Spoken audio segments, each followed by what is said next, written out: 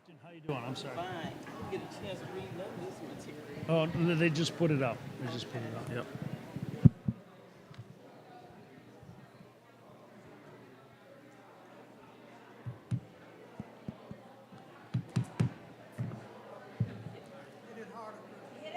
Hit it hard. Jeez. Okay.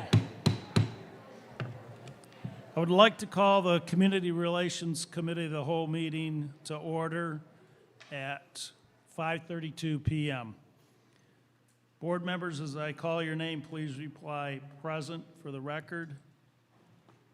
President McNeil. Present. Vice President McIntosh. Present. Secretary Booz. Present. Treasurer McIntyre. Trustee Gilbert. Present. Trustee Green. And myself, Christel Maroney, here.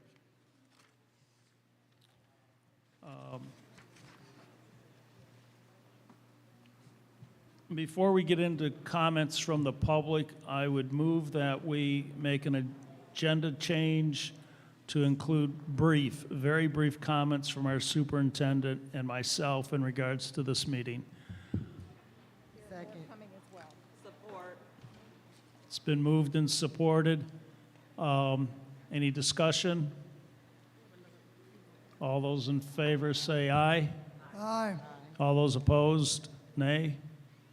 It carries. Superintendent Jones, if you'd like to make some brief comments to the public. Testing 1, 2, testing. Good evening, board members. Good evening, public.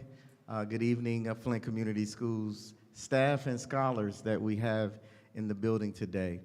I just want to make sure that it's very clear of what we are doing here tonight in our Community Relations Subcommittee meeting of the whole. We are discussing conversation around 2 of our schools that is in consideration of closure. But I would like to bring some information forward to our public and the board, some things that are going on very, very good in our district. First, I would like to let our board know that I received a call from Treasury yesterday. And in that call, Treasury let me know that our district will no longer need to submit an enhanced deficit elimination plan. And this is due to, yes, this is due to the work that the district has done as it pertains to our ESSER funds and having a fund balance. We are in a position that our fund balance is in a space where we are where we need to be at the time. However, I want to make it plain that this means that Michigan Department of Education Treasury is not looking for our district to submit a deficit elimination plan. We do not have to put ourselves in a position to where we have them looking over our shoulder. We're like every other district as it pertains to us coming up with our own plans of how are we going to get out of our deficit.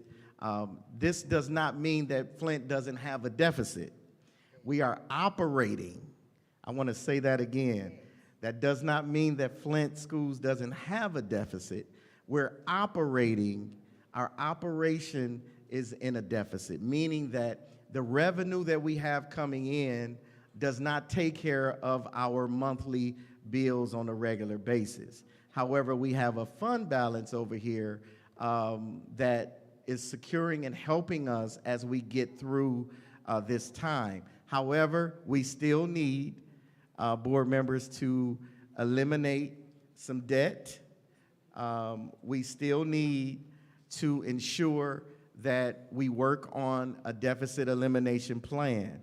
So I want to be clear that although the state is not hovering over us or trying to manage, we still need to make sure we are fiscally responsible and doing what is best for the future of Flint Community Schools. So with that said, I would like to take a moment and congratulate Flint Community Schools for being able to be in a position to come up with our own plan and to be able to run this district as we know it's good for our scholars. So thank you everyone for your hard work.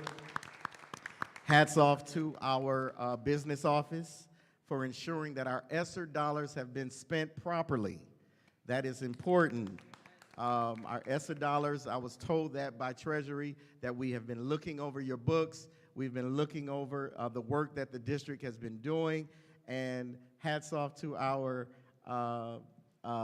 business office for all the hard work that they have done. And so thank you. And also to our assistant superintendent for ensuring that our grants are in line and in order. That's number one. No, that's number one. Number two, we have some schools that have been named Showcase, Capturing Kids' Hearts Showcase, National Showcase Schools. Yeah. National Showcase Schools. And I would like to just take my hat off to Pierce Elementary School. It sounds like Pierce is in the house. I would like to take my hat off to ALA, Accelerated Learning Academy. Potter is in the house. But Brownell Elementary School. Dr. Grace, who am I forgetting? I know it was Freeman, that's right. Freeman Elementary School. Listen, I want to tell you how important that is. We are an inner city district, and there is so many things that people have to say about our children and what's not working and their behavior. But to have 5 of our schools, national showcase schools for capturing kids' hearts, culture and climate, that is a great feat for Flint Community Schools. So I just wanted to bring those things forward to our board and to our community, because although we're dealing with a lot of things that we need to fix and we need to change, there are some great things going on, and our staff is doing some amazing work in our district. Thank you, board members. Thank you, Superintendent Jones. So I'm the chairperson of this Community Relations Committee, and I want to assure the public this evening that no decisions have been made up to this point as to any or which schools will be closed. We've, talked about some different ideas, different scenarios, but tonight is the night for the public to chime in on this. So you have an opportunity to speak here coming up real shortly. We will then meet as a committee. You'll have a second opportunity to speak after we speak, just on the issues. There are 2 meetings following this one, and during those meetings, the public will also have an opportunity to speak. So I'm sure the entire board looks forward to your comments, your input, and we're hearing you, we're listening to you, and we're here because of you, and actually we're here for the students. I think all of us are here for the students, the betterment of the students in the district. So without further ado, we'll go on. So before we proceed with our meeting discussion, we will give an opportunity for the public to address the board. If you wish to speak, please complete one of the forms to speak or step forward to the podium. I will add after we've gone through the slips, and there's many here, so if you want to fill out a slip, that'll kind of preserve your spot in line, and then afterwards, if there's anyone else that wants to come up. When called upon, please state your name and address first before speaking. You will have 3 minutes to speak, 3 minutes only. Is there anyone present from the public who wishes to address the board? And I'll work from the slips here.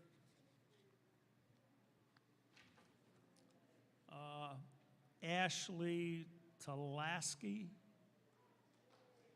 And next in line is Dr. Shamron Grace.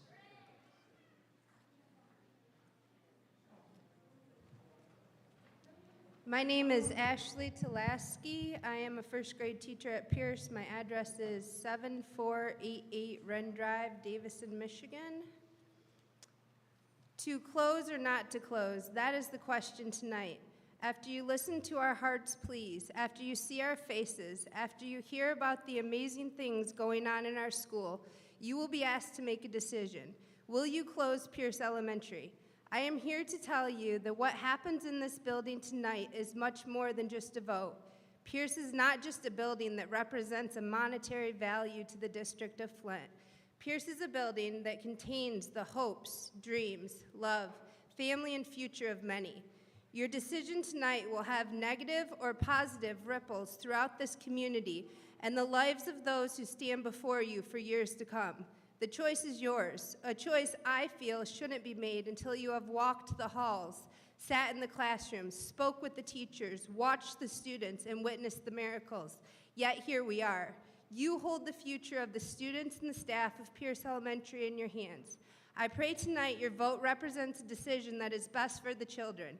The best thing for this district and its scholars is not to close more schools. Saving money will not save this district.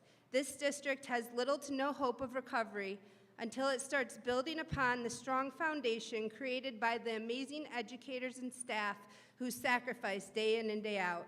Pierce staff has created a culture of love and a hope for the future. We have empowered our scholars with a love for learning and confidence that they have a bright future. Our students want to come to school, but not just to any school. Our students want to come to Pierce.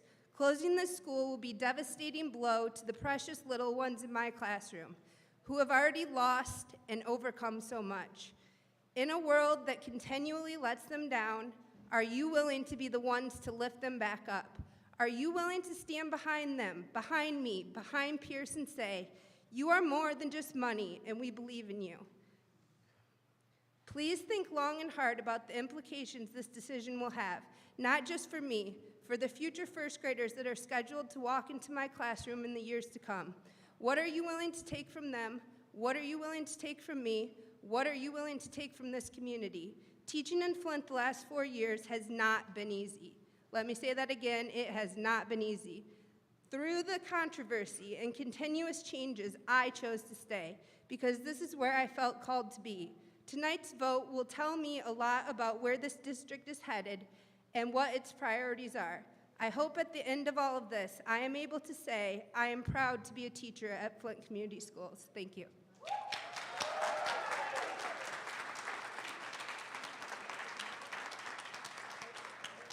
Dr. Grace. Next up, Melissa Karanki. Good evening. I am Dr. Shamarian Grace, principal at Pierce. My address is 4035 Kimberly Woods Drive, Flint, Michigan. Would like to say thank you, Board and Superintendent Jones, for the opportunity to speak to you today. I just wanted to present you with a few facts, and you also have a packet. Each one of you have a packet of everything I'm about to say. We have well over 100 students, well over 100. Many parents choose to be at Pierce. Our classrooms are full. New students are arriving weekly. Our attendance rate is 88% and higher. We have, many of our scholars are at 90% attendance or higher. As far as academic data, Pierce outperforms the district at all grade levels in both local and national assessments.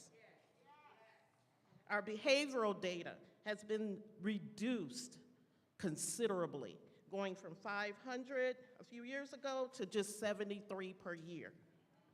That's due in part to our commitment to being the National Capturing Kids' Hearts Showcase School for 2 years in a row. We have unique partnerships with young artistic minds. where students receive art every week at every grade level by experts in the field of art. We have a partnership with the Cultural Center, where our students receive STEM activities weekly, which is built into the curriculum. We have a partnership with the Flint Club, bookstore, where families receive crates of books. We recently entered into a partnership with Alpha Kappa Alpha Ivy House Board. We also have a partnership, which is unique to Pierce, Math and More after-school tutoring, which is an opportunity, a free opportunity for all of our students. Our students also participate in Zello, which is a K-6 online college and career readiness program, K-6. All of our students participate every week.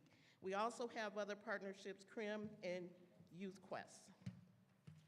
We have a partnership with the local Flint author, Gail Glover.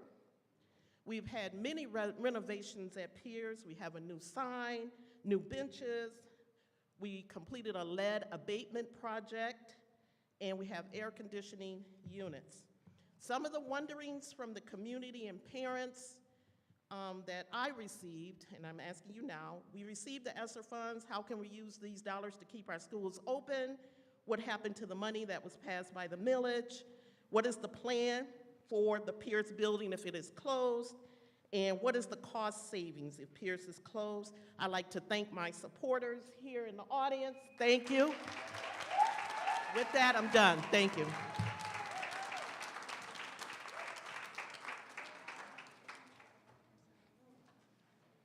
Next up will be Nancy Burkhart.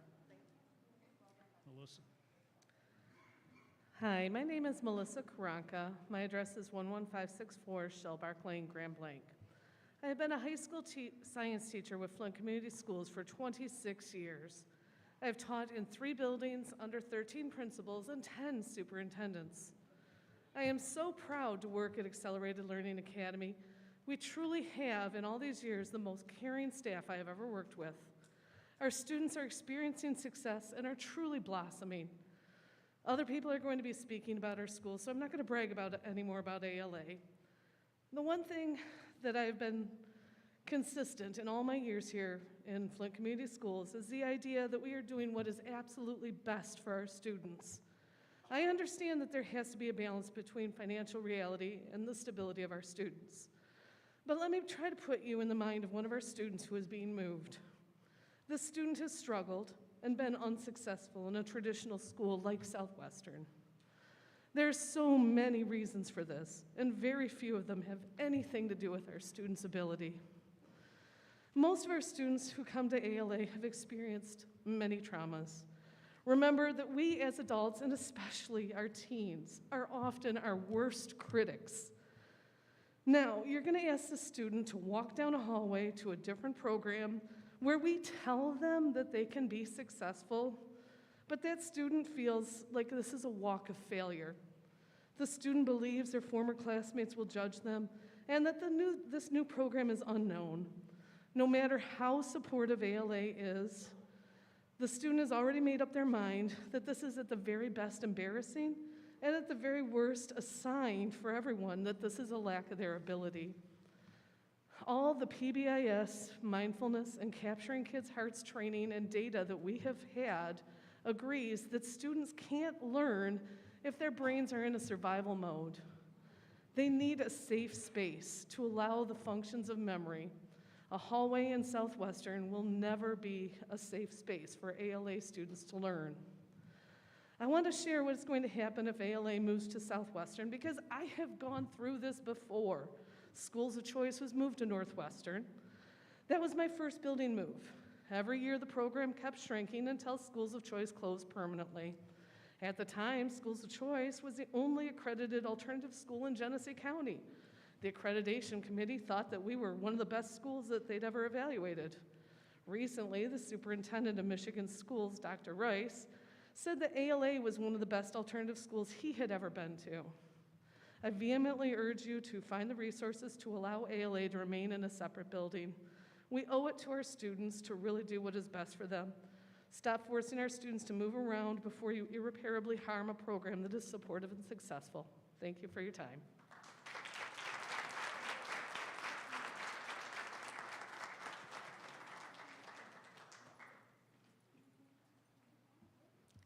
Hi, my name is Nancy Burkhart, 1108 Lafayette Street, Flint, Michigan. I am a 10th through 12th grade ELA teacher here at ALA. I have taught for Flint schools for 32 years. Yes, 32 years. Of those years, 27 have been in the alternative setting. After 5 years in the traditional setting, I was extremely excited to be back in the alternative education here at Scott School. The traditional setting was at Northwestern. I have moved within Flint schools 14 times. 14 times due to downsizing. My daughters are my professional packers and movers, helping me every time, and they're only 20 and 21. They're not looking forward to moving me again. In fact, they said the next time you move, it's home. Flint schools downsized Mod Adult, who I worked for 24 years before it became ALA and became extinct, turned into ALA at Northwestern. That started out okay at Northwestern until merging became too much of a distraction for two schools to be together. Way too much of a distraction. When it was separated and moved over here to Scott ALA, that's when it flourished. The glory days of what Mod Adult was, the glory days that Melissa talked about of schools of choice, where students are successful here, students are independent, academically challenged, happy to attend school again. Worries are, they're carefree, they have no worries. They're able to attend, know all their teachers, the teachers know all of them. You walk down the hall, we greet them, we're all at our doors. It's a great place to teach. I don't ever worry about coming to school any day. I look forward to coming to school. We have made so many strides in such a short time that we have moved here, that to move us into Southwestern, we will lose students again, just like we did with every move to, with Mod Adult. Moving means losing student funding. Trust me, those 14 moves, I saw it every time.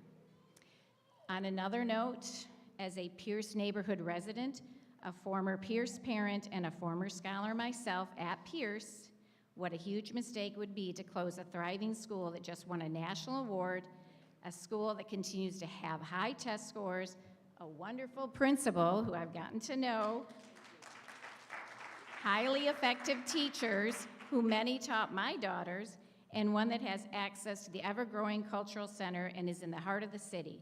To close it would be a disaster to the neighborhood. Thank you.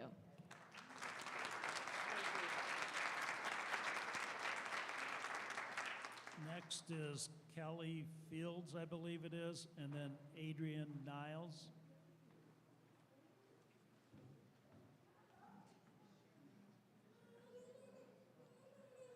Good evening, Board and Superintendent Jones. It is a pleasure to be able to speak to you today.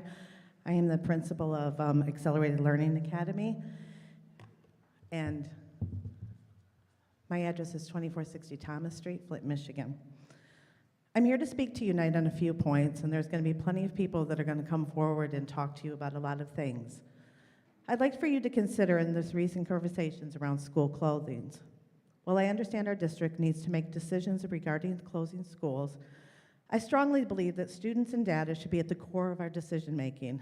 And as a result of that, I'm asking you to consider the following. According to the Michigan Alternative Education Organization and the National Center for Dropout Prevention, there are 37 best practices for alternative education to support non-traditional students. Among these practices, a separate facility is highlighted among those best practices for alternative education. Additionally, there are approximately 19 schools that operate in the Genesee County area as alternative options, and not one of them operates as a school within a school. To substantiate this claim, I have provided data to the board this evening to support the practice of having separate facilities for an alternative school, of which Ms. Elliston has provided for each one of you. On our first data slide, you'll see that we have two slides. The first starts in 2017-2018 and shows what our tiered systems of support look like for our students.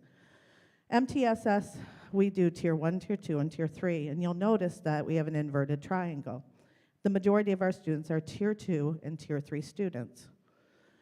I am happy to report this year that our Tier 3 students are almost obsolete, that our yellow, the Tier 2 students, has reduced drastically, and that most of our students are in a Tier 1, reducing our Tier 2 and Tier 3 students by 68% since 2017-2018. On your second page, you'll see the trends in the ODRs for our school.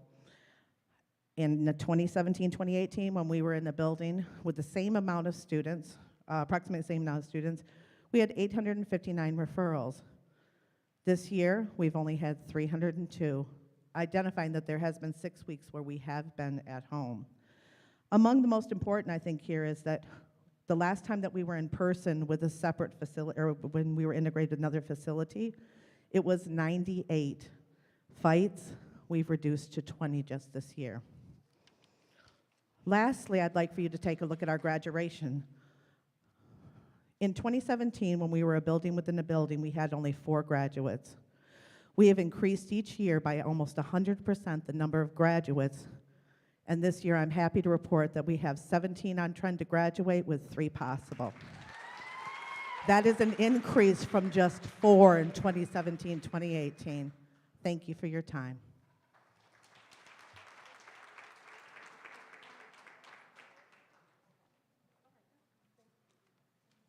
Jennifer Boston will follow.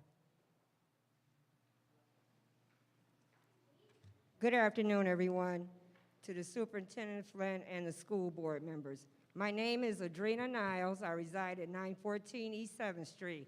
I come to you on behalf and support of the scholars and parents that are here today. I was devastated when I heard it on Channel 12 News today that Pierce Elementary would be closing. I also have represented myself as a Youth Quest director at Home School. I've also worked at Civic Park Elementary and 21st Century. I've been a parent specialist at Holmes Middle School, also worked at Brownell. So I've seen a lot of school closings in my time. But I want to say it would be an awful shame to close Pierce Elementary. I have fond memories myself as a Flint School graduate of Southwestern, 1976. I went to Walker Elementary School, so I'm very familiar with this area since 1968. Also attended Whittier. I am the proud parent, and it would be a devastating effect again. Speaking for them, I had 4 out of 5 children attend Pierce School under Dr. Joy Carter and Dr. Grant Whitehead. Their names were Nikita Niles, Shaquanda Walker, Adrian Walker, Jalen, and Johnny Walker. So I know this school, Pierce School, what they can do for our children, because I am the proud, I can see what it would do. So I just had to come out and let that be known. But I do have a question. The superintendent acknowledged, we have acknowledged 5 schools, showcase schools. So if it's working, it doesn't need to be fixed. Why are we trying to fix something that's not broken? That's a highlight for this community.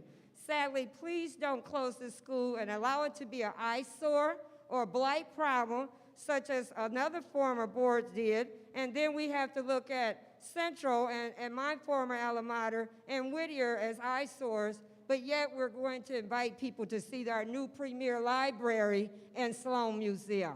So again, please consider this. We're gonna just give these young people a hand that are out here. This is what it's all about. It's all about them and these parents. So thank you for your time and have a wonderful evening.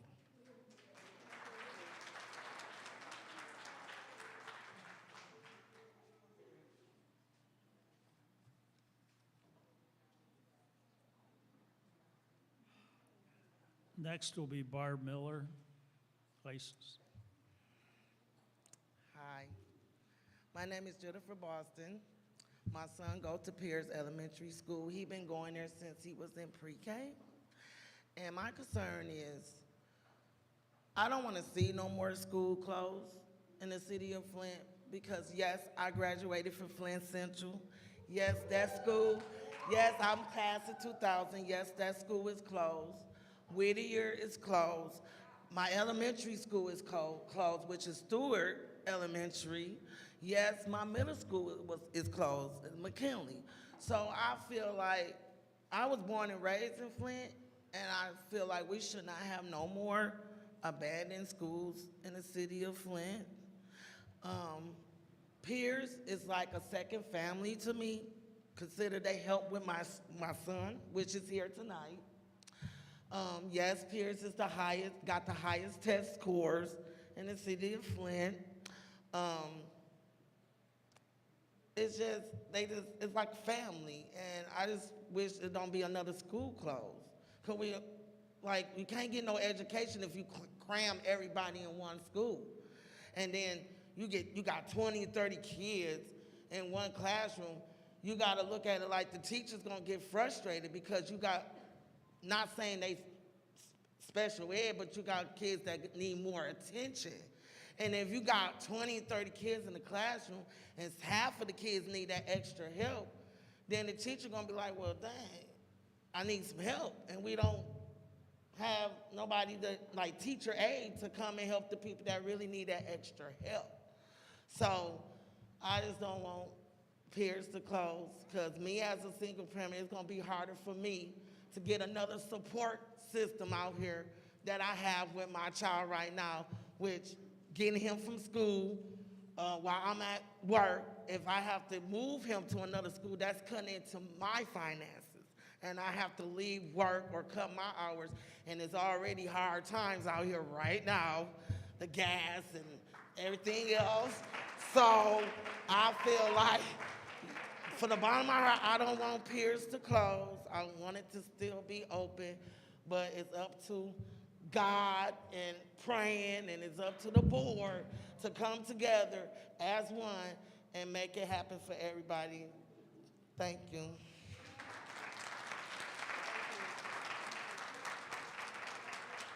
Up next is Isa Austin Martin, Barb Miller, and then Jelena Mansfield. Hello, my name is Barb Miller, address 534 Cherrywood Drive, Flushing. Hello, my name is Barb Miller, and I'm the MTSS social worker at ALA. First, I want to start by telling you that I absolutely love my job and those that are in it.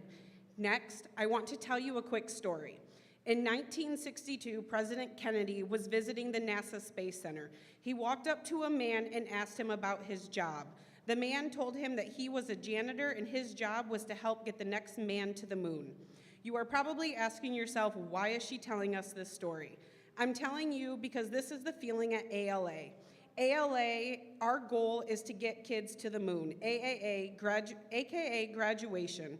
Everyone knows what their role is in the building and how they can support our students, from Mrs. Fields to our teachers to our CSM. When you walk through the halls, there is a sense of belonging, a feeling of safety, and a strength of a family. You see this, you feel this, and the students want this. This brings calmness to the environment. Now I'm going to give you some reasons ALA works through the eyes of a social worker and a social-emotional learning lens. Our teachers stand at the door to greet students by name. We know if our students have missed days, not because we looked on Synergy, but because we have not had a personal connection with them. Our students are asking for tools to communicate with another student that does not speak fluent English. Our students tell new students, we don't do that here. We watch our students try to cheer others up when they are feeling down. Every single person in our building, from our lunch staff to our CSMs, embrace PBIS. Our students want to attend their SEL groups. Our students understand and demonstrate inclusivity with race, gender, and sexual identity through every activity and every interaction. These are just a few of the examples of positive climate that has been developed at this building. If you get the opportunity to speak to our students and read the student-created surveys that Malik and Jelena will tell you about, you will hear them say that ALA works in this building because our students feel safe. Thank you.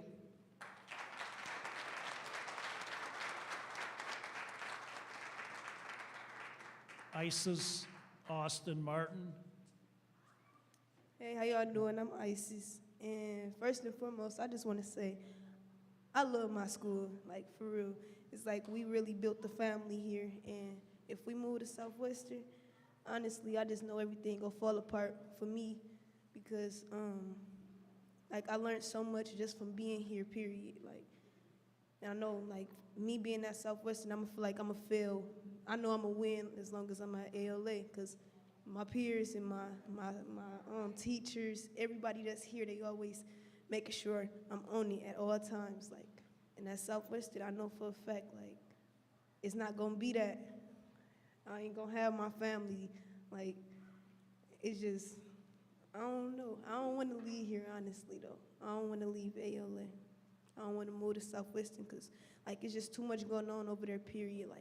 Like within the last week, it's been fights after fights after fights. Police, just,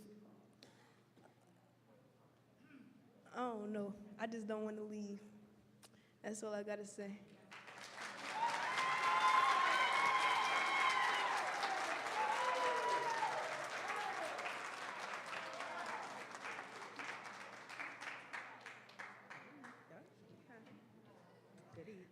Good evening. My name is Jelena, and my address is 2214 Curry Street.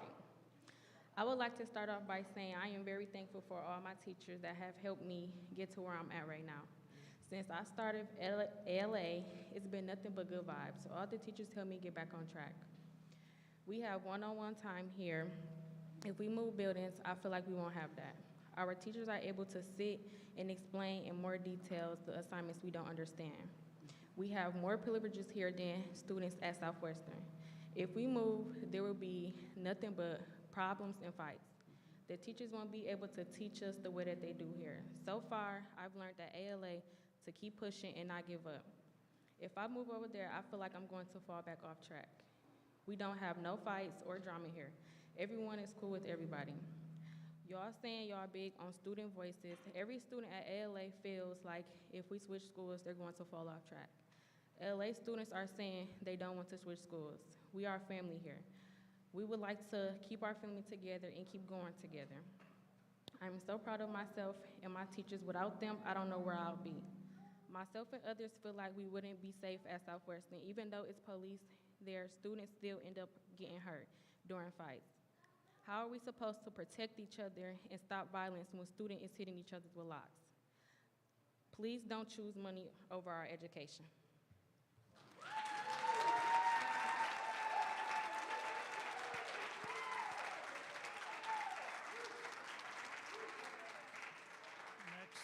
Next up are Mele guys, Jolie Jordan, Ann Rose Schuler. Sorry for mispronunciations, I'm sure.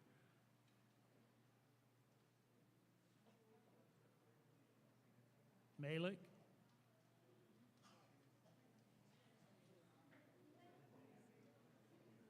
Jolie Jordan.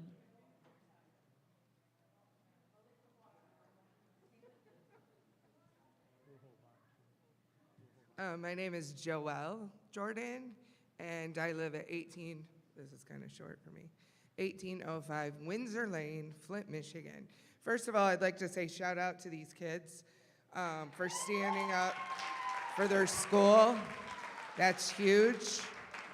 I'm old enough to see a lot of kids, and that takes a very strong individual. Super proud of them, and they're not even my students. I would also like to talk about another student, TK Thomas, excuse me. Shout out, I don't even know if he's here, probably not. He's a student at Southwestern. I know Superintendent Jones is very familiar with him. He interviewed him last December about his accomplishments, his scholarships. He's a senior that earned $1 million in scholarship awards. 1 million. He was accepted into 40 colleges and universities across this country, all over this country. He will attend Morehouse College, which he stated was his dream. He's fulfilling his dream.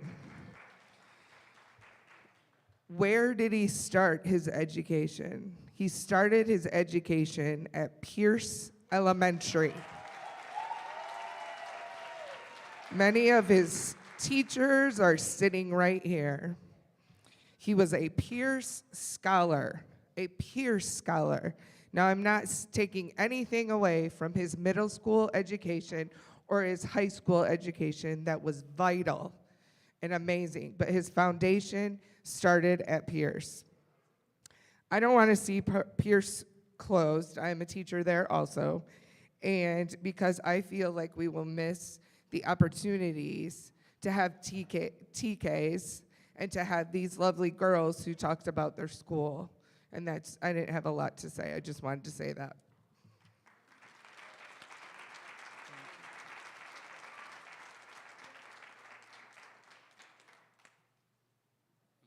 Malik Geis, 2713 Thomas Street.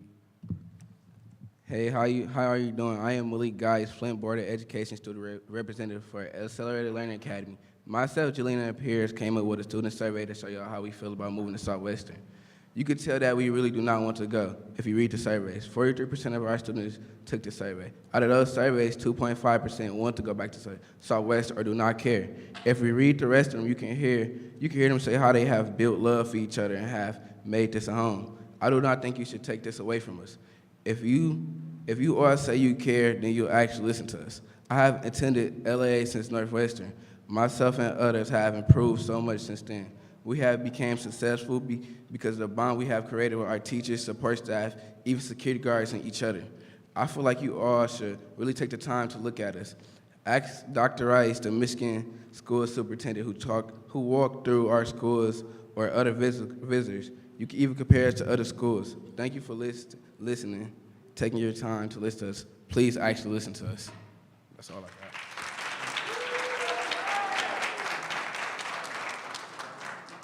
I believe it's Anyon Schuler from Pierce, Carrie Downs, and then Arthur Woodson.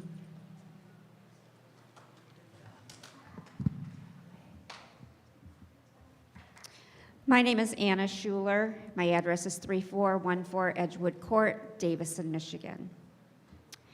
I am the art teacher at Pierce Elementary, going on 5 years now. At no cost to the Flint Community Schools and no cost to parents. My program, my nonprofit, which is Young Artistic Minds, is funded through grant funds and fundraisers, and that's how we are able to provide a free program to the school.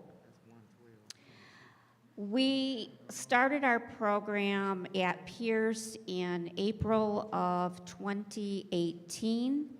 Like I said, we're going into the 5th year now.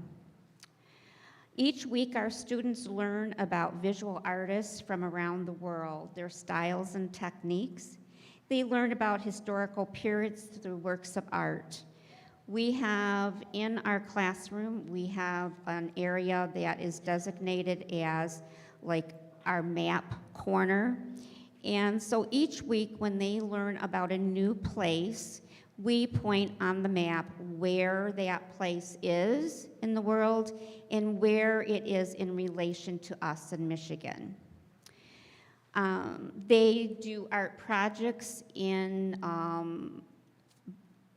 by the artists that we present to them in their style or technique. Art is very important to children, and it helps to give them a well-rounded education, going from STEM to STEAM. It teaches students that practice makes perfect and collaboration leads to creativity. Arts education increases students' engagement. Arts is hands-on, has immediate rewards, focuses on positive achievement, and develops concrete products. They learn to think positively about themselves and their learning. Arts education helps foster a positive culture and climate in the schools. Students learn to observe, interpret, see different perspectives, analyze, and synthesize. They develop new concepts and build vocabulary. Students learn about beauty, proportion, and grace. They learn teamwork. They collaborate together on different projects, like recently we just did posters that are around here in the auditorium. So we teach them that working together as a team, that each person matters, that if one doesn't do their part in the project, then it doesn't necessarily fail, but they learn what it takes to be a team. Thank you very much for your time.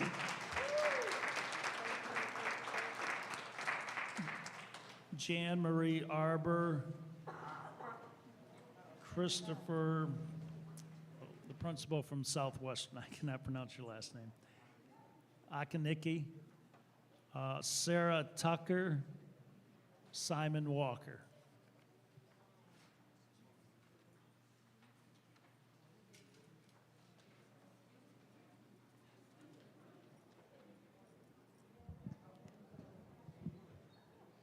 Good evening, Board.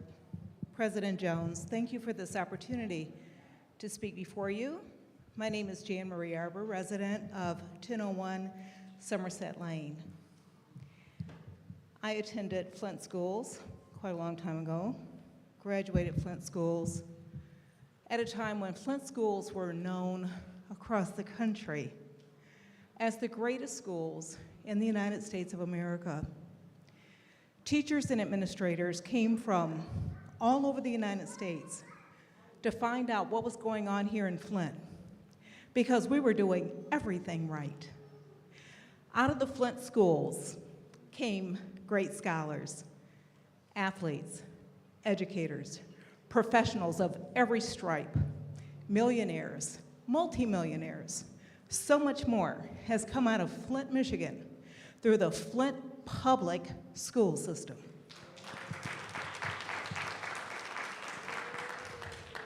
Although I have no children of my own, I respect all parents, all educators who are doing their very best to provide their children with the best education possible to move them forward as responsible citizens and productive human beings. Flint can continue to do that with the schools that we have. There is really no need, despite our financial problems, to decimate the small school system that we have remaining.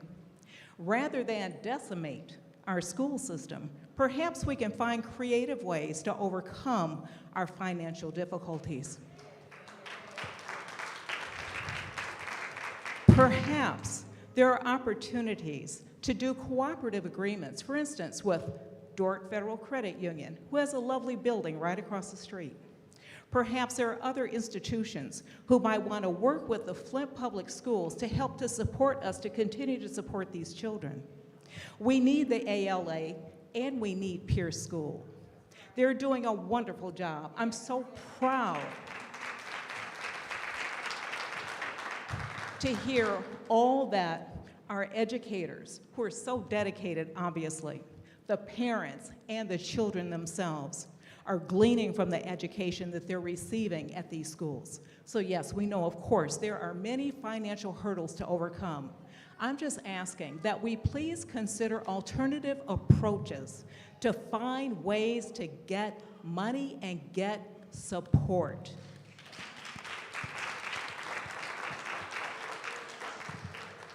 I thank you so kindly, Board, for listening, for considering my request and the request of all persons here. And I know working together, we can overcome the problems that we're experiencing. Let's not throw in the towel, but keep the fight going. Thank you.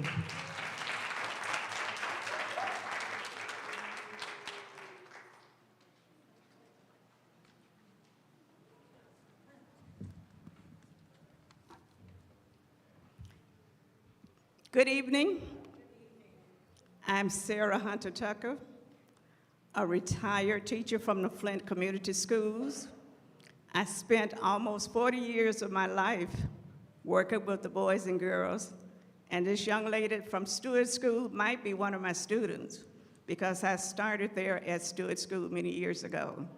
But I enjoyed every year that I worked. And even one year, I can say I had perfect attendance. But after that, I said, I'll never do that again. We are here to represent the Ivy House Board. And as I said, my name is Sarah Hunter Tucker. I reside at 3418 Las Palmas Court, that's Flint, Michigan, 48504. Our organization is a nonprofit organization of educated business and professional leaders. We volunteer and support the community by donating our time and our service. And we just want to piggyback on some of the things that Dr. Grace has said that's going on in Pierce School. Some of the things that we're going to help support. We're going to help provide community service wherever we are needed, involving people of the community because that's a rich community. I retired from Whittier School. 1 year, I like to give programs. 1 year I gave a program, Guess Who's Coming to Dinner? And guess what? All the attorneys from this particular area, the gym was full of leaders that had money.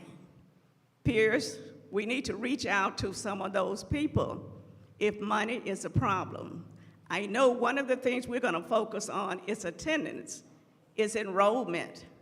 And when I look at Pierce enrollment, I would like to think about we need to go find a way to let the parents know in that neighborhood you don't need to send your children outside of Pierce or Court Street.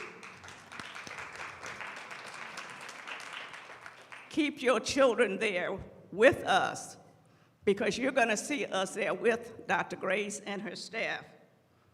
We're going to increase parent participation.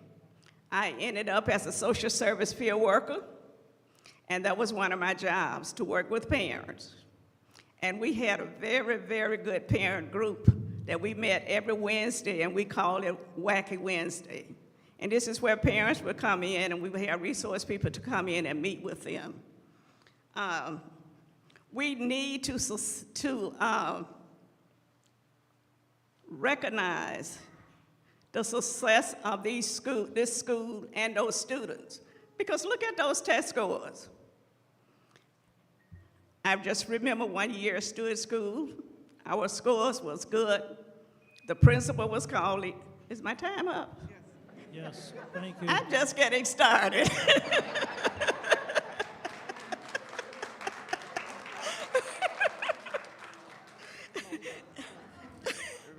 Okay.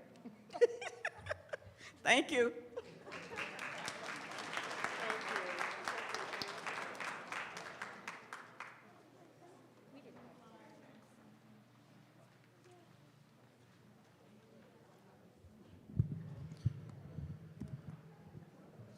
My name is Christopher Akanicki. I live at 1338 Ox Oak Drive in Flint, Michigan, 48532. I'm here tonight as a representative of the scholars and the staff of Southwestern Classical Academy because I have some very deep concerns about the potential for the school board to attempt to relocate the Accelerated Learning Academy into Southwestern Classical Academy. In my estimation, this would be a grave mistake that would result in a serious reduction of enrichment activities that are offered at both Southwestern as well as ALA, and would not be in the best interest of the scholars here in Flint, Michigan. The current population of Southwestern Classical Academy stands just over 500, and there are approximately 60 available classrooms. These are simply numbers. They miss the reality of the services and activities that scholars are afforded and that they deserve. Consider for a moment that nearly 1 in every 3 scholars at Southwestern has an IEP. Fully 9 classrooms at Southwestern are dedicated to the legally sanctioned needs of these children in the form of resource rooms and self-contained classrooms. The number of students requiring learning support services and the space required to meet their needs is unprecedented in the history of education within Flint, Michigan, let alone the nation as a whole. Now imagine for a moment what a truly great high school offers in the 21st century. Consider for a moment the enrichment activities offered to scholars in more affluent districts. Band class and choir should be a given, as well as a fully functional gymnasium. At Southwestern Classical Academy, we have worked diligently through partnerships as well as our school improvement grant to offer scholars the opportunity to participate in Naval Junior ROTC program. Similarly, we have a world-class community education program. It's district-wide, but this program requires space at Southwestern. A world-class high school, one with an eye on the future, should include an engineering lab, a makerspace, a virtual lab, and a recording studio. Further, a world-class high school should include space for students to explore family and consumer science. A world-class high school should include spaces for students to engage in mindfulness activities, spaces where their social and emotional needs can be facilitated. We need to meet our students where they are at, with the understanding that teen pregnancy is a reality faced by a number of our scholars, as it is by scholars in other districts. There's clearly a need for a space dedicated to help children who find themselves in a family way to learn to care for their babies. In closing, I hold the school board in high esteem, and I believe that in the end, you will make the right decision doing what is best for our scholars. Thank you for your time.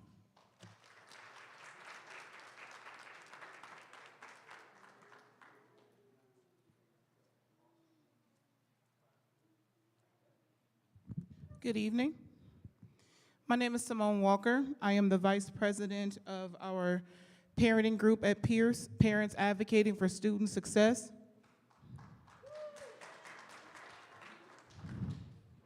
I reside at 1121 River Forest Drive in Flint, Michigan. As a group, we feel that the proposed closing of Pierce Creative Arts Elementary represents a failure of the students in this community on many levels. First, closing Pierce creates another traumatic experience for students. Teachers and parents are hearing shock and sadness from their students, with many children crying at the thought of their beloved elementary school closing again. Such sudden changes are not healthy for emotionally vulnerable children who have just returned to school following the school shutdowns associated with COVID. Even considering this, Pierce students were able to perform above the district average on standardized tests. Eliminating Pierce, a high-performing elementary school, destroys a bright spot within Flint Community Schools. The proposed school closing further represents a failure to recognize student success in spite of the most trying times they have ever faced in their young lives. Another school disruption places more fear, anxiety, and stress on a student population still recovering from the first trauma. Is this any way that we should celebrate students who have achieved so much despite their circumstances? The closing of Pierce would also create an immediate burden for parents and families who have come to rely on the school and its teachers. For parents and students who live near the school, the closing would mean busing students to an unfamiliar part of town to a school where they are uncomfortable and do not recognize any familiar faces. To parents of students who live outside the district but have decided to make Pierce their first choice in education, the school closing represents yet another way their voices have been silenced and right to school choice denied. Everyone knows that a school is more than a place that educates children. Schools are meeting places for whole communities, institutions that further seal the bond between each individual and a society. Eliminating Pierce will not only break trust between parents and the district, but also sever the ties between the community schools and the residents they were meant to support. Flint is known as the birthplace of the community school. Let's not make Flint the place where this great ideal comes to die. Thank you.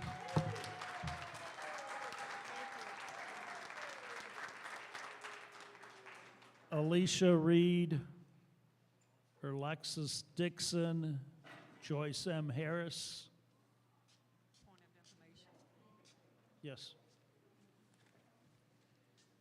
At this point, I would kind of like to make a statement and get the talk to the public because we have an attorney here for the closed door session.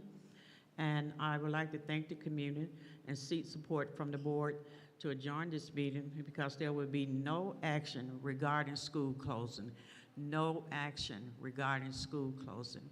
So I seek support from the board. If that's possible, we have the attorney here out of town. It's up to, oh, we only have 3 more? Okay, sorry, we got 3 more, and then we will go into a closed session. Okay, thank you. Yeah.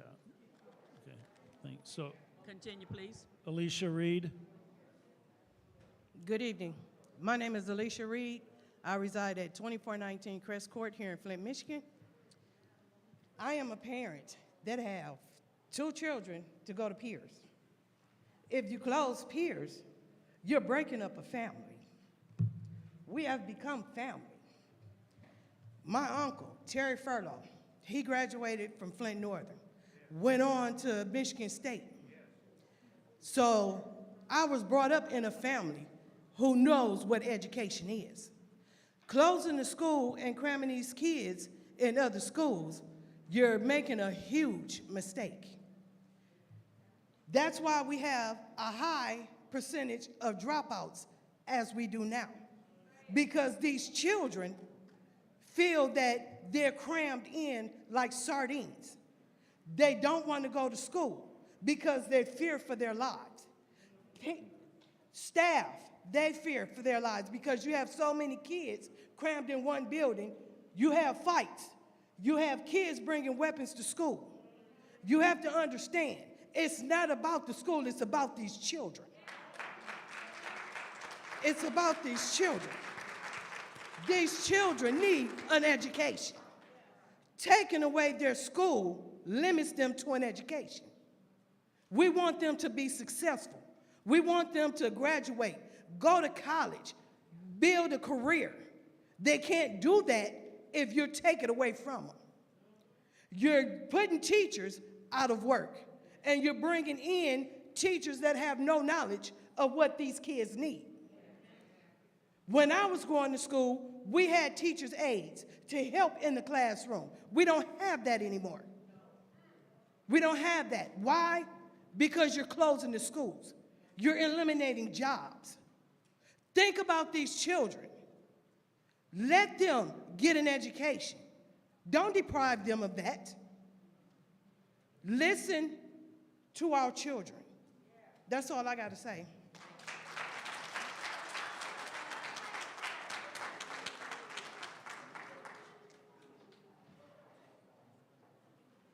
Hello.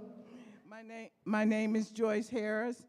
I haven't been in this building since 1976 when I started as an emotionally impaired teacher in Flint schools. I come to you greetings from a life lived in Flint for 65 years, have seen this school district through the highs and lows, and this would have to be the lowest. I hope that we would try to continue the great standing and influence the Flint Community Schools stand for the 65 years I have been here. I beg of you to consider other alternatives than closing schools.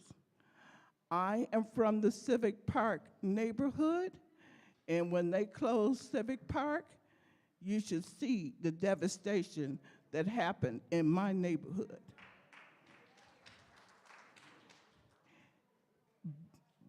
Windows broke out, not boarded up, bodies found in the building. And now there are a lot of kids moving in the neighborhood from homes that I guess their grandparents owned, and they have no school to attend other than bust out or going to, what do you call these new schools? Charter. Well, subbed in the charter school for 5 years, and I can tell you it has no comparison to the community schools. Trust me. I subbed all charter for 5 years after retiring. And I hope that we rethink the closing of the schools unless we build new schools.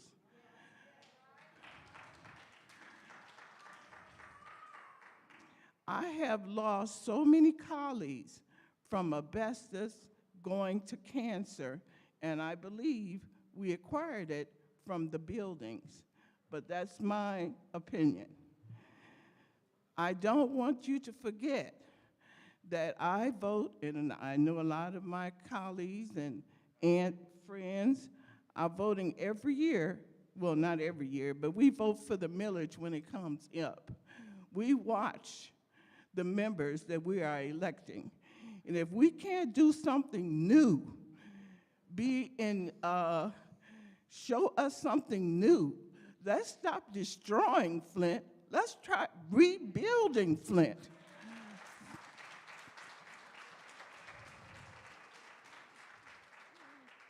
Thank you.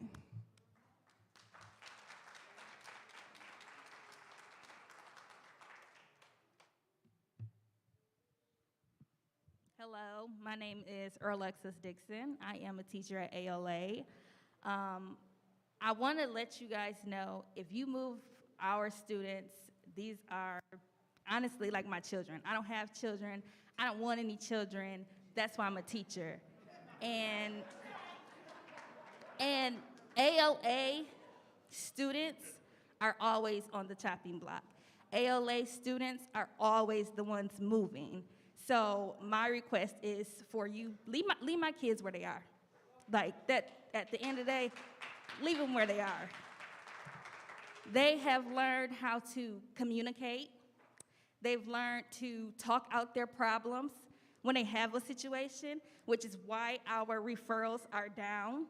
They learn to actually build bonds and relationships with their teachers and their support staff and people that just come in and out of our building.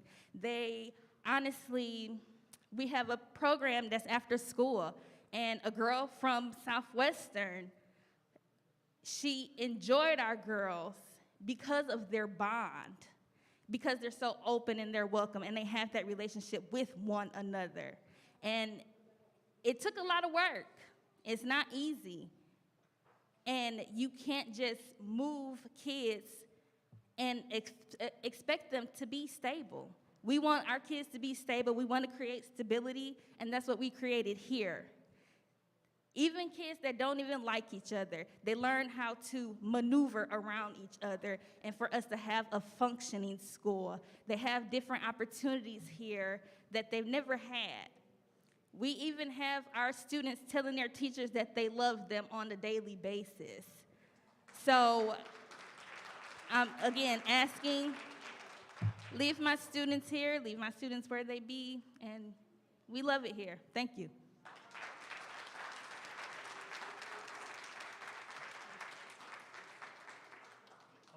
Our final speaker for this portion is Dr. V. Stewart.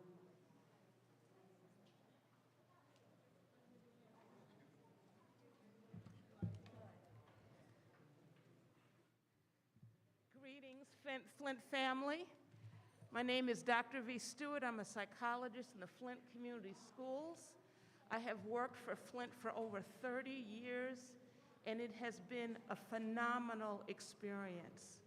I would ask that the school board not close Pierce, because I've noticed a pattern that previous boards only close the highest achieving schools. As a psychologist, this makes no sense to me. What it says to the community and to our scholars is that your achievement does not matter.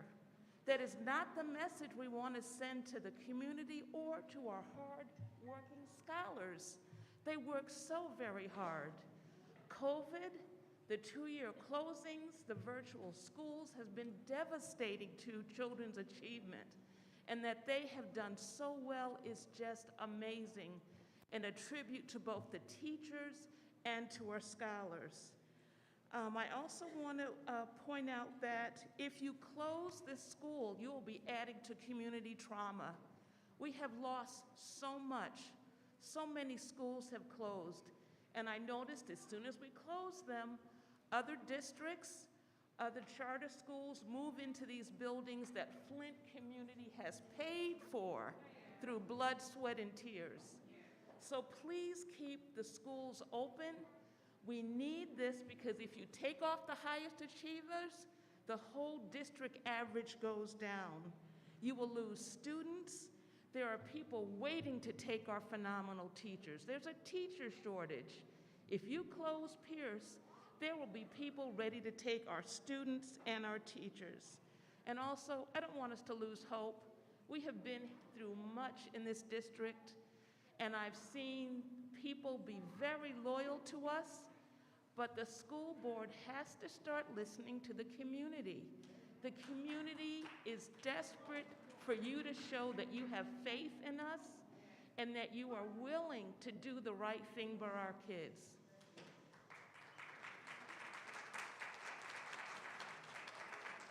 And the last thing I want to say is a quote from Einstein. I got to take my mask off. Scientific statements of facts and relations do not provide ethical directives. Thank you very much, and I forgot to say my address is 4015 Kimberly Woods, Flint, Michigan. Thank you.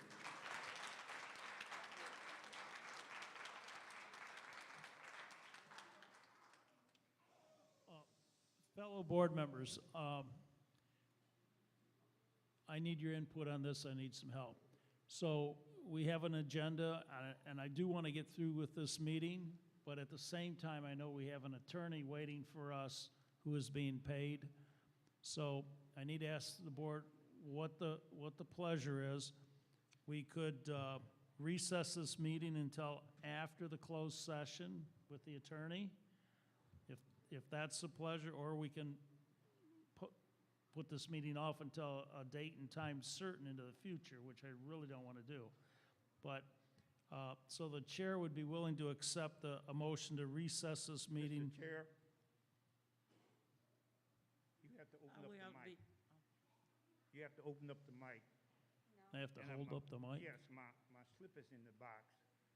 Okay, I saw you with a slip. Yeah, okay. Are we in the middle of a motion? Thank you. Thank you. haven't My had name one. is AC Dumas, and I reside in Flint, Michigan. We are in the middle of a motion. We haven't had, Keep the no, mic off. we haven't had a formal motion introduced yet. Okay.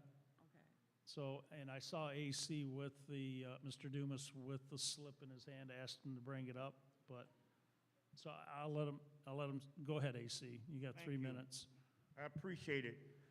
My name is AC Dumas, and I live in Flint, Michigan. And I've been a resident of Flint, Michigan all my life. And like the precious lady that got up to speak, say that we vote for millages. We also vote for elected board members. I want y'all to remember that. When you dog us up here, you reap the consequences at the polls. I want to say about the closing of the schools. I remember in 2013, that was a terrible year when the Board of Education decided to close schools in the city of Flint.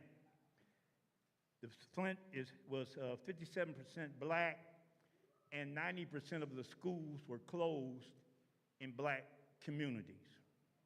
So that left very few schools in the black community. And why do you say that, AC? Most of you know about the hardest hit funds. And the hardest hit funds goes to tear down abandoned blight to areas, and I see Mr. Del Moroni shaking his head, that have schools in there. So since the 3rd Ward doesn't have any public schools, you can imagine how the 3rd Ward looks. It has no public schools.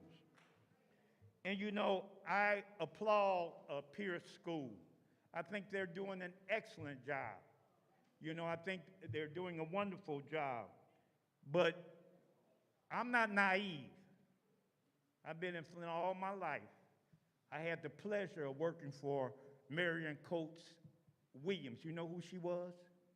The first black school teacher hired by the Board of Education. I worked with her in the follow-through program under Ed Hansberry. Some of them don't know who Ed Hansberry was. You know, if you close Pierce, we're talking about transportation. Now you're talking about busing. The children will have to be bused to wherever. And I hear that Scott may be on the list. Well, you just remodeled Scott School. Now you're going to close it. It devastates community when you close schools and neighborhoods. And as I close, you know, I called some board members because I went to Stewart, Whittier, and Southwestern.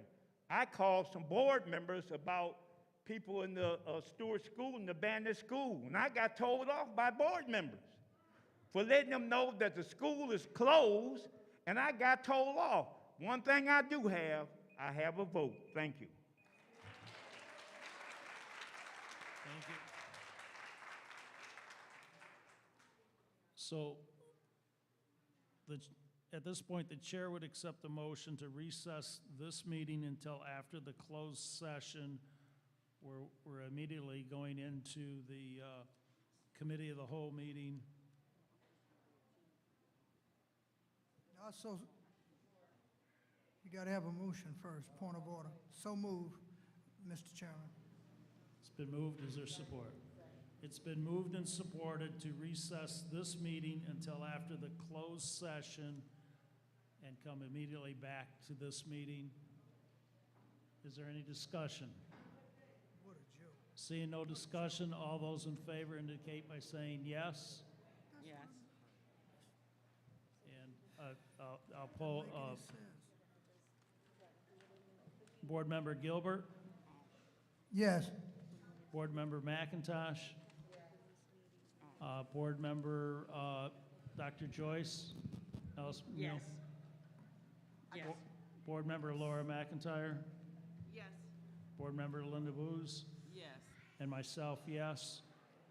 So this meeting is recessed. We'll move immediately into the COW meeting. Dr. Joyce. Thank you.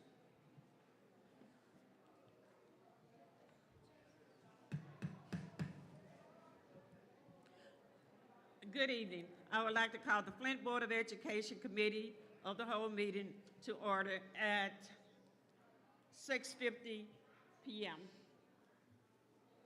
Board member, as I call upon your name, please reply present for the records. Vice President McIntosh. Trustee Gilbert. Present. Trustee Green, absent. Assistant Secretary Treasurer Del Maroney. Present. Secretary Booz. Present. Tragan McIntyre. And myself. Present.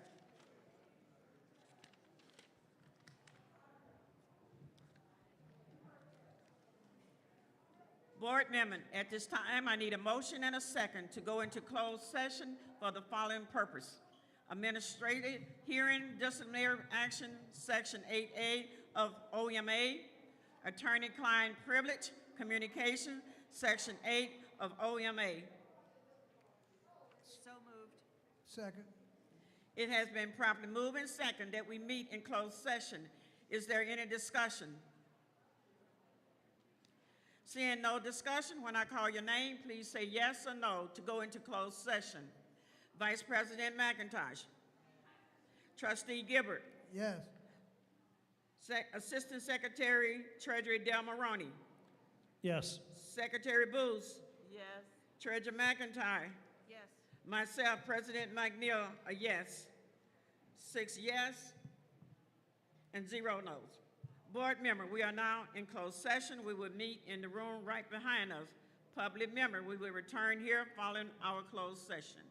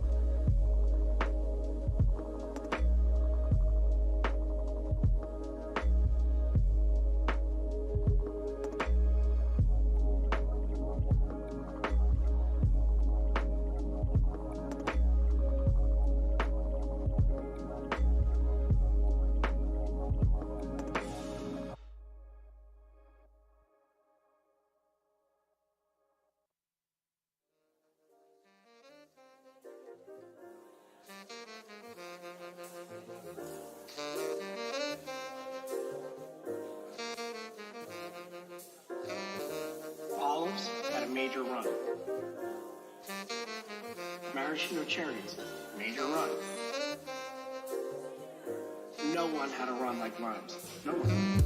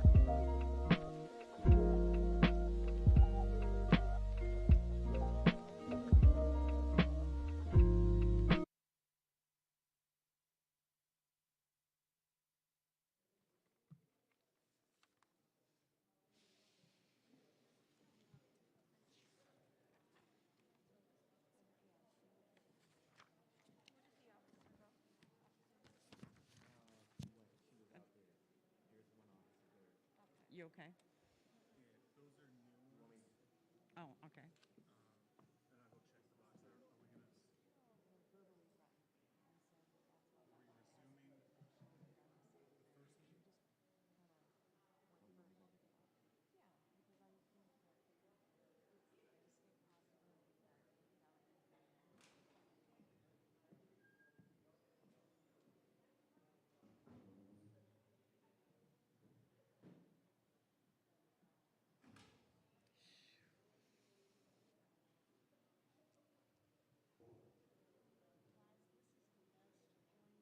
It is. Where you see that? Where you get at Target? $6.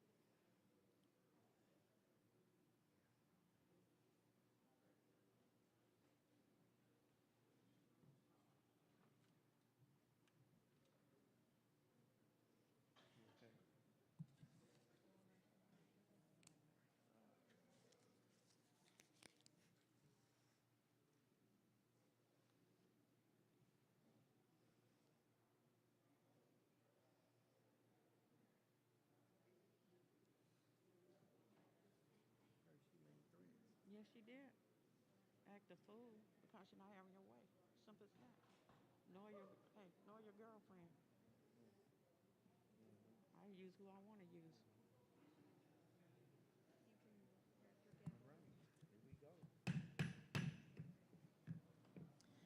Welcome back, community. I would like to call the board committee of the whole meeting back to order. However, I'm going to pause and turn it over to Trustee Chris Demaroni to continue the community relation forum. Just a point of order, can we recess the cow meeting at this point? Yes. So Yes. I'll move to recess the cow meeting until we conclude the Community Relations Committee. Yes. Do I hear support? Is there a second? Sure, it's still your meeting. Okay. Is there any discussion? Seeing no discussion, I would take a roll call vote. Chris Demaroni, Yes. Linda Booth, Yes. Laura McIntyre, Yes. Ellen Gibbard, Yes. Kara McIntosh, Yes. and myself is a yes. 6 yes, 0 no. So we will now come out of recess of the Community Relations Committee of the whole meeting, and we will continue with the agenda, which is new business, Community Relations Committee discussion regarding possible school closures. Do any board members have any comments, questions, concerns as to what we heard this evening from the public? Board Member Carol McIntosh. I listened to what they said, and I thought about the test scores and stuff. We know that Pierce does have a low student population. I've also spoke to the fact that we need to lower our class sizes so our teachers can give that exclusive attention to our students. That could play a part, not to take anything from their staff. I'm sure they're amazing over there, but I think that we should consider a more spaced out learning due to the COVID guidelines, because we don't know if it's gonna rear back up. We don't know if there'll be something else. So I think while we have the empty and vacant spaces in the room to spread our children out, that we should do that. That'll probably help us maintain some buildings. But I think if we're not gonna close buildings, we definitely have to look at revitalizing what we have and making it attractive for our students. We have to consider the transportation pieces that were spoke to us. If we determine not to close buildings, then we have to be honest about how we will staff the buildings, how we will divide those classes up, how our students will get to and from. And I'd like to appeal to the board, because I've been speaking about this for quite some time. The bulk of our students are on the north side. They're busing to Southwestern. When those parents and teachers spoke today, having to leave your community was a big piece. We have to get our student enrollment up. A large market of our students are at Beecher, Carmen, and Hamady. We are negligent when we don't provide something in the area where our customer is. That's it. Board President Joyce. Thank you, that's Allison fine. Neal. I'm That's sorry. fine. First of all, I really want to thank the community for coming out and giving your comments. During the time and process that we have been working on this board for about a year and a half, the stress has been debt elimination, which was really putting us in a very, very hard position to close or not close. And it was a lot of stress put on this board, even to the point trying to make decisions without a strategic plan. When you come from an organization that you organize, and then we come into a situation where we're in a deficit, a debt elimination. But as of today, I think the stress has left the board members. We don't have to, I want to thank the administration, Superintendent Jones and administration, Assistant Superintendent Murphy, how you guys utilize those ESSA funds and grant. And now we are out of a debt elimination plan, which is going to give us more opportunity because we still have the ESSA 3 funds, am I correct? We still have over $100-some million. I am so happy today that I can sit before you, and closing school is not an issue, because when you close school, you close community. When you close community, you close its minds. And I would like for us to work together as a board, with administration, with the school, like we did in our community forums, and put those plans together. We have sensitized that data, moving forward, working with the administration again, that maybe we don't even have to look at closing school. I'm just one person, but all schools are important. I would like for the community to watch us closely as we bring in programs and ideas during renovation, so you can go out and promote the Flint Community School. We have the students and kids right here in the community. We got over 12,000. They're just not in our schools. And it is up to us to build that reputation. I'm asking the public to give this board, this administration, give these teachers an opportunity to service your kids. We can do better. We are going to do better. We're going to have nice schools. One of the things I hear you saying all the time, we need new schools. We also need partners. I am willing to work with partners. I would like to see Central down. I don't have any animosity with partners. I'm listening to you. And you are coming out here because you care. My goal and my plans and ideal that we get new schools. But we got to work together as a community. So I say this to say, on my watch, I do not want to see schools closed. We okay now. That debt elimination plan was causing a lot of tension among board members, among communities. The treasurer has taken a big heat on these decisions, the people that work in our treasury department, our committee. It was a lot, because we had to choose. And it always seemed like we're choosing money over people. And I hate that. I worked in the schools. So I'm asking you all to support us, help us. I'm gonna listen to you. I want you to start looking at your buildings, looking at how you want it painted, look at what you want done, and then let's get to work. I appreciate you and everything you have done. Thank you. Board Member Gilbert. Thank you, Brother Chris and Chairperson, and to the entire board and to the public. I just want to say I appreciate everything that the public said tonight, and the great educators and professionals that have educated our kids, the future of our city and our communities that we live in. I took a lot of the comments to heart, and I understand the heavy lifting and the tough sledding that goes with it. But in my mind, I want the public to know that these decisions are not going to be on my part as a board member with my colleagues, are not going to be taken lightly as far as I'm concerned. And I want you to hold me responsible. That is what you're supposed to do. And I'm here to serve, but I don't know if schools will be closed, but in my mind, schools will have to be closed at some point and at some time. And maybe I hope that I'm wrong, but we have to be able to keep the district where it is servicing our kids. They deserve the very best.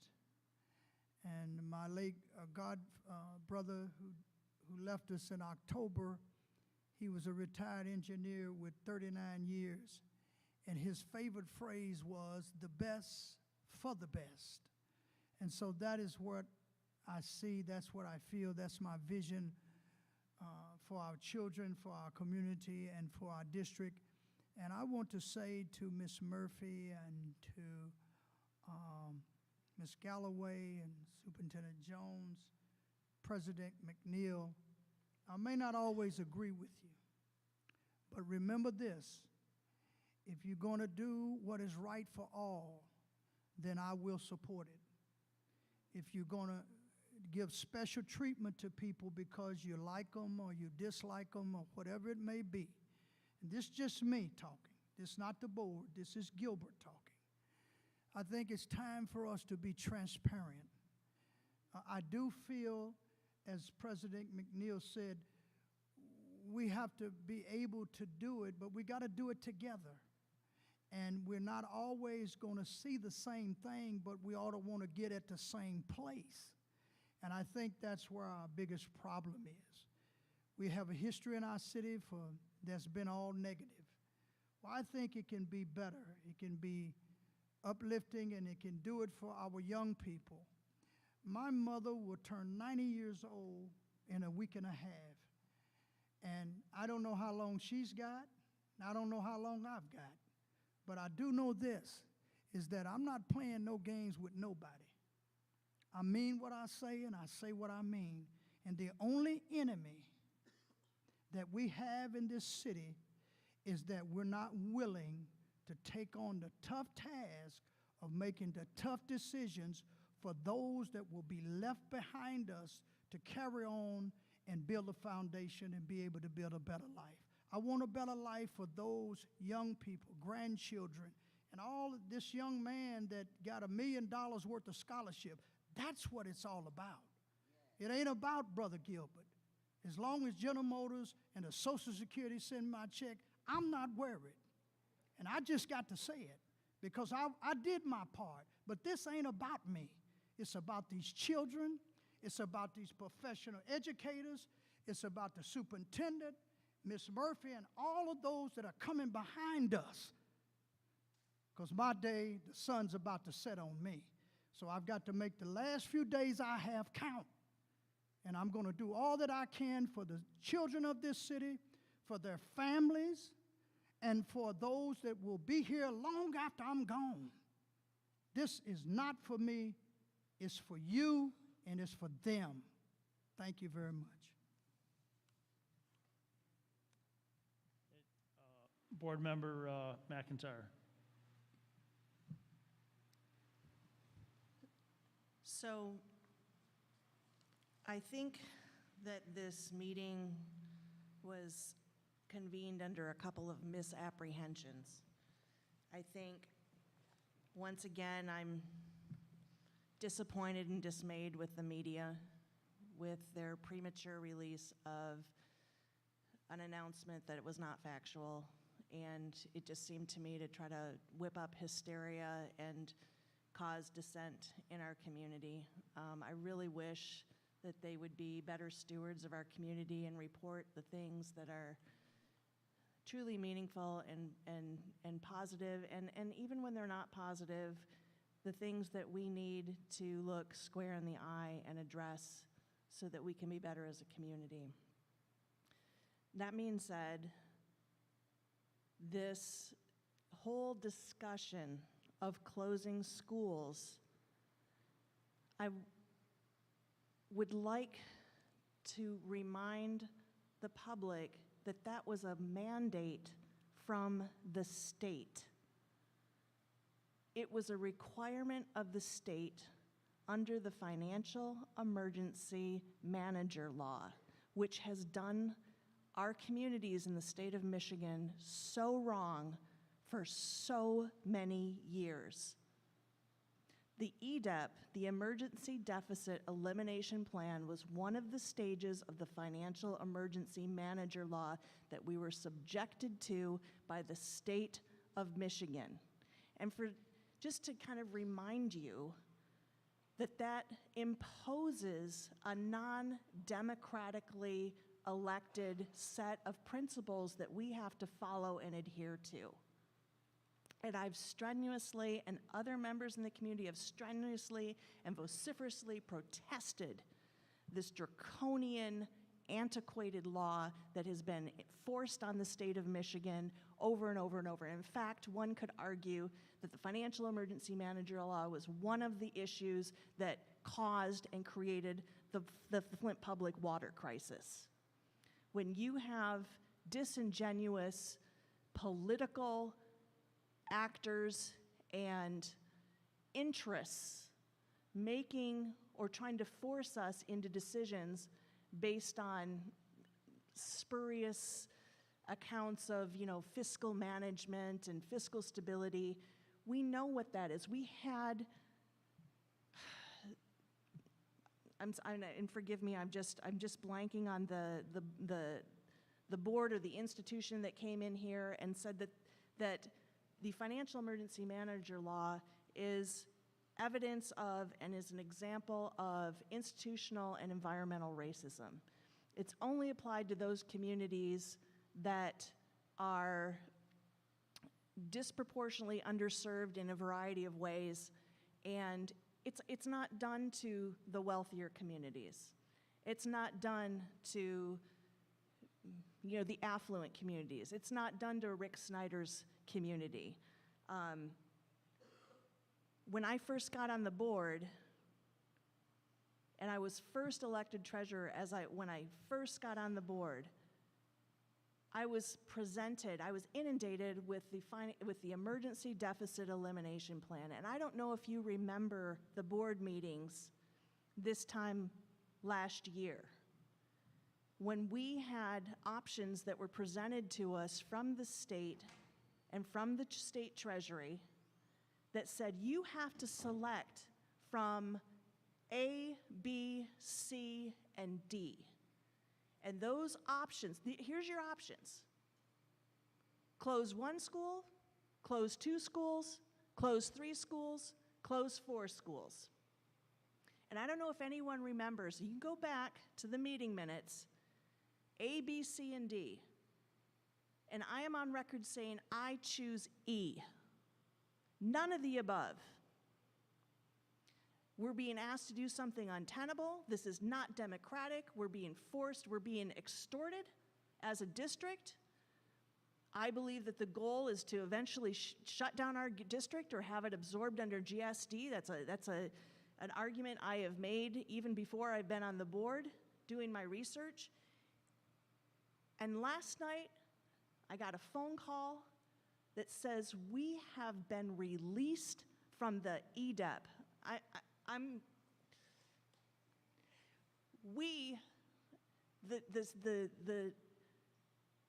The boot of the state has been removed from the Flint Community Schools' neck. I don't even know if you can fully comprehend what that means. If you've been following since 2008, the financial emergency manager law and what it's done to the city of Flint, what it's done to E-Course, Pontiac, Highland Park, Benton Harbor, and the list goes on and on and on. We are out from under the EDEP.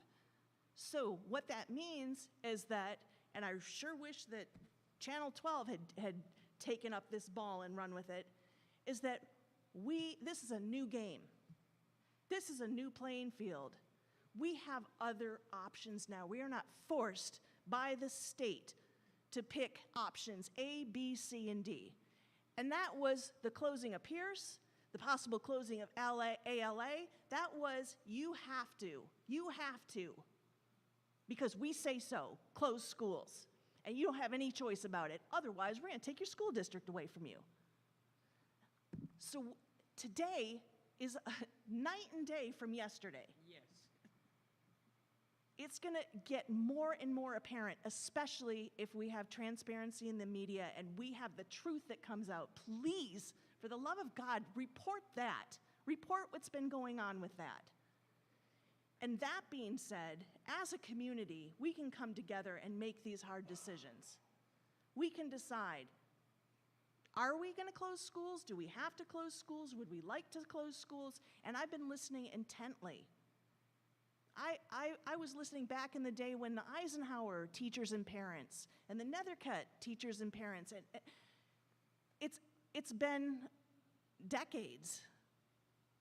We have a demographic shift and transition. That's just a fact. We have a shrinking population of school-age children. That's a nationwide fact. We also have our situation in Flint where we have, our population has been halved. But we have now a window of opportunity, and today even more than yesterday, where we have ESSER funds. We have national media on us because of the water crisis. So we can't have things being done in the shadow, in the back doors, in the handshakes and the winks and the nods that have been happening for decades in our school district. So we have national attention, we have ESSER funds, we are no longer under the control of the state with the EDEP situation. So I just want to let you know that. Put it on pause there, because we're not talking now about closing Pierce and ALA. We have a new conversation from this day forward. So let's move forward. I welcome public input. I think it's very important. We need to be doing more of that. But my God, we've had so much to deal with. So many deadlines, so many deficits, so many impositions, so many, just so much coming down on us. And that was one of the things I was trying to do with the Financial Committee of the Whole meetings throughout the month of March, because the deadline was the end of March. And I was like, we have to do this. We have to have these meetings. We have to take care of this. Otherwise, the state's going to have another excuse to come in and take our school district away. You're talking about public schools. You're talking about community schools. Well, we might not even have them if we still had the EDEP. I mean, we're talking about closing certain things. Well, if the state comes in and swoops in, or GISD comes in and absorbs our district, we don't have anything.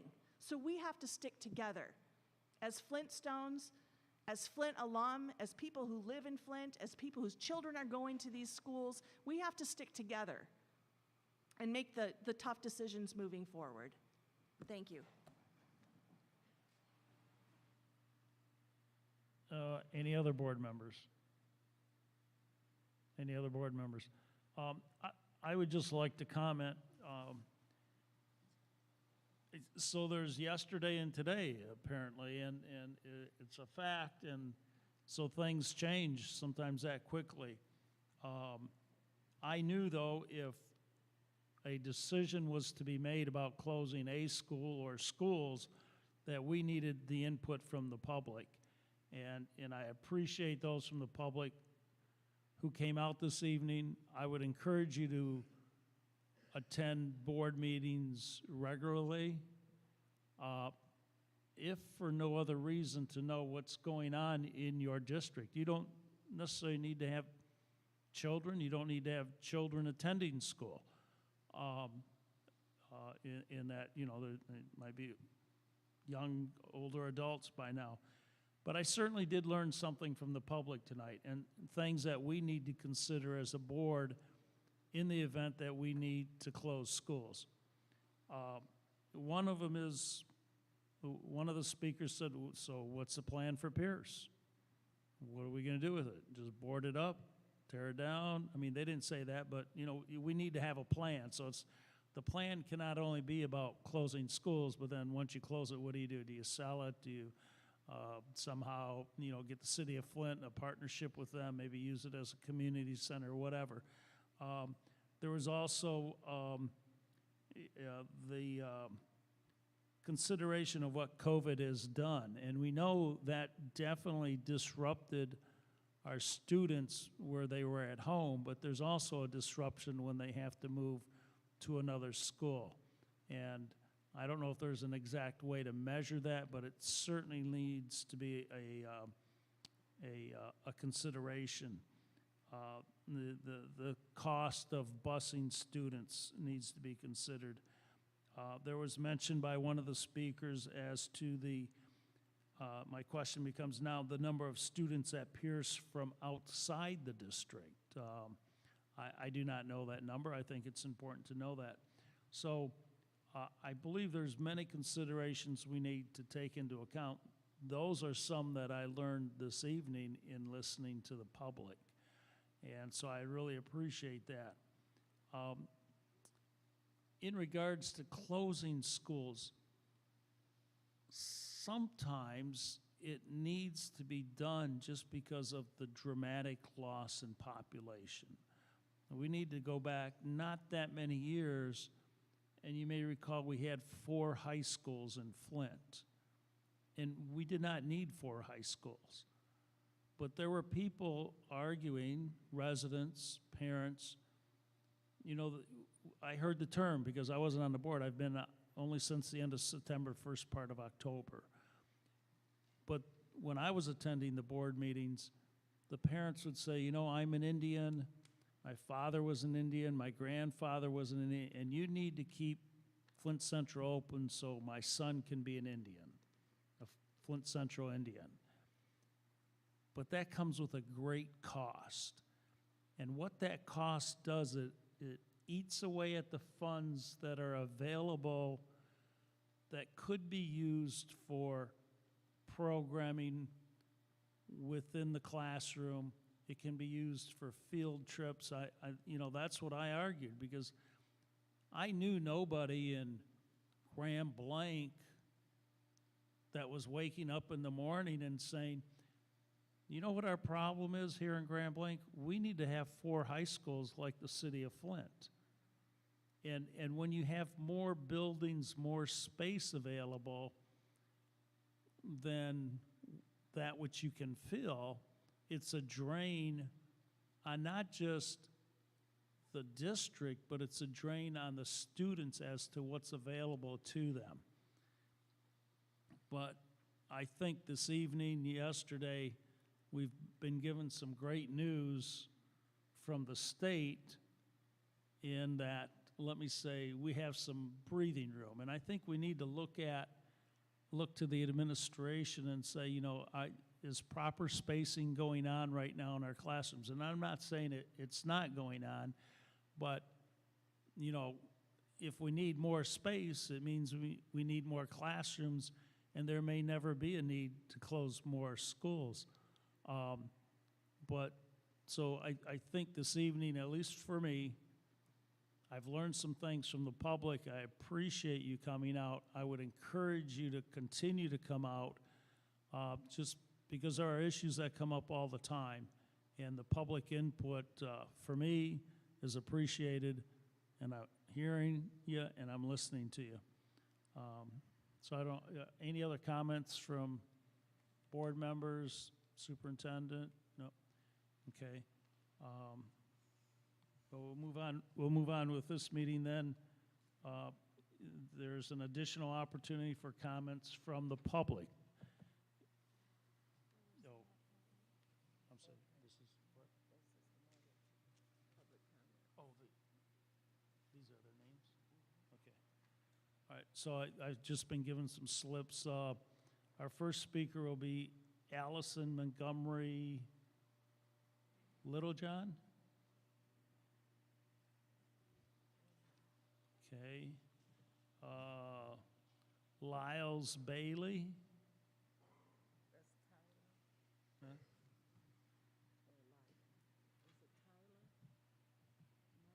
Hello. Hi. My name Hi. is Allison Montgomery Littlejohn, and my address is 4223 Sparrow, Burton, 48519. I am a social worker in the city of Flint, and I am also the president of Pierce Parent Group, Parents Advocating for Student Success. My husband and I have 3 boys that attend Pierce. We have a 6th grader, a 3rd grader, and a 1st grader. After listening to Ms., I believe her name is Ms. McIntyre's comments, I feel like maybe I shouldn't say what I had planned to say. I didn't get a chance to speak at the first commentary, but since I've been waiting, I'm gonna go ahead and speak what I want to speak out of respect for Pierce. I think it is a complete contradiction to refer to our children as scholars while consistently reducing their academic resources each year. If we truly recognize our children as scholars, then you would take the politics and insanity out of this situation and do right by our children. Our children and families are in need of stability, especially after enduring the chemical warfare of the water crisis and an educational and social development lapse from the COVID-19 pandemic. In addition to this, many of our children reside in households that are unstable, chaotic, and unpredictable. So for these children, their academic and learning environment is where they experience the most peace and consistency. Closing Pierce will cause our children to expect and normalize trauma and not know what it is to be stable and grounded.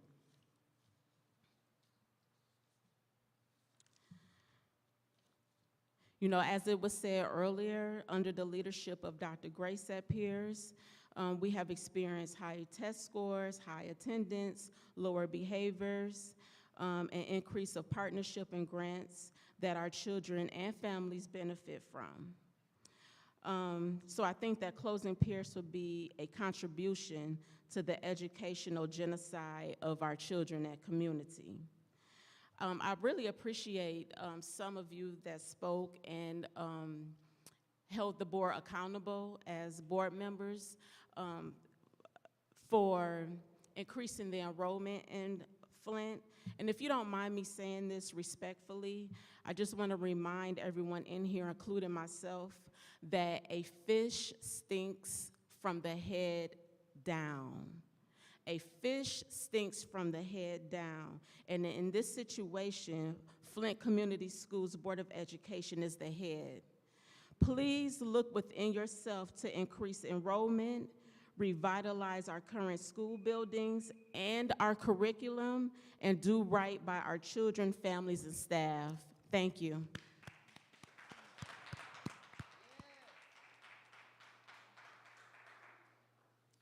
So it's either Tyler Bailey or maybe Lyles Bailey.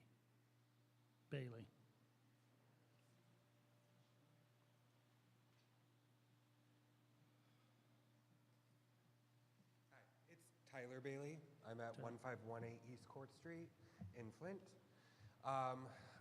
This is the second time I've come to a board meeting to champion my former school, so I'm not going to reiterate myself and talk about my years at Pierce and at Sarvis, my mom, aunts, and uncles' years at Pierce, my years at Central that, yes, did have to close, my parents' years at Central, my grandparents' time at Central. I don't want to bore you with that again, because we've already talked about that, right? So I'm sick of coming to these meetings, y'all. Close the schools, but then do something with them, please. You're sitting on equity at the Cultural Center that you could be capitalizing on. I understand you're stressed, I understand you're busy. If it's any consolation, I work for the city of Flint. I understand being stressed and busy. Sell Central, sell Whittier, sell any of the other schools. If Pierce becomes empty and abandoned, boarding it up is not a plan.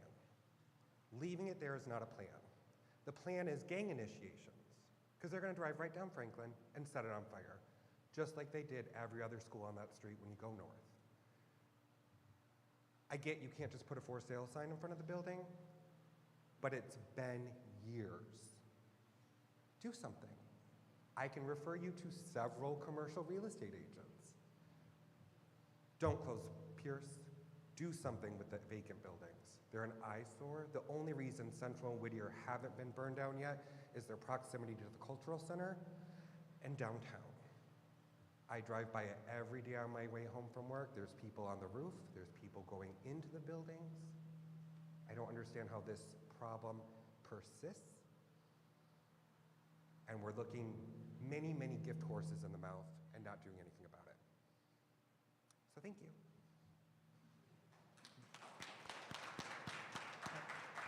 Our next speaker is Marlis Settle, and then Allie Herkenroder.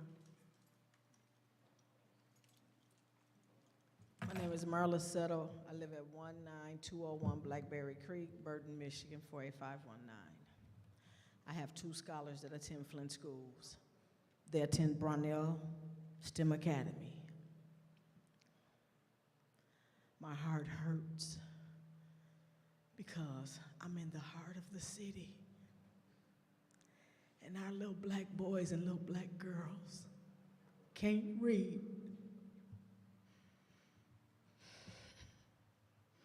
They can't read. I have 5th graders that write on a pre-K and kindergarten level. 8 classes. 2 second, 2 third, 2 fourth, 2 fifth. 20 students can read on their level. That's a problem for me. That's a big problem. Because guess what? GVRC, Pasadena Playhouse, is big now. It's a big, pretty building waiting on our boys and girls. We want to know why we got the behavior problem? Because they can't read and write. They can't read and write. And that's unfair. It's unfair. Go back to the old way of teaching our babies. Teach them like I learned. My grandmother helped raise 52 grandchildren, and 50 are productive citizens, and we all came out of Flint Community Schools. That's something to be proud of. I won't keep my grandsons in Flint schools if we don't change this. I asked kids, if you can't read and you can't write, and I told them who I was. I said, I have a grandson. I'm Kamarion's grandmother. If you can't read in the 3rd grade and you can't write and you can't add, how you gonna make money when you get older? And if this don't touch you, there's something wrong with you. He said, I'm gonna sell dope. That's what that baby said.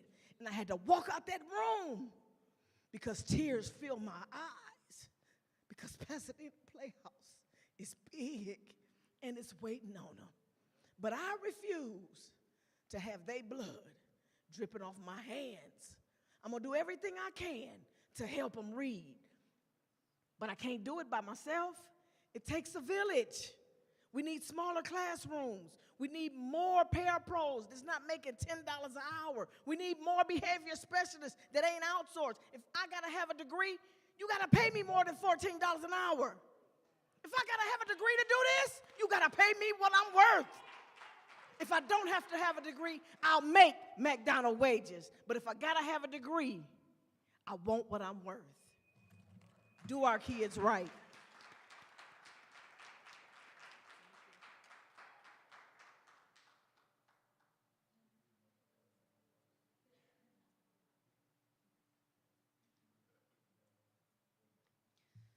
Good evening. My name is Allie Herkenroder, and I live at 2102 Mountain Avenue in the city of Flint. I come to you today, not with any prepared words, but after listening to the impassioned voices of so many who have come before me, to say that if you decide to close any of the schools, you must have a criteria for why you are closing those schools. You must also have a plan for what to do with those schools after they're done. We have too many schools in this community that have been burnt to the ground, are a breeding ground for prostitution, for drugs, and for vandalism. Former schools which have taught the future of Flint, our leaders right now, have been turned into cesspools of the community. Some of you may know that I'm also a Flint City Council person. I represent the 7th Ward, and I represent that ward proudly.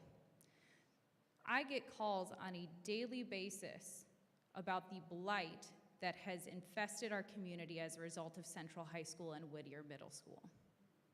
If we are planning to close any schools, we must have a plan for what we do with them. There are enough nonprofits in this community who are seeking space to be able to serve teen moms, to be able to serve young entrepreneurs in the community who want to keep their businesses here. We have a beautiful community, and we have to face the reality that, yes, it is shrinking.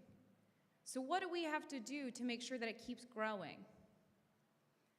I wish that this board would not have recessed in the middle of this meeting so that more of our scholars would still be here. Because the future of Flint had to come to plead to you all to not close their schools. How many teenagers do you know come to beg to a room full of adults because they want to go to school?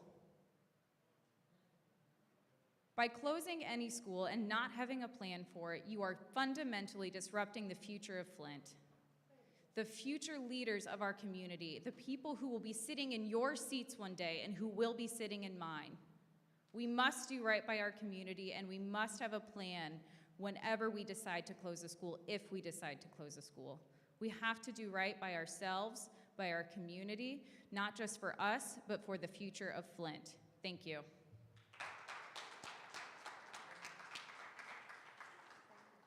The next speaker is Juanita Ricks, and then Kelly Fields.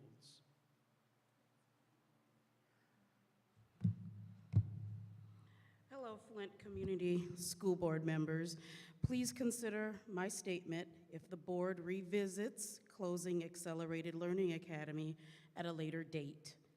My name is Jonetta Ricks, and I am the president of the Evergreen Block Watchers Neighborhood Association, which now includes Evergreen Valley, Evergreen Estates, Lapeer Park, and Elm Park. Our residents have expressed concerns as they relate to how the closure of Accelerated Learning Academy, formerly Scott School, will negatively impact our community. Our community lies within the 7th Ward, which is one of the more stable wards population-wise. One of the reasons that our neighborhood is stable is that we are connected and engaged. We are connected and engaged primarily due to the partnership that we have with Accelerated Learning Academy. We meet here utilizing the programming and events provided by this school.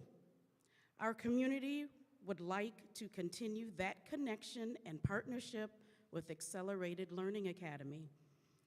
Hundreds of thousands of dollars went into updating Accelerated Learning Academy, and the community wants a return on that investment. The return on the investment takes place when you are open for business serving the community. I am an educator and a researcher who works at the university level in teacher education, supporting producing teachers, especially math teachers. The community school model is held up as the model for education, and we have it right here in the Flint Community Schools. And at Accelerated Learning Academy, please keep Accelerated Learning Academy open. Some questions from our residents included, what innovative and alternative solutions were explored before arriving at closing Pierce and Accelerated Learning Academy? In closing, the important news of the deficit elimination plan being lifted is neither communicated on the Flint Community School website nor on the district's social media page. These days, organizations have the power to be their own public relations machine. Please utilize the website and social media when important news such as lifting the deficit elimination plan happens. Thank you so much.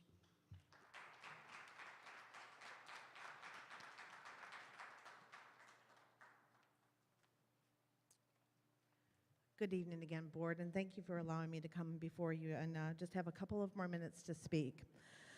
On that last page of the data packet that I provided to you, there were a couple of things that I wanted to highlight specifically in regards to some innovative things that will be happening at ALA over the next year to align with our ALA re-envisioning plan. Among those accomplishments that I'd like to highlight include, what's already been mentioned, our Capturing Kids' Hearts National Showcase School for 2022. That we've also, again, I'm lifting again to that we doubled the number of graduates consecutively for the past few years.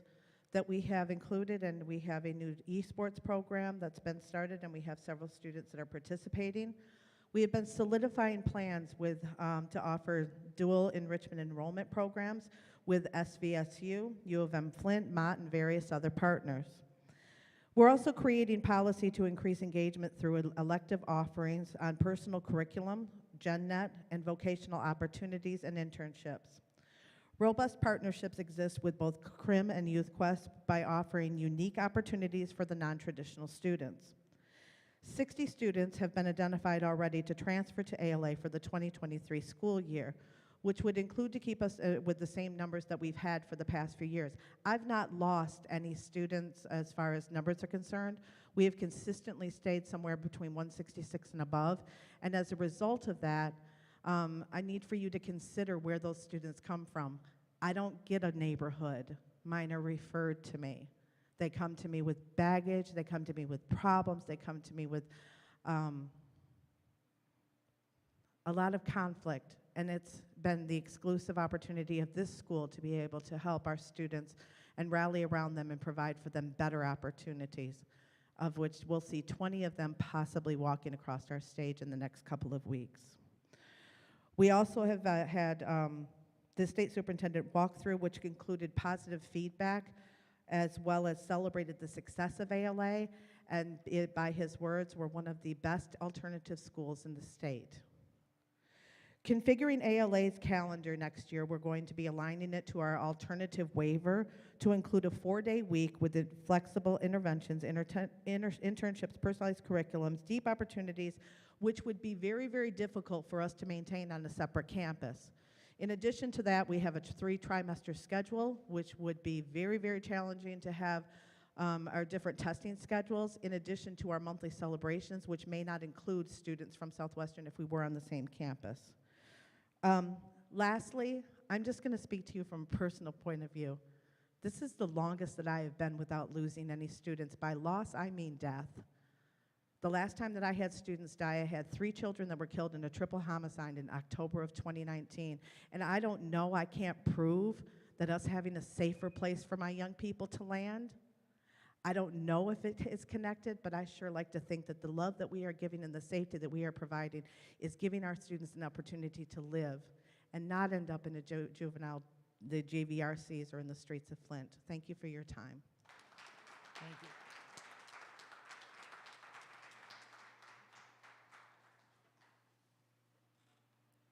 Those are all the slips that were given to me for public comment. Is there anyone else that would like to comment? Sir, go ahead.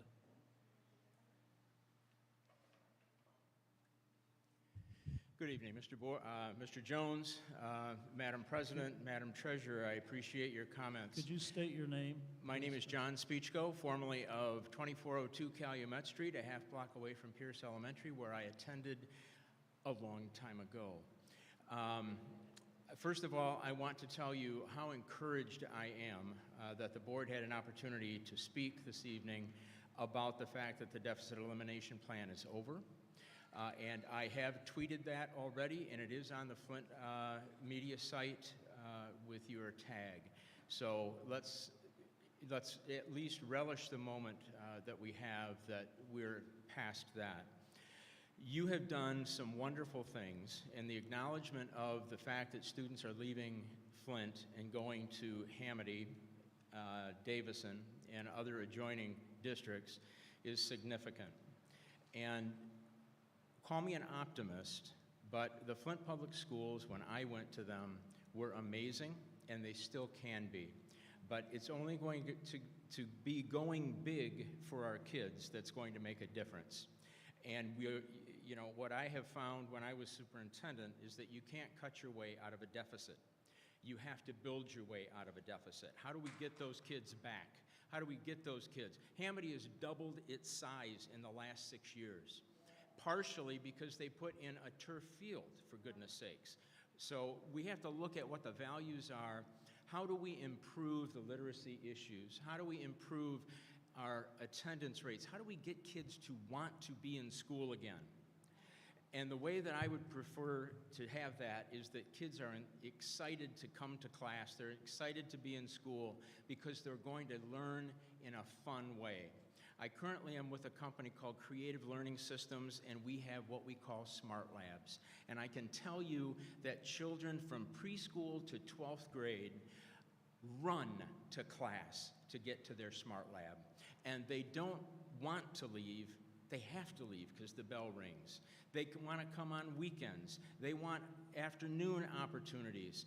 And I can take the board members anytime that you would like on a field trip to the Bridgman Public Schools on Lake Michigan, where they gained 80 students the first year that they opened their Smart Lab at the middle school.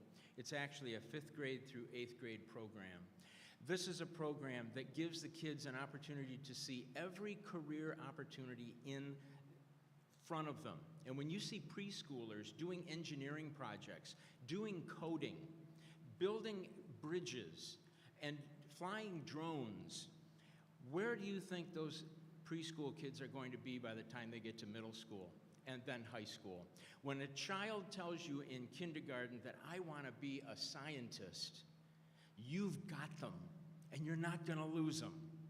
But if they don't know those opportunities, if they haven't seen it, if they haven't touched it and done it, our curriculum doesn't require a teacher because it's all self-directed. I'd love to show it to you. I'd love to have our kids in Flint want to come to school and stay in school because they love it. Thank you.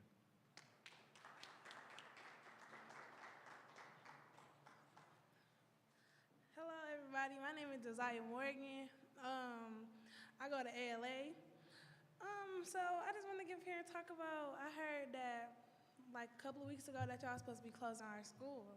I'm a senior, so I graduate in June of next month. And when they told me that y'all was gonna be closing this school, I had almost cried because when I first came here to this school, it was horrible. I'm not gonna lie, I'm not gonna sit here in front for nobody. It was horrible.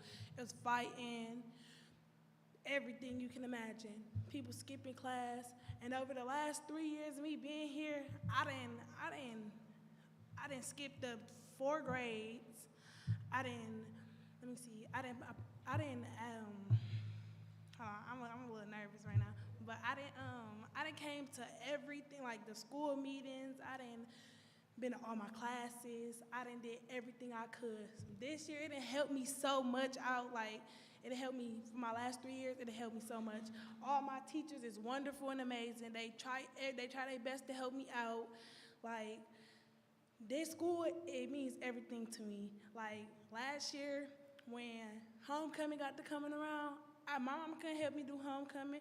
My counselor, Miss Harris, she helped me out with everything. She helped me out with my shoes. She made sure I was straight. This year for my prom, my mama still can't do nothing for me because it's hard. She helped me out. We just went shopping today. That's why we a little late. She just helped me get my prom dress. She's helping me do a lot of stuff.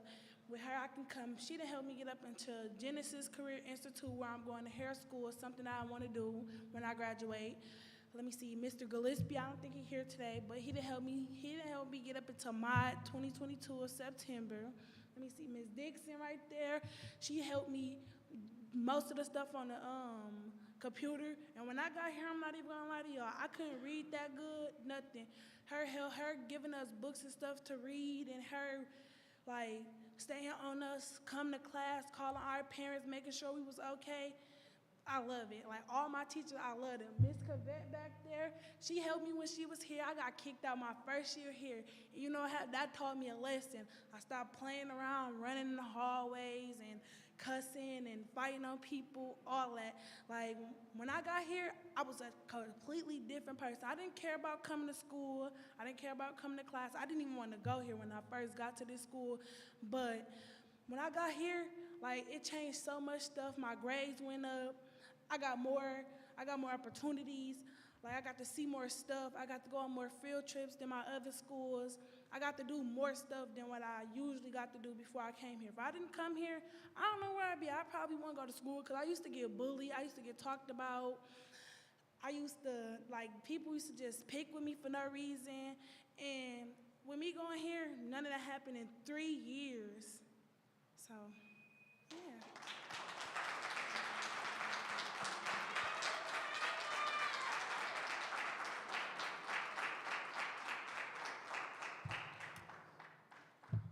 Hello, board. I am TK Thomas. I am the one with the $1 million worth of scholarships. I am the one who's been fighting for our student voices at Flint Southwestern. When I heard of the news that my elementary school, Pierce Creative Arts, could be closing down, the first emotion that I felt was, I was sad because I came from Pierce. The teachers are amazing over there. I am a product of Pierce Creative Arts. I'm a product of Flint Community Schools. But most importantly, a product of Flint Southwestern Classical Academy under the leadership of Principal Christopher Akinicki. When the word was getting around our school that ALA could be coming over to our school, as me serving as class president of 2022, serving as president of Student Council, I listened. And I think you guys should listen too, because I appreciate what you guys said up here today, but I don't see you up in our school buildings very often. I don't see you guys up here. You guys said you want the best for us. Action speaks louder than words. Because Whitney Houston said it the best. I believe the children are our future. Teach them well and let them lead the way. Show them all the beauty that they possess inside. LA has showed those kids that. Pierce has showed those kids that. Because moving these children around like we are in CPS,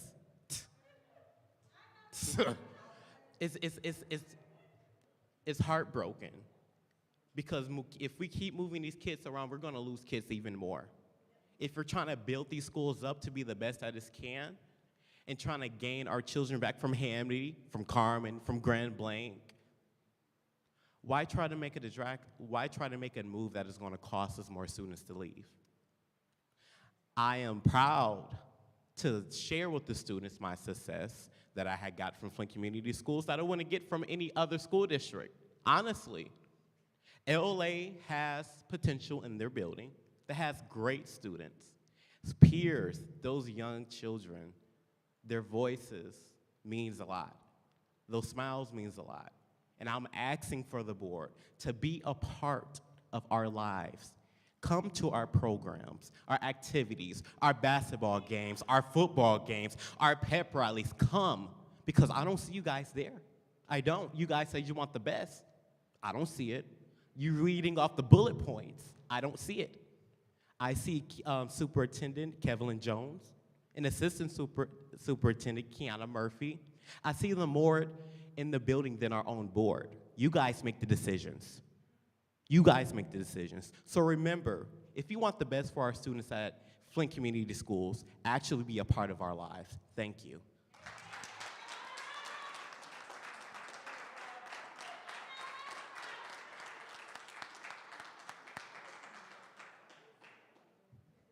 I'm brave for coming behind TK Thomas. I love him. I would like for ALA to be able to compete against Academy West, Way Academy, and Flex, which are all standalone buildings. But we're the best building. And we have a wonderful, clean, safe environment here, and it's just what alternative children need. As the counselor here at Accelerated Learning Academy, and although I don't always agree with Ms. Fields, I do love her, and she gives me a lot of support. And under her direction, I have sent my first students to GCI. I live at 200 West Taylor Street, where I still live. I call myself the world's brokest philanthropist because students like Desire, they inspire me to be a philanthropist. I hate to tell on Desire because counselors are held to confidentiality, but Desire is a first-generation high school student, and she's the baby of her family. We have lots of older students at ALA that feel safe and feel comfortable about being here and about furthering their education, and they don't feel embarrassed. And when students feel embarrassed, they turn to the streets, and they break into our homes, and they do bad things. So we want to continue the wonderful opportunities that we have at ALA. Like I said, me sending my first students to Genesee Career Institute, me having my first 4.0 student, me having my first graduating class of 20 students, with all of the support, not only of Ms. Fields, but all of the staff that love these students. So I want you to think about these things when you consider closing Accelerated Learning Academy. And let's try to bring back some of the partnerships that we had. We had Job Corps, who were sending students to ALA to learn, and Job Corps still would like to be a partner with us. So why don't we try to open that door back up and try to go with other institutes that would like to send students here and partner with them to increase the enrollment at Accelerated Learning Academy. Thank you for your time.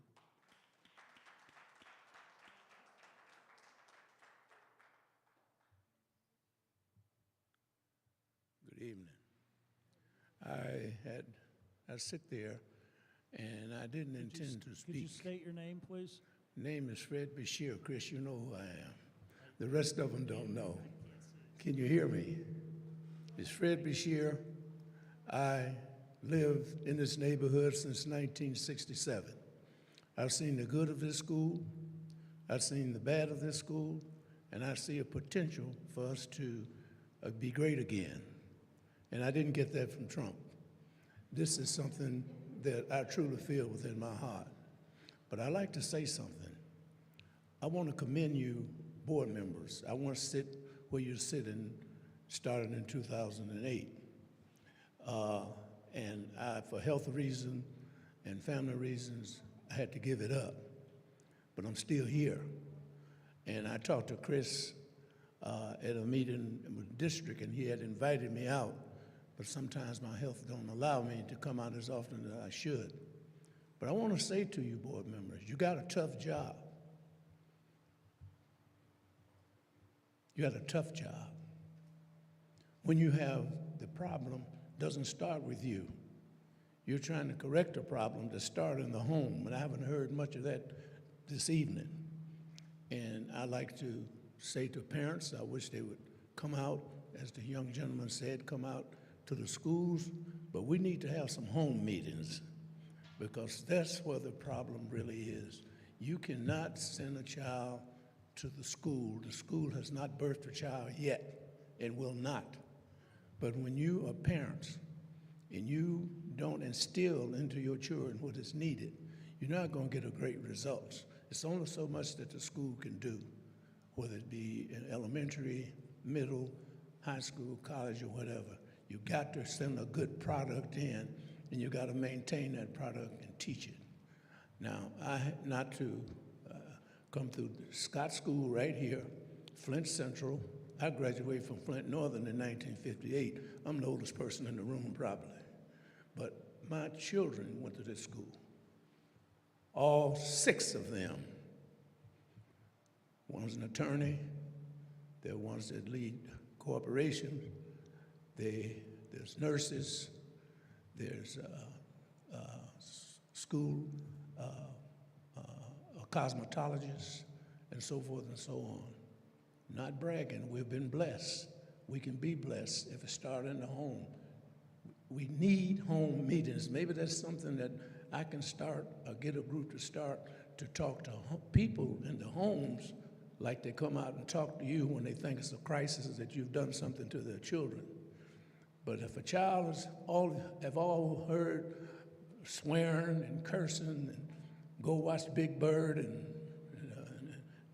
the rest of them while they play cards and drink and hang out with their boyfriend, it's not going to work. So I leave you thanking you for these few words. I had nothing prepared, but you got a tough job. I commend you. I'll be there for support. It's talk to the people when they come out to do well in the home. That's where it starts. Thank you. Thank you, Fred.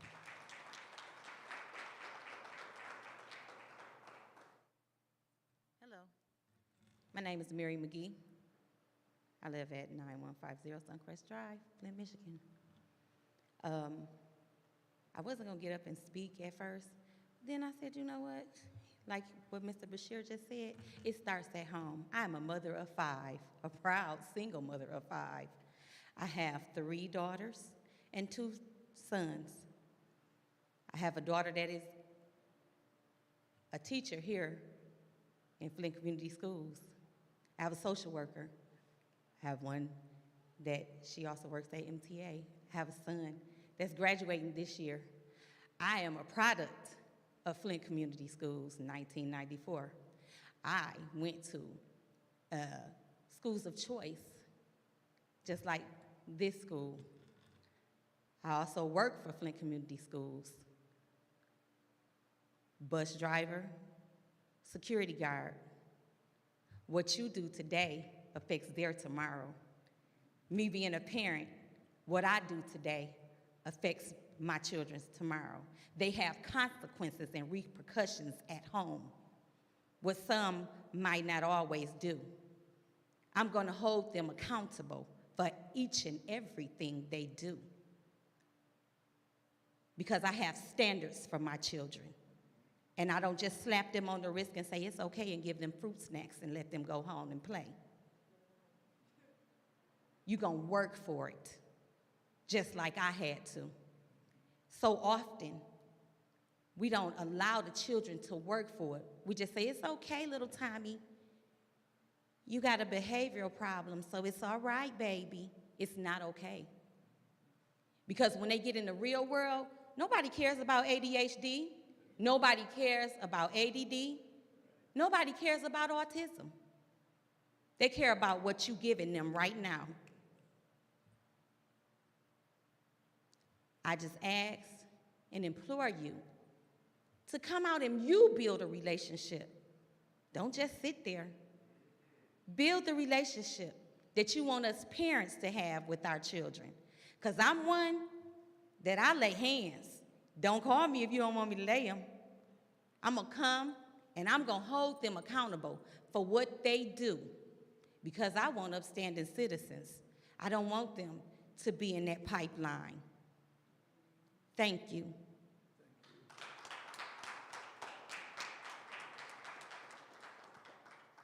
I'd like to thank the public for coming out this evening. We'll move on with the agenda. Remarks from individual board members. Do any board members have any final remarks for this meeting? The president. I just want to let the public know that I do be in your schools. I was at the your presentation for your seniors. I was at a couple of other meetings that I attend concerning the schools. I've been a guest teacher in the Flint Community School for over, I would say 8 or 9 years. I've been in every school, and I think just about every principal probably know who I am. And I just want to let you know I am very concerned. Now, I sit here because when I walked out of the school, the 10-year-old was tears in her eyes. And I asked her, what could I do for you? She just said she wanted to read and she wanted to write. And that is my goal, is to work with this, the system and the teacher to make sure that happens.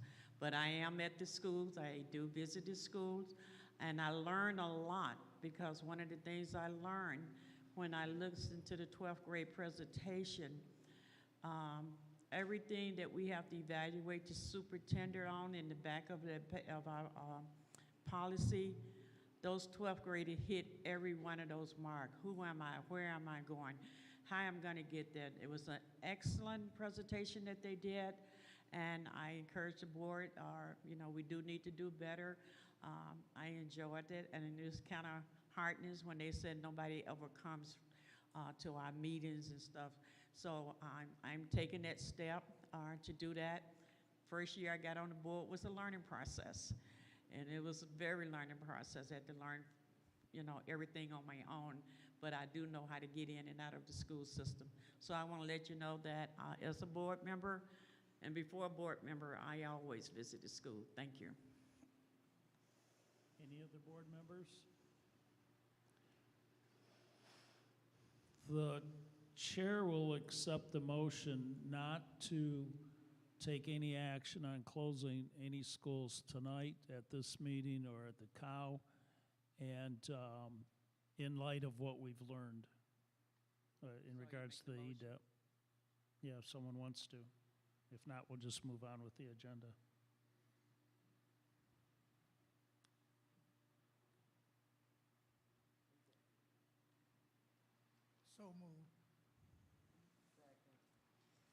it's moved and second. Do we need to, wait a minute.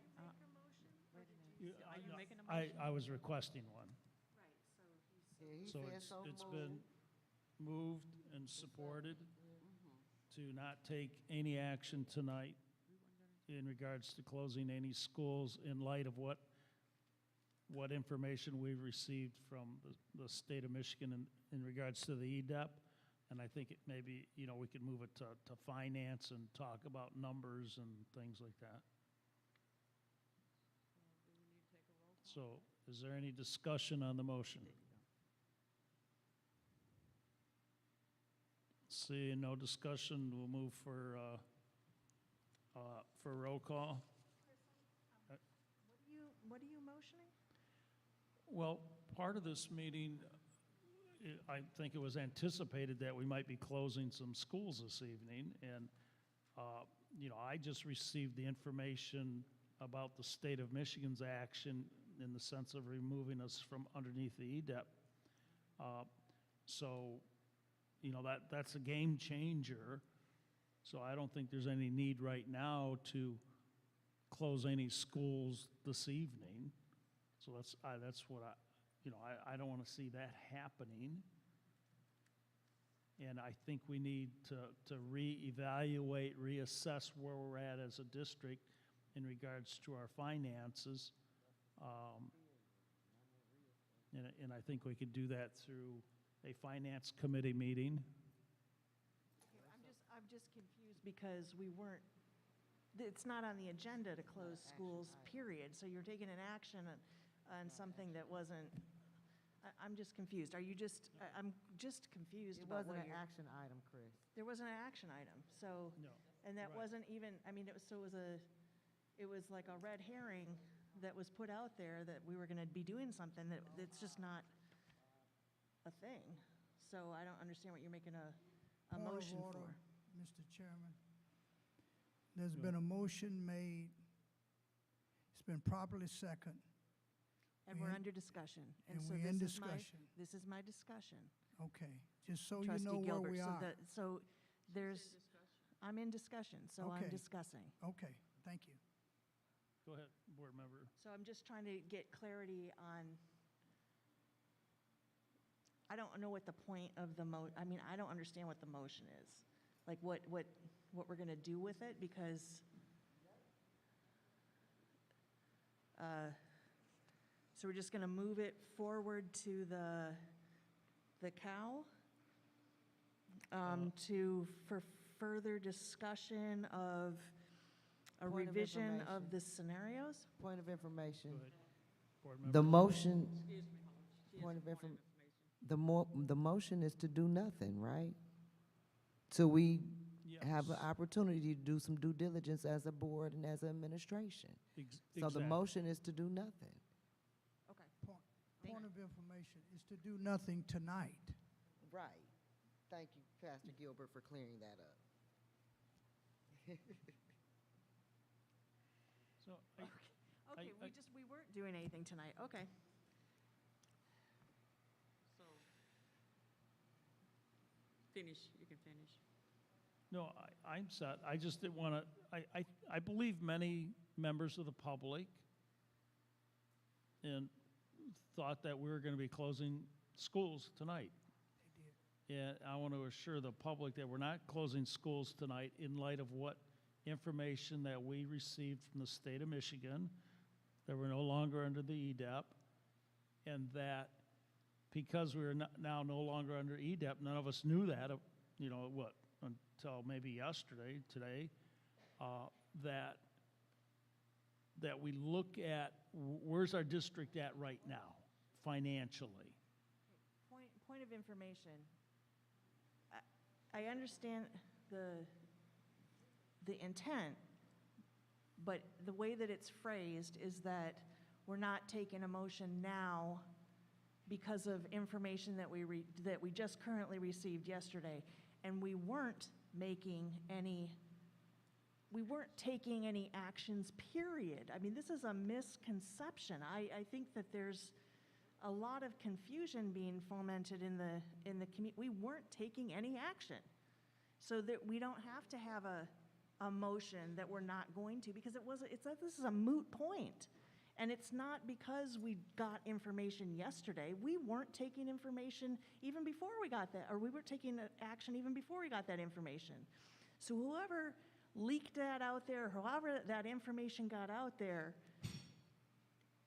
it wasn't something that was decided on definitively, and we weren't taking action on it.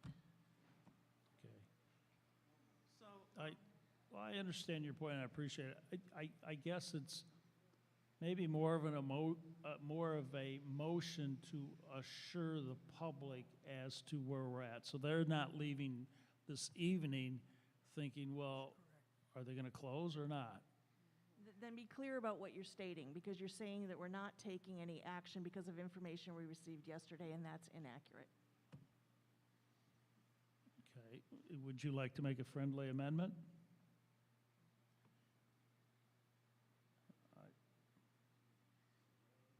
Not really. I mean, this just seems like a waste of time. Or just restate what your motion is.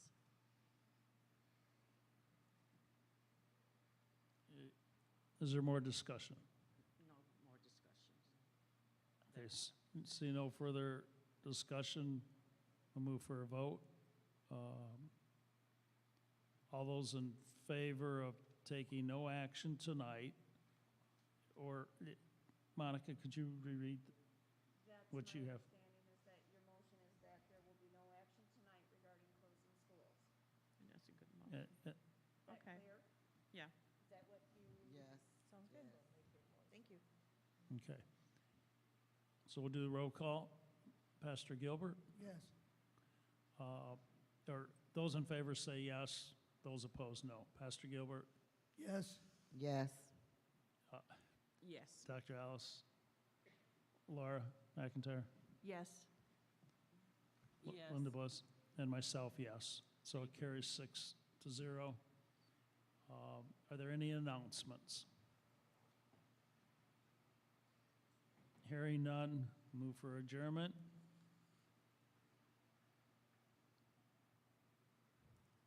I motion that this meeting is adjourned. Support. It's been moved and seconded. Any discussion? So, No discussion. point of on- clarity. I'm sorry, go ahead, Pastor. No discussion on adjournment. No vote, no vote. The whole meeting or just this portion? Oh, just this meeting here, Okay. and then we'll move on. Okay. So the Community Relations Committee, the whole meeting is adjourned. Thank you. I would like to call the Board Committee of the Whole meeting back to order. I now turn the floor over to Mr. Gilbert, Human Resource Committee for the whole meeting. Oh, okay.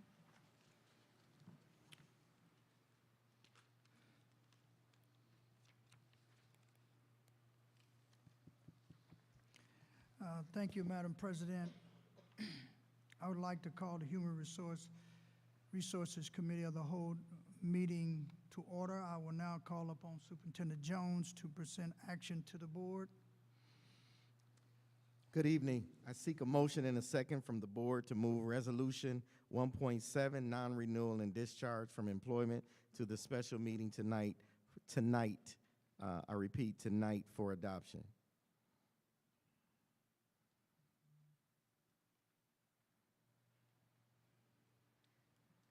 Is this all of them? Or is it just 1.7? 1.7. Okay, thank you.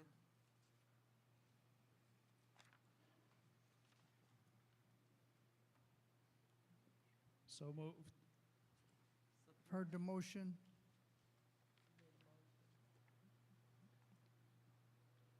Hasn't been seconded. Second. Supported. It's been properly moved and seconded. Is it any discussion?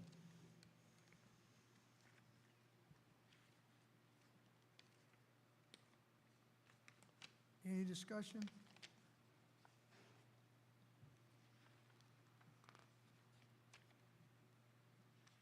It's on page 30. Any discussion?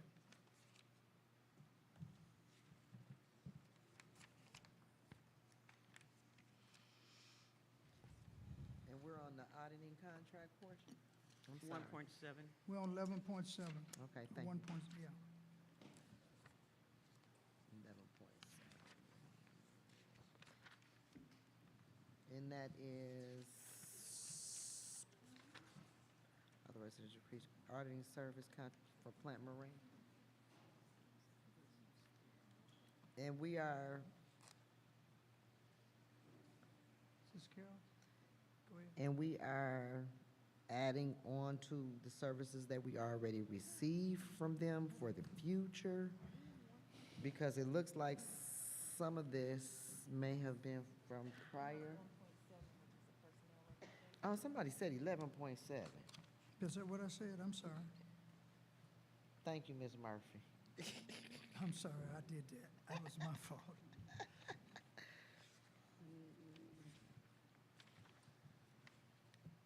Page 2.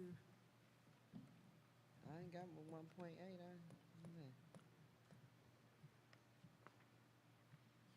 What if I Point of just order. got 1.8? Point of order. Yes, Mr. Laura. Chair, are you good I- with where we're at in the meeting here? With 1.7, resolution of renewal. Okay, so of we're dis- on 1.7 and we're in Yes, yes. discussion. So I'm not sure why we're pausing, because there is no discussion. We in the human resources?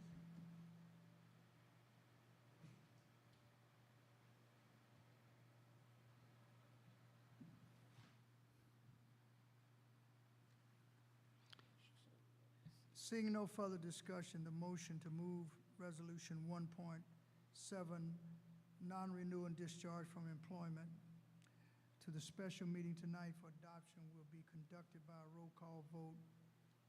As I call your name, please say yes or no to approve this motion. Trustee Green is absent. Assistant Secretary Treasurer Dale Maroney. Yes, yes.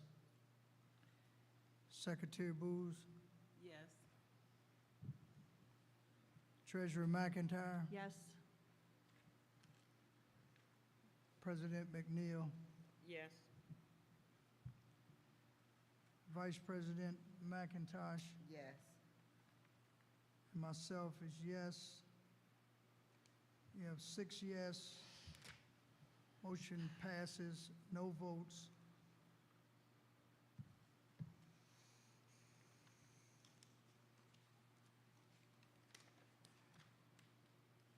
Please continue, Mr. Jones. I seek a motion and a second from the board to move Resolution 1.8 personnel recommendations to the regular meeting on May 18th, 2022 for adoption.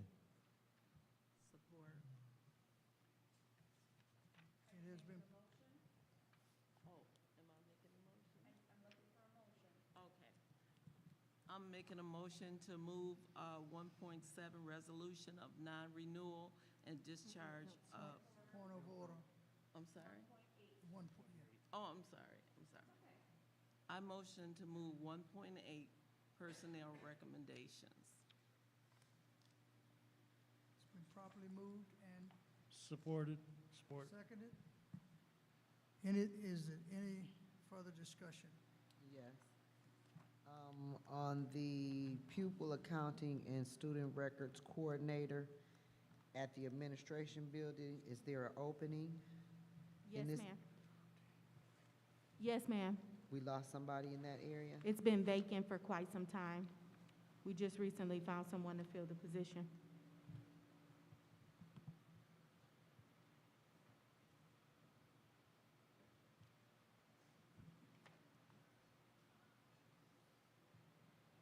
Any further discussion?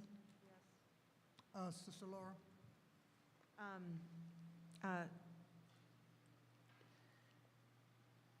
So I'm still not clear about, we're downsizing the district. I know it's been vacant for a while. I still have questions about the org chart and about the necessity for having this position. We have 3,000 students. I'm just wondering, I still would like to have a discussion about the organizational chart and our strategic plan, and to ascertain whether all of the positions that are in that org chart are necessary, because it hasn't really changed much since we had a significantly larger student population. So that would be something that I'm still not clear about, that I don't feel that we've had sufficient discussion or not, and that is not to, I'm just, asking for more information because, like I said, I'm not clear. And,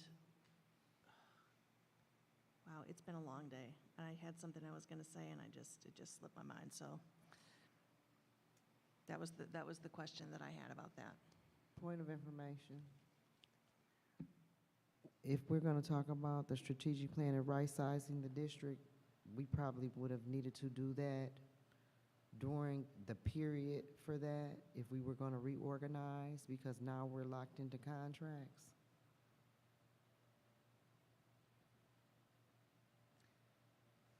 This is a position that's not, Right, no, I'm saying point of information as to you saying, when you said we need to look at the right sizing, you don't know how this coincides with the right sizing of the district, the strategic plan, and et cetera.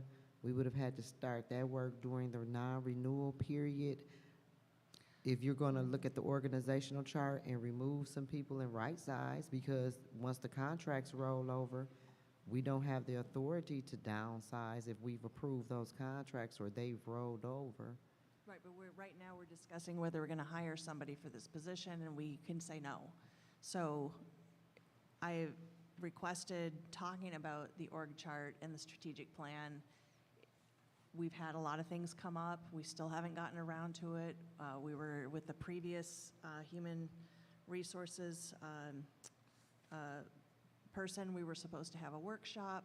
So that's my question. I don't think that they were necessarily going to come to a definitive answer, but I do have questions about the need and the necessity. Oh, no, I Yeah. agree, I agree with you. I'm And just I don't saying, think know if, our hands are tied, though. well, that's what I'm saying. I'm not sure if we're at a point where we can even do anything, but go ahead. We'll have to talk to Mr. Jones about that if that's allowable.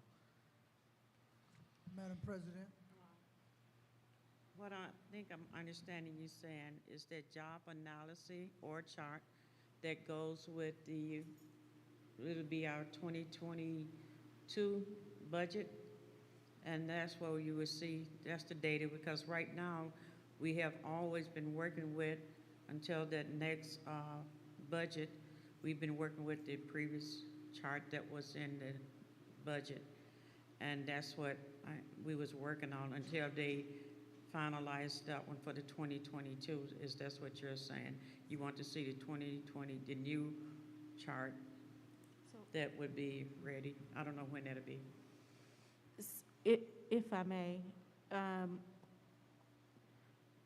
if there are specific questions, I can't schedule a board meeting, so there has to be a board meeting or an email so that I can respond specifically to the questions. Otherwise, we have to operate with the open positions based on the organizational chart that we have. So if there are questions, I am just asking for the pleasure of the board for us to work together so that we can prepare and have that discussion, because we can't not fill positions, especially when there is a need. That department only has 2 people. So if there is a halt or there are questions, please, as you know, I'm more than willing to answer any questions, get any information that is necessary. Yeah, and I appreciate that. I'm not trying to be hostile or anything like that. I'm just trying to say that these are questions that existed before you were brought on, and I just wanted to lift them up again so that we can continue to have this discussion, to continue moving forward, because these are the pieces, the budget, the strategic plan, the job analysis, the organizational chart. These are things we've been working on for over a year. There's been a lot of turnover, and so this is just something I want to know, that we actually need this position and that it's my question, my overall question, and I think it would be more theoretical than specific, would be why we have the same number of administrators or staff for,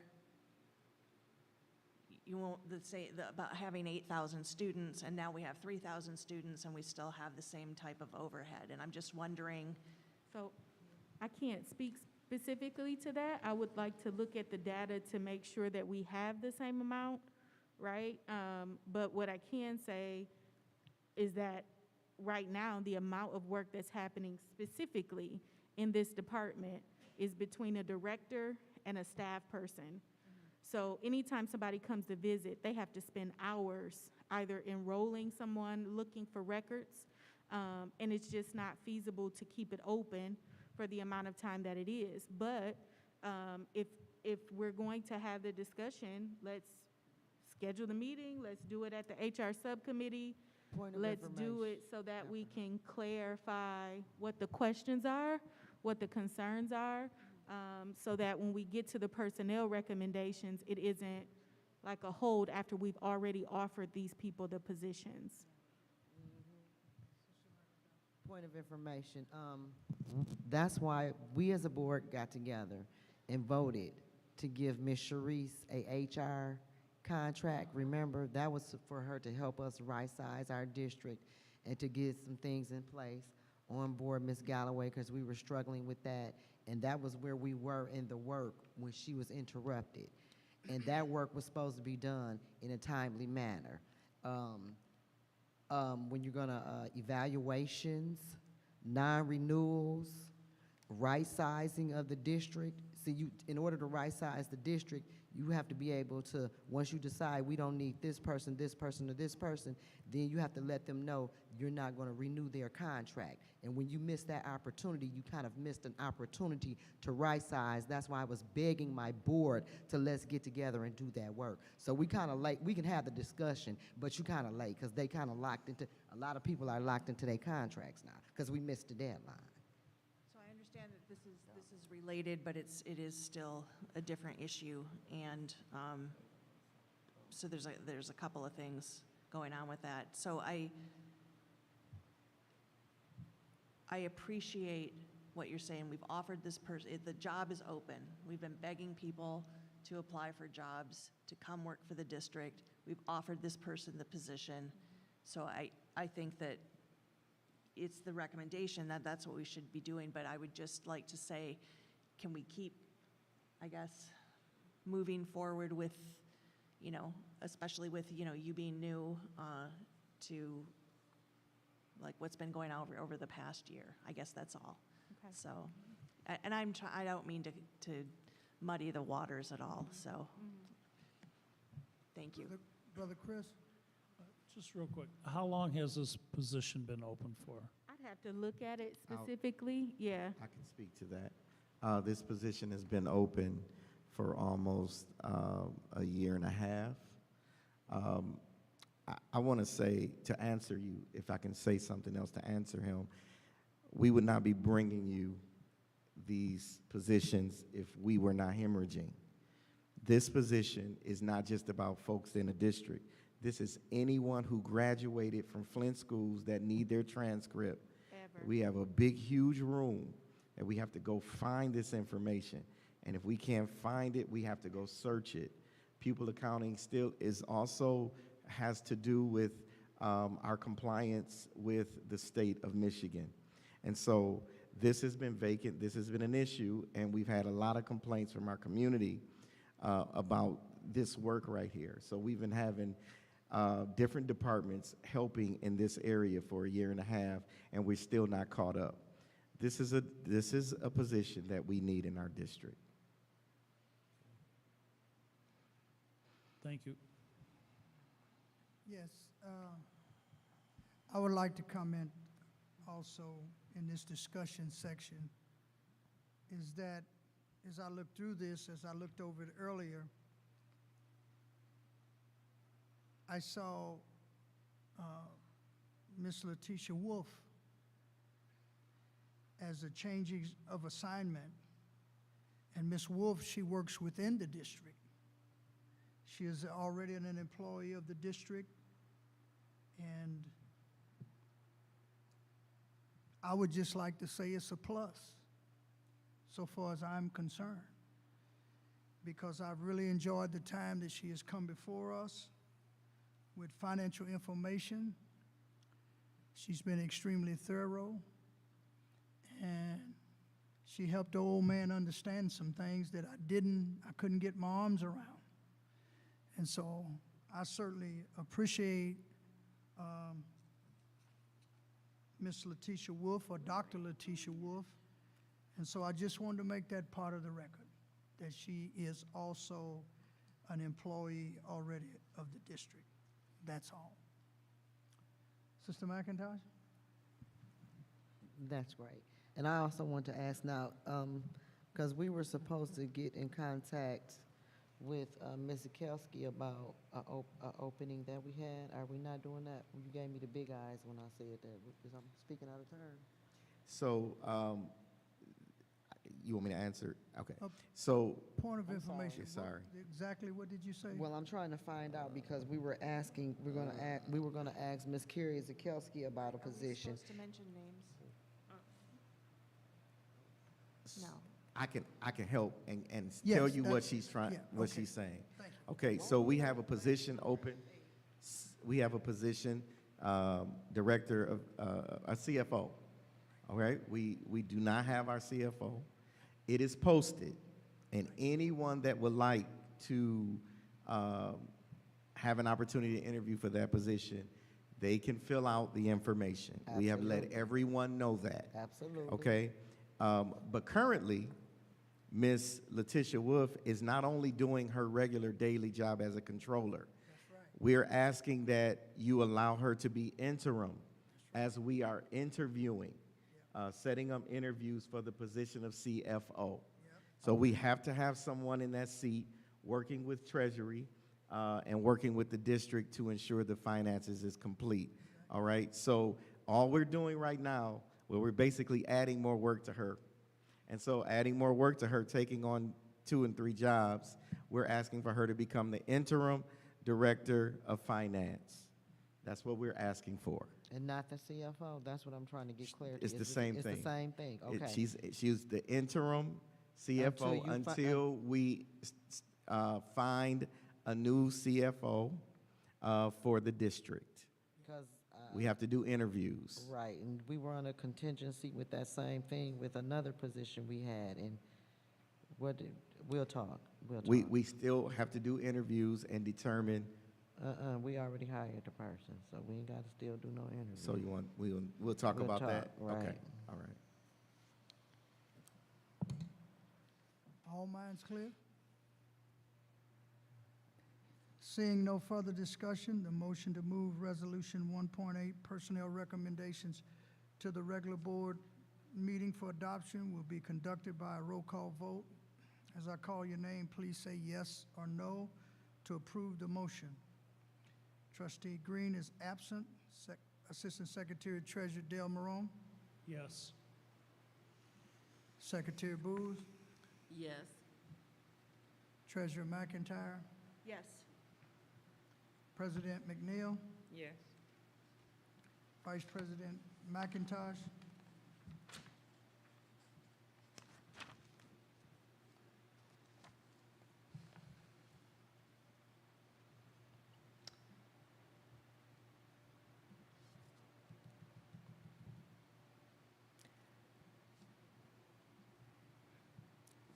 Providing that it's an interim position, that we stick to whatever we vote for, that we stick to the vote, and that we do our due diligence, yes. And myself, Trustee Gilbert, yes. Motion passes with 6 yes vote, 0 no.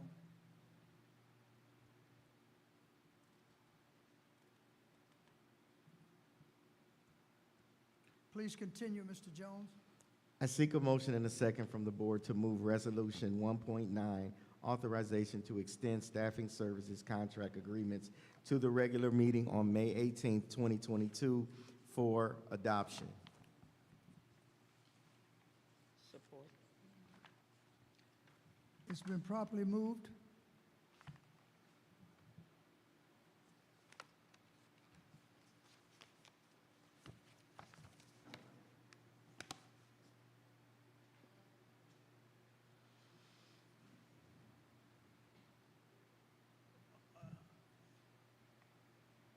Are you looking for support or what? Right. Who made the motion? Who made the motion? You did. I did? Oh. Yeah, you Yeah, did. okay. President made the motion? Okay. Yes. Support. It's been properly moved and supported. Is there any further discussion? What? Yes, I'm sorry. Brother Chris? What is the hourly rate for a substitute teacher? What, when someone's a s- I think it's 145.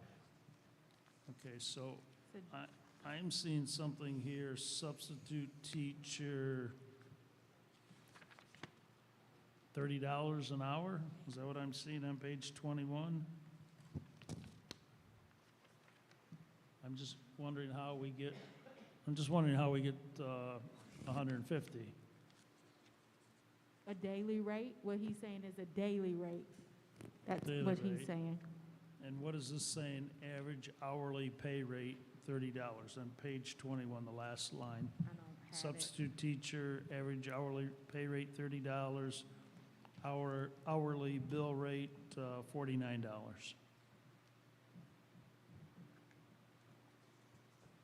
Let me look it up here. We're on page 21.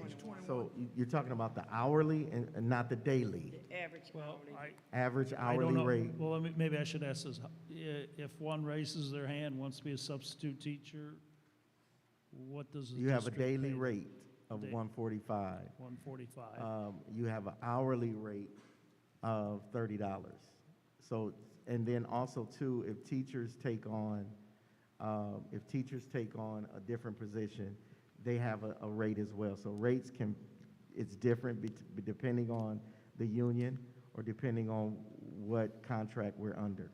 And long-term subs, so people that sign on for a long-term agreement because we haven't found a full-time teacher to fill that, that's a different rate. So that's why you have an average or a range. So we have subs that can take an assignment each day.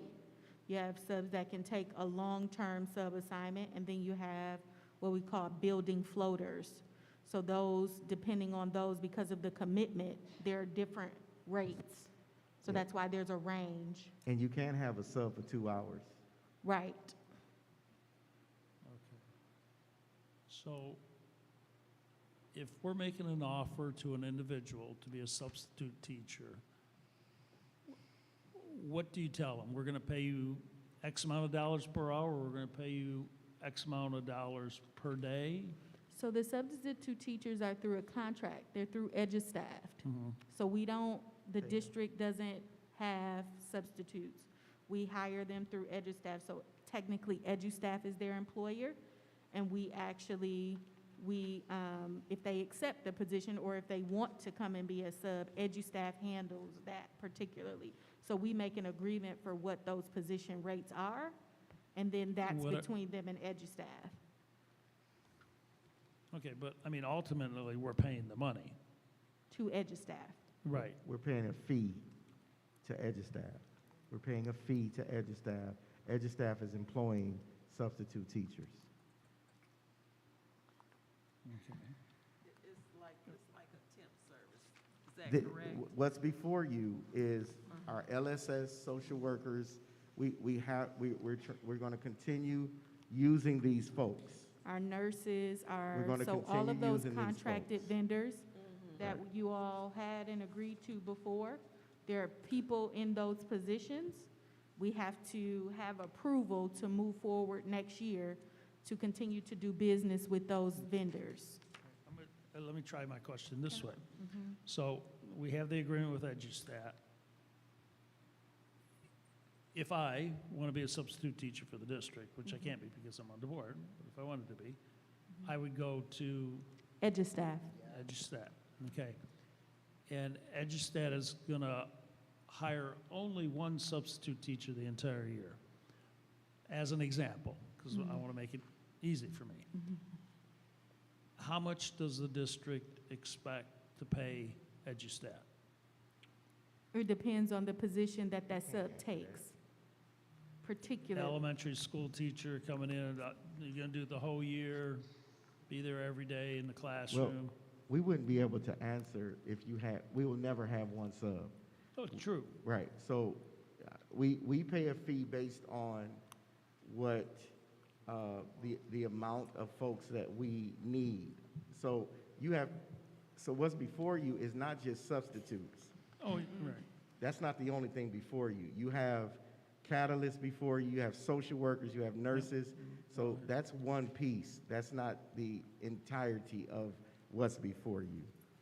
So our intent was to separate the amount of contracts that have to be renewed at the end of the year so that we didn't bring them all in June. So we tried to, the ones that were ready, we had reviewed, we had agreed upon. We tried to separate the ones that were ready, as many as we could, so that we tried to separate as many as we could so that there wouldn't be an inordinate amount in June in addition to the budget and all of the other things that have to be handled. I'll just make a statement then. I don't know how the district knows if they're paying too much or not enough for these services, the services of the people that EduStat sends to me. We're not competing with other districts in some areas. Oh, I understand that. Okay, so we're not paying more than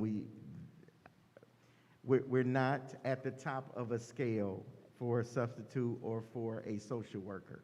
Oh, that's fine, but somewhere there has to be an accounting that says, we're gonna pay EduStat X amount of dollars per hour of labor by a substitute teacher, by an administrative staff, I see athletic coach here, hourly worker, occupational therapist. How do we know at the end of the day that we're paying for the services that were provided? There are timesheets. For every pay period there are timesheets that are submitted from the buildings based on the substitutes that have worked during that time. And it is approved by the administrators in the building, then it's approved at the accounting level before they're paid out to EduStat. So if you're asking me for specific numbers, that will be something we would have to bring back to you. I don't have specific numbers because they are dependent upon some of the people and some of the roles that they have filled. Okay. I mean, I think we can verify timesheets easily enough. If We I do. may, Please. if I may. Okay, so what's up before us right now is a contract that's up for renewal for Catalyst, Stepping Stones, and Sunbelt. Okay, so we discussed this last year. It's not ideal to have third parties outsource and contract subbing and counseling services, nursing services. However, this is where we're at in the current condition. I know we're going to be having this discussion later on about trying to bring things, or at least considering bringing things in-house, in-district, but for this next contract year, this is the time that the contract is up, so this is what we need to be discussing. It's one of the pitfalls of having these third contracts is that they charge an administrative fee, and you can see the hourly rates about, so they don't actually give it to the workers. There's like a administrative charge, and you can see how there's an average hourly rate and an average hourly surcharge per position, per hour. It's kind of calculated out. That includes the insurance, all of the things that would go into having an employee. There you go, thank you. The I'm- cost of having an Like I said, employee. it's been a long day, and I'm just, so that's the charge. Now, if we want to bring it in-house, and we do, we've initiated the discussion, but we've got a lot of other balls in the air that we're trying to figure out. In the meantime, we have to have substitutes. We've got to fulfill these nursing contracts, and these are the companies. So the question is, are these the companies you want, and are we going to renew their contracts for a year? So the other discussion, I think, it's not really germane to the agenda item. I mean, I would welcome that discussion maybe in a subcommittee or an ad hoc committee meeting, but right now, we're just dealing with this. Is that sort of, I'm not really happy with having third-party and outsourcing as evidenced by like what the discussion was last year, but we're moving forward as best we can with what we can, little chunks at a time. That's kind of where I'm at. My issue is, we've had problems with them sending us staff members as far as it, and now this is some of our substitute teaching companies too, right? They do the substitute teaching? No, not the ones, not but what's before you right now. Before you right now are your social workers, your nurses, behavior specialists. Okay. Yes, ma'am. Okay, so this is my problem. Let me put my glasses on. After we sign on with them, and we're paying them, to the extent permitted by law, school districts will indemnify, I'm on page 24, and hold contractors and its parents, subsidiaries, directors, officers, agents, representatives, employees harmless from all claims, losses, liabilities, including reasonable attorney fees. So if they get into a squabble and need an attorney, they excluded from all attorney fees, sound like what this is saying to me. So, to the extent caused by or arising from school district's breach of this agreement, its failure to discharge its duties and responsibilities under the agreement, but then it goes on to say, except at, well, what makes me concerned is that they also have a clause in here during the term of this agreement, this is on page 23, and for the period of 2 years after termination of this agreement, this is when we're no longer doing business with them. School districts agree to not directly or indirectly contract with offer employees to or hire any employee of the contractor assigned to the school district or any candidate submitted by a contractor to. So Yes, ma'am. I know where you're going. Wait, but let me finish, Okay. let me finish. See, the reason I got a problem with that is, we hiring you. We got a manpower shortage, period. But then after we pay you, you wanna tie our hands 2 years later, so we can't hire folks. I know a substitute, a teacher that is qualified with 2 master's degrees that wanna teach in our area, but because she went with one of our third parties, she can't hire back into the district for 2 or 3 years. And so then what happens is, these teachers that wanna come, can't come, so they go to other districts. And now we can't get them, because they done worked with the third party, and we already got a teacher shortage. Now we in trouble, because everybody's third partying out. So if they got somebody we like, we can't hire them, even if they ain't working for that company no more, because we done signed this bogus agreement. It's restricting. Yeah, so I feel you. I feel you on that. My response to that is, unfortunately, it's par for the course. Sometimes we win it, though. So, for example, the nurse that we just hired to replace our health coordinator that we discussed, that particular contractor who's in here let us out of that clause so that we could hire them. So sometimes, right, we're able to come to an agreement and they allow us to, but it's par for the course, because technically what they say is, if I am a third-party service, I'm gonna take all the risk, I'm gonna do all the recruitment, I'm gonna do all the work for you to hire a person that I did all the work for, and then you smoop them out from up under me without me getting my fee.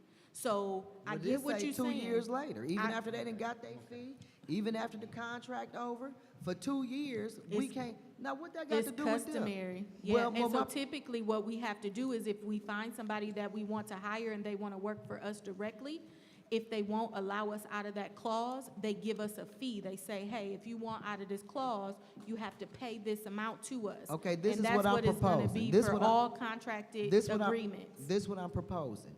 Instead of saying yes to this, tell them we will contract with you. But when your contract is up, we're hiring who we want to, whether they work for you or not.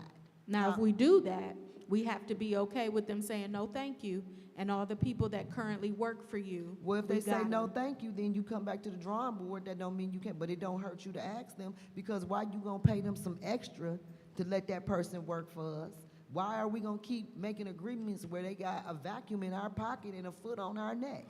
Because clearly they want, well, they're doing us a favor, but they don't be sending enough substitutes. We always short on substitutes, but yet they hold a substitute contract, and when somebody wanna come work for us, they can't, because they bound by this, but yet you can't send us nobody when we need them. So specifically with substitutes, that contract is not before us, and the substitutes have the right and they select us. So it's not necessarily that they're not sending them. That's not a part of the service. The substitutes go in and they see what we have available, and if they don't want to work with us, they don't accept the plan. A lot of times, like our director of academics have called them directly to try to see if they would come work for us, because it's not like, hey, I need 7 people today, can you, that's not how it works. The people actually look in, you see what I'm saying? Well, So- my concern is the after the fact, though. I understand what you're saying. I understand, and it's the crew of the problem. So however we got into this situation with these third-party vendors, that's where we are. And unfortunately, in a lot of these situations, we're not even in a position to hire these people because we don't technically have positions on that org chart, right? So we can't just go to the vendor and say, I want to, Right. you see what I'm saying? Well, Because but they technically, can't we se- don't have the administrative hold to bring these people on board. Does Well, that I make sense? understand that. and we Other talking than the about- substitutes, Right, and other that's than the what- That's where I'm teachers. attributing that to. But then my next problem with this is they don't want to be responsible. If some jump off legally, they not held liable as the contractor for legal fees, this, that. Okay, you want the money. Basically, what they're saying is the actual employee is responsible for their own legal fees because we they are need to s- responsible for their workers' compensation, their unemployment, their health benefits. They're responsible for those things. They're saying if this person needs legal representation, it is the responsibility of the, technically, they're like a, what we would call a 1090. You know, they're a separate contractor even from them. You see what I Okay. mean? So now, they've protected themselves and they put it in writing that they ain't responsible for these people they sending to us. So I think we need to protect ourselves and put something in writing saying, we are not responsible for our third-party people. If they find themselves in legal trouble, you are still legally liable for yourself. The district will not assume any responsibility for misconduct, blah, blah, blah. I think we have to be proactive and stop just saying okay to every contract, but not letting our stipulations or our needs or necessities be addressed in that contract. They're meeting their needs in this contract. We as a district gotta start doing the same. I'm done. Madam President, Call for the question. you've heard the call for the question. It means that debates cease, and we could take a vote, but we don't necessarily have to. But we've got to take the vote for the motion that is set forth. And so, seeing no further discussion, the motion to move Resolution 1.9, authorization to extend staffing services contract agreements to the regular board meeting for adoption will be conducted by a roll call vote. As I call your name, please say yes or no to approve this motion. Trustee Green is absent. Assistant Secretary Treasurer Dale Maroney. Yes. Secretary Booth. Yes. Treasurer McIntyre. Yes. Vice President McIntosh. Yes, with considerations for us in the contract, if that's possible. I'm sorry. Okay, I went out of line. President McNeil Yes. and myself, Trustee Gilbert, is yes. Motion passes with 6 yes and 0 no. Thank you, Mr. Jones. Seeing there's no further business, I declare the Human Resources Committee of the Whole meeting adjourned. I now turn the floor over to Treasurer McIntyre for the Finance and Operations Committee of the Whole portion of the agenda. I would like to call the Finance and Operations Committee of the Whole meeting to order. I will now call upon Superintendent Jones to present action to the board.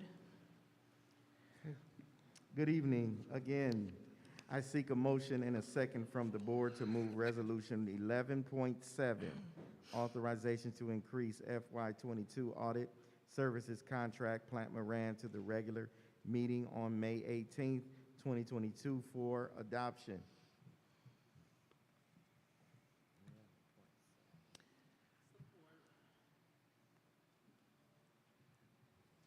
Are you making the motion, or are you? Oh, yeah. I make a motion for 11.7, authorization to increase FY22 audit service contract, Planta Moran.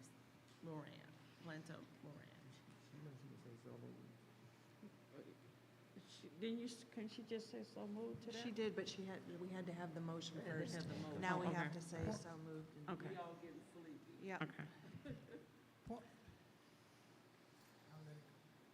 I couldn't hear, I couldn't understand what you all were saying over there. So it's my- been we were moved. saying Is is there a that- second? Yeah. Second. So it's been properly moved and seconded. Is there any discussion? Pastor Gilbert? Yes, thank you, Treasurer McIntyre. Here on page 33, I guess, of 11.7, we got for professional services rendered, it says assistance with SEFA preparation and presentation. Can someone help me with this? SEFA? That What- is our schedule of, it's federal awards. I think it's scheduled expenditure of federal awards. So every year, we are required, if we have one or more programs that fall into the same group, let's look at like Title I, you may have carryover because it ends September 30. So you might have 2 years worth of grants that are in there. Any grant that meets or exceeds $750 in a program, we are required to put out a CFA for each one of those grants. Thank you, Ms. Wolf. And then the other part, the last bullet point, where it talks about various meetings and discussion with district management and Board of Education related to audit delays and adjustments and findings. Can someone bring me into the light so my mind is clear on what, because it's a professional service rendered. So what is that actually that they're doing? I was part of one meeting that we had with Mr. Jones. Ms. Murphy was there.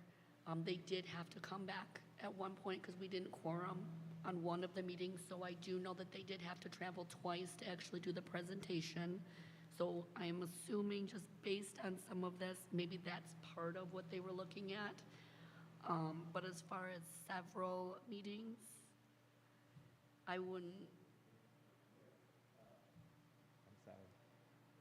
So just a point of clarification, and then we can go to you. It's on page 34. It does say that attendance of Board of Education for that meeting that had to be rescheduled, we're being billed $2,900. So I would really hope it's not being included, and we're being additionally invoiced for the same 2 meetings. Thank you, So- Treasurer McIntyre.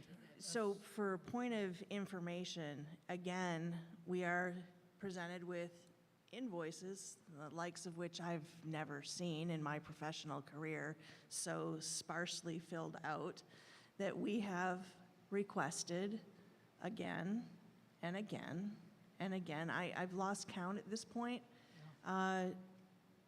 This isn't an invoice, this is a bill. We've requested a proper invoice with line items, and the response that we've gotten from Plant Moran is that they don't do this anymore, which they're requesting an additional $64,602 in addition to the, I can't, this doesn't add up right here. I don't know where the $64,000 is because I have a bill here for $5,500, $32,800, and then $2,900. That doesn't equal. So I'll be honest, I took this from last month's, from Ayana's, because this has been carrying over. So I did take this, you know, and I did not audit as hard as I should have. So I will take ownership on that. No, because I you do did- not have to. No, I do, because I did submit this myself. So I did not, but I do see where the 64,602 comes from. That's the additional amount of money that, I feel like there's still one more invoice though, because I don't see the invoice. for Right, and you so that's why I'm not guys. allowing you to take the bullet for this, because this is not, I understand, thank you so much for trying to like step up to the plate and try to handle this, but this has been, what is this, the fourth meeting now that we've requested from Plant Moran, an invoice with an accounting of the services that they provided. We don't have that, and we've declined to pay the what invoice bill until they give us that information. And because of the situation they're in with the CFO resigning, you know, you taking over as interim, all this transition, there's a dearth of information. We don't have the information in order to be fiscally responsible and to pay this bill. So I'm getting frustrated with the emails that are going back and forth, and I do not accept from a company as esteemed as Plant Moran to just say, oh, we don't do that. Like we asked for an invoice and they say, well, we stopped doing that 2 years ago. I have never heard anything like that. Point of information. Mo, since we voted on this before, will we need 5 votes for this to pass? Will we need a 2/3 vote for this to pass now? No? Okay. Okay, thank you. So, Superintendent Jones, I believe you had. Yeah, I think we're good. I think I'm good. I'm good. We just want to make sure that we're paying our bills. And so we're gonna bring it as much as information we can get from them. We just don't want the opportunity for us to just have a bill lingering without bringing it to you. It's our responsibility for fiscal responsibility. So we have to bring it to you. If they bring us information, we have to bring it forward. If you don't approve, we'll let them know, but we want to make sure that we're continuing to bring things forward to you. That's it. So, yeah, and I just want to make it clear that we're not approving this and that we pay our bills, but that we have requested information that has been consistently denied. We've been stonewalled over and over and over and over again. And we cannot, as a cash-strapped district, a district that we have a duty for our fiscal wellness. And I don't understand why Plant Moran isn't cooperating. Ask the question. Ask the question? Call for the question, You're ask the calling- question. You're calling for the question? Or ask the question. Calling for the question. Okay, so the question has been called. It requires a second. Second. Okay, it's been called and seconded. We'll stop discussion immediately and call for the vote. President McNeil? Yes. Authorization to increase fiscal year 22 audit services contract, Plant Moran? Yes? Yes. Vice President? Point of information. Are we voting on the call of the question or? Oh, are we have to, I apologize, you guys. All right, so we're voting on the call to the question. Okay, President Correct. McNeil, thank you. Thank Chris. Yes? Oh, yes, yeah. Vice President McIntosh? No. So you called the question and. Oh, no, I'm thinking we voting. I'm thinking we taking a vote, should we? We're- Oh, We're voting to call the question. oh, yeah, let's call for the question, yeah. I'm sorry, board, No, I'm it's all tired right. too. I'm there with you. I'm there with you. I wonder Like, why everybody's okay, staring me all So hard. this is to It's call. late. It's This late. is to call the question, everybody. Okay, President McNeil voted yes. Vice President McIntosh voted Yes. yes. Okay. Trustee Gilbert? Yes. All right. Trustee Green is absent.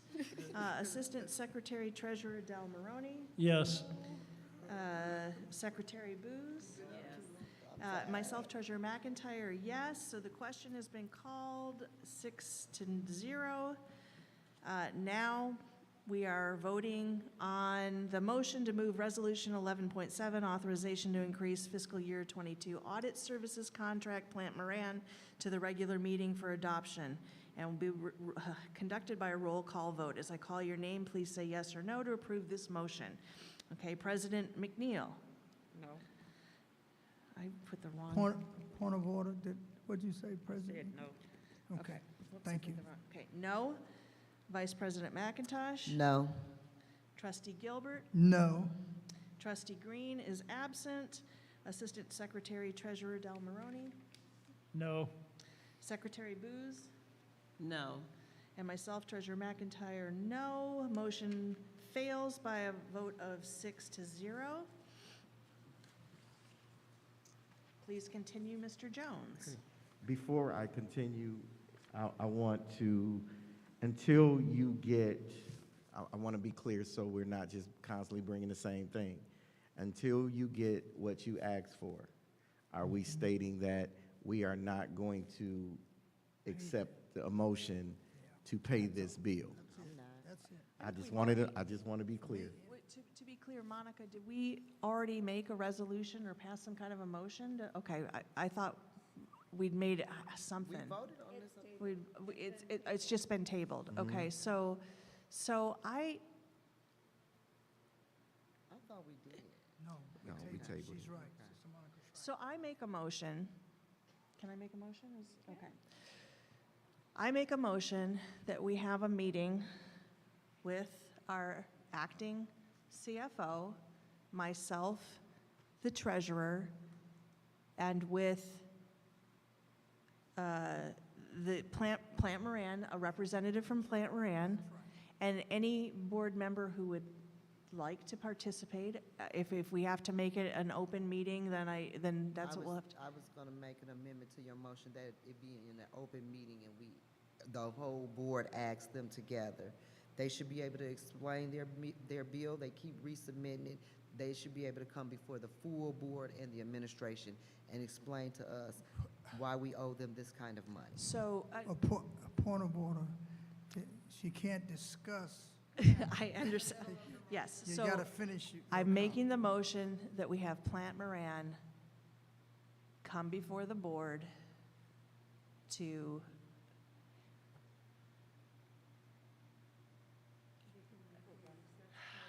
they can, and my caveat is, wow, are they gonna bill us another $5,500 to do this? Yep, To yes, explain they their are. damn. Yep. Yeah. So I make a motion. You rescinded? No, let her think it through. We're going to get billed if we have a meeting with Plant Moran. I rescind my motion. Just want to be clear. I rescind. I rescind it. And just so you know, board members, Plant Moran is not an audit service that we are going to be working with in the future. So I'm just saying that so we can kind of put to rest any future work, but I just want to make sure that we're constantly not putting in your face the same thing. If this is what they're going to give us, we're just not going to bring it back to you until they give you something different. And so whatever comes with that, I just want to make sure that we're doing what the board wants us to do. Point of information. Yes, ma'am. Can you make sure that this is an When I say itemized bill, whatever you are charging us for, write that line, write how much that costs. Write that line. And that's what write you how asked much for, that right? costs. Yep, write that, but they act like they can't understand it. So if you done came up with a $60-some thousand bill, you should know what you billing us for. So, point of information, their response was, we don't do that. Okay, well, we So, don't pay. so I'm just letting you know, we can keep asking, because we've asked and we've asked and we've asked and we've asked. This is not adequate. Like I said, it's not an invoice. Well, no. It's a bill, right? So, okay, so that we're all on the same page and we have an understanding. Yeah. Okay. So, Oh, I'm sorry, Chris. so when they say they don't do that, on the surface, I can accept that, but then my question becomes, how did you get to that number? So when I go to the grocery store and they tell me I owe them $23 for whatever, I get a receipt from them and it'll say milk, $3 a gallon, bread, $2. And I think that's what we're looking for, isn't it? Yeah. Yeah. So whether they do it or not, they had to do something To come up with to that get number. that number. So maybe that's the question we need to simply ask. How did you come up with that number? We did. And And this I is don't know also- if it's been presented in that way or not, but Yes, it has been presented that way. And I'd also like to bring to the board's attention, this is an auditing firm, and you mean to tell me you can't give me an itemized bill, but you an auditor? How you gonna audit somebody and you can't even give me an itemized bill? Can I trust your auditing? I like to just put that on our minds. Okay. Want me to All move right. forward? Yes. I seek a motion and a second from the board to move Resolution 11.9, authorization to extend lawn maintenance services to the regular meeting on May 18, 2022 for adoption. So move. Second. It has been properly moved and seconded. Is there any discussion? Chris?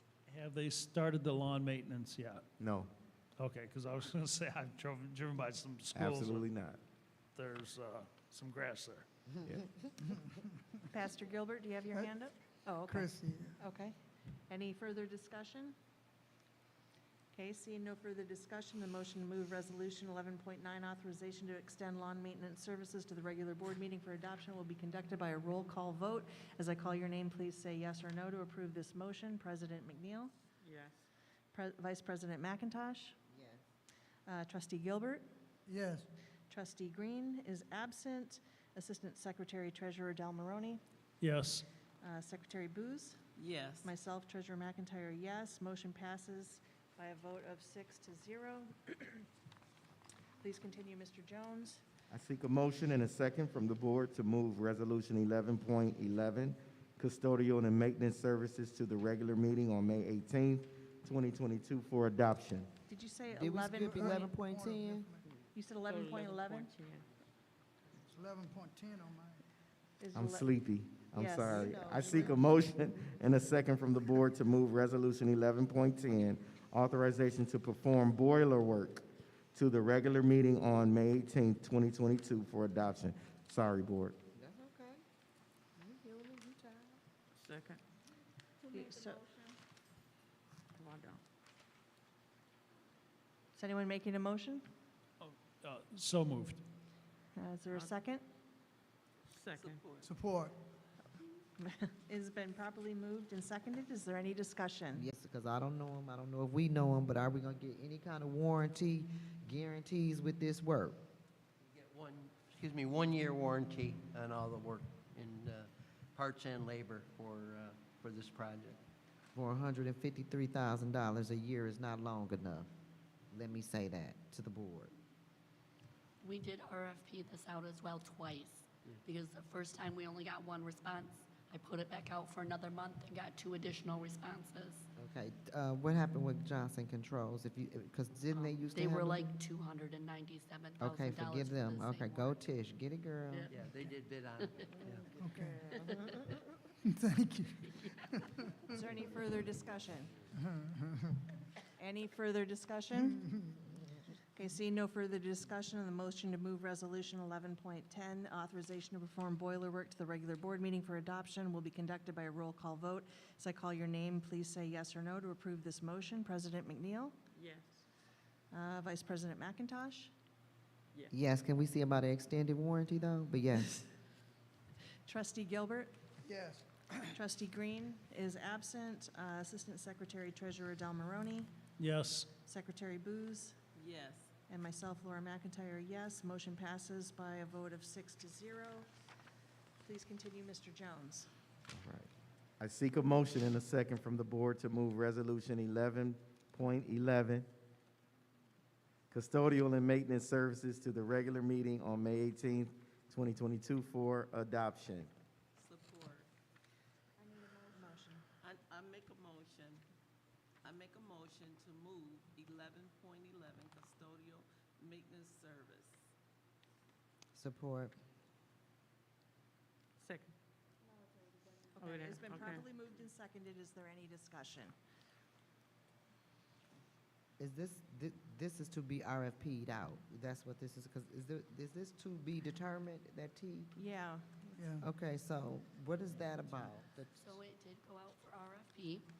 We had started the review process. It went kind of long, so it didn't get completely finished. We can't so hear we're- you, Tish. Can you speak up a little bit? Yeah, bring it. Yep, sorry. So we did put this out for RFP. We had 6 responses.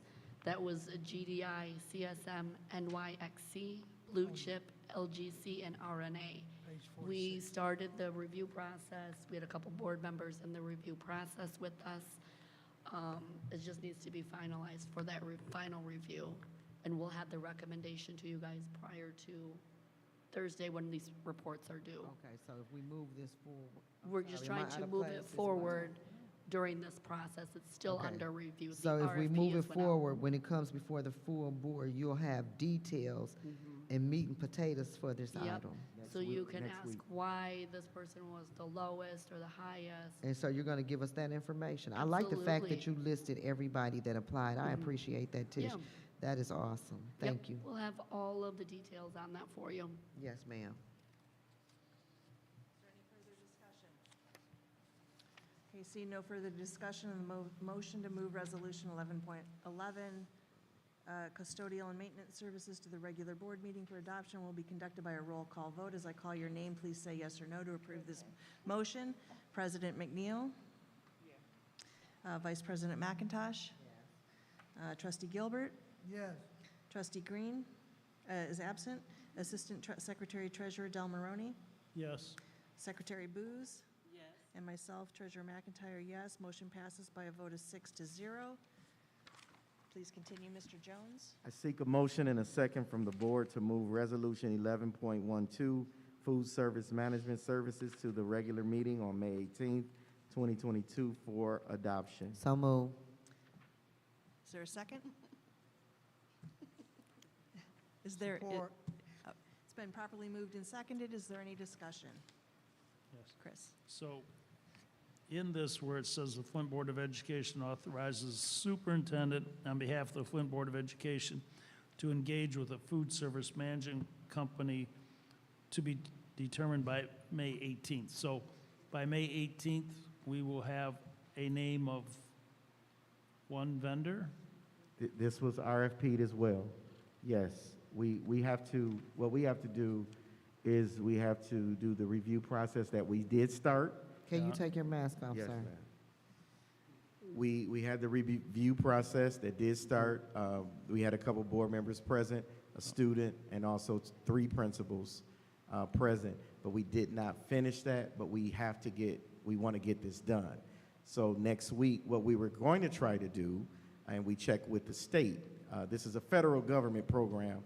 We do not pay any money for food service.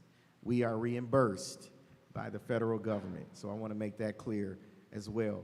But we wanted to have a little bit more robust idea to bring food service, the 3 top food services out, and maybe be able to see what they offer. But we checked, and we can't do that in this process. We have to go by the review process that we do with other IRFPs with services. So we're in the midst of that, just like we just did with the last motion, and we're going to bring that forward to you next week. And so because the federal government is controlling, do they tell us that we have to go with the lowest, most responsible bidder? No. Right? Could we go with the high bidder? We can go with, we're going to go with what's best for our scholars. That's our idea. Thank you, That's Mr. what we Chairman. heard from the board for, that you wanted. And with food service, you don't want to play with, well, let's go with the cheapest, because you might Right. get, Right. right? And cheapest. so we're going to bring you what we feel they're covering, what's best for our scholars, best choices, and also other innovations that they can bring to the table with our scholars. Thank you. And we are going to make sure we have board members present with us. Also, I just want to bring to the administration about that extended warranty. I do want you to ask them, because sometimes you have not because you ask not. The same thing with Ms. Galloway with the hard. I said ask them to see if we don't have to do that 2-year after the contract is over thing. Let's try and play hardball. Even if you're going to roll over soft, start off like you might play hardball, and you might get a little something you didn't expect. So with this, I would bring to the administration, because I mentioned this, we spoke when we all went to the thing in Grand Rapids, when we looked at the food services. Oatmeal and grits is dirt cheap. It is no reason why our children should not be able to have a hot cereal bar, especially in Michigan, as cold as our winters are. Oatmeal and grits is cheaper than a box of cereal, okay? And it goes further. Why can't our kids have some hot oatmeal with a few raisins and brown sugar and a little cream up there in the morning? Why they can't? They ain't good enough for that? Much money as we spending on food service, they can't get a little cheap oatmeal? And we got lunch ladies, not that darn Presto open the pack. Let them get in there because they're getting a check. And let Big Mama put that oatmeal on the stove and cook it nice and thick and hook our babies up. It is oatmeal, okay? Because what the cereal bar is just a soup bar, how they had them containers to keep the soup hot. You put the oatmeal and the grits in that and just keep them hot. That's it. That's it. You can run that back over and over again. You can even reheat oatmeal and grits if you know what you're doing. So that's all I'm saying. Let's take care of the babies. Pastor Gilbert? Yes, Superintendent Jones and Ms. Wolf, Pete, I know it may be a little premature, but what is the, even though the government, I guess, carries this fee or this payment, what is usually the going rate for this, for a year or however long it So we can, would be? I think we have the rates per meal, right? So there is rates per meal. So this is a government reimbursable grant. Okay. So it is based on, we get reimbursed, whether it's summer program or if it's during the regular school year, there's different rates and different things that we're allowed to claim for each meal. So currently we're paying 20 cents, It's like 13 cents 13 cents? for our administration fee on top of what we get reimbursed, but all of that's rolled into how much we get back. And I won't belabor this point, but I'm a lover of oatmeal and grits. Yes. Just so we can get that clear. Is that, but the nutrition part of it, is it, what does that, I mean, where does that come in? That's the federal government Okay, determines what that's going to look like.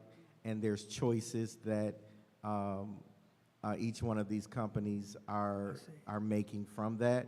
However, we're looking for a company that will listen to our choices. Now, go ahead, Mr. Kavanaugh. Thank you. All right now. Thank you, Ms. Wolf. Dr. Joyce? Superintendent. Yes. I had the opportunity at the 99th hour. I never seen that process, how they selected vendors. And they told me that they was going to do it. I called Chris and asked him to come in to look, and then I caught up with Tim to look. And I think you guys said you was going to do it again. What I did request, because the board member was at Grand Rapids, and those vendors that they do have us for. I asked them the books that they gave us. I asked them to make sure that everybody had one of those books, because it was new for me. I'm learning just like everybody else, you know, our power, what we can do. So I sat in with them on the process. I didn't want to hold them up from doing their job, but I did request that they're going to get those printed so we can, the pages are pretty, but we want to kind of see a presentation, and I guess they say you got to do it another way, but we still kind of like to see a presentation once we get to see what we're getting. And I made it clear, and I stick to it if I have to stand by myself. We're looking for top-end food service. And they have some pretty good companies out there, but and everybody, it should be about 4 big books. And we can take our time and look at and have those discussions. We don't agree on everything, but we're gonna agree on this food thing. Madam President, was any other companies you reviewed, them companies in Grand Rapids? Because they said they do presentations. Yeah, it was one of them, I guess I can't mention their name, but it was one of them I see that's in here. Okay. But it was some really nice one that they even had food trucks, so they're did. bringing food to the kids So in they the were truck. tripping over themselves Yeah, trying they had to good stuff up provide us there. with, and if it's good enough for the board members, then, you know, it's good enough for the kids. And so I just think that'd be a good opportunity. I don't want us, I know we got a deadline, but if we get those big manuals, and the menu is in there from CACFP, and we can just look at those and take our time. But I did sit closely and listen closely, and I made it clear to them, we're not looking for nothing cheap. We can keep what we got, that's what it is, high-end food service for our kids. And that's what's gonna get them back in here, is you get serving good food, they're coming back. That's right, and I think So it's when been you gonna have stated those by- booklets? We'll have to send, you have to send your PDFs to, I did. I sent her the link Ms. to Elston. the. Okay. Yep, and I All can right. even send that link out to the group, so if somebody wanted to look at it digitally, you would have access to that until those are printed. Some of those books are 400 pages Yeah. long. Yeah. So I do want to be transparent that I can send you the hyperlink so you can see each one as a PDF. But to get that many books printed up in That's such a kinda short intense. time, it was The just a average little is bit quick. the average is like 360, 360 pages. Yep, it's a big process. Pastor Gilbert. Sister Monica, she'll send it to you as a PDF and you send it out to us. You can send mine PDF. I don't want no more books. I don't want to kill trees. I don't want no. And just for the record, I don't want a copy, so I Me do either. not. Me either. I can look I at need it. a live sample in the bill, like I'm at So a restaurant. that's, I would, Are they gonna able to do sampling food, or they? We can't. That's what we asked for. And we can't do the sampling portion of this where they come out and you have like 3 or 4 of them sample their food. That's what we asked for, but we can't Can you do have that. one at a time come and they We give you can't, we samples? can't do it in this portion of the Yeah. review. We're in the review process. We have Oh. to choose and rate and determine from there. So if you guys rate something that maybe this was on my mind, so you guys might rate something that we might not like. So how do that work? And you got to bring it to the board to approve it. I would answer that by saying, we might rate any of these, and one of you may not like it. But we're doing what we feel is gonna be best for the scholars, but you can also be present Okay. in that process. You get what I'm saying? So I you think- need at least, so it should always be at least 2 or 3 board members? We're fine with that. I just wanna make sure that we do have, of course, we wanna be on the same page. Don't get me wrong. We wanna be on the same page, but I think if we have some board representation there, we'll be able to talk through it as we make that decision. And like Ms. Murphy stated, we would like to make the decision together instead of everyone having an individual, you get what I'm saying? Yeah. So we come together and determine what food service we want to bring forth to the board to be voted on. Well, since I have seen it myself and Chris sit there, then it would be just fair for 2 or 3 other board members to look at their process if you want to, and I guess they'll send you out an invite. I just happened to walk in on, got one at the last minute. Pastor Gilbert, you had your hand raised? Just for the record, I want oatmeal Yeah. and grits for our scholars. That's For what the I want. record, I would just like everyone to state whether savory or sweet grits, because, you know, I don't know if I can trust your opinion.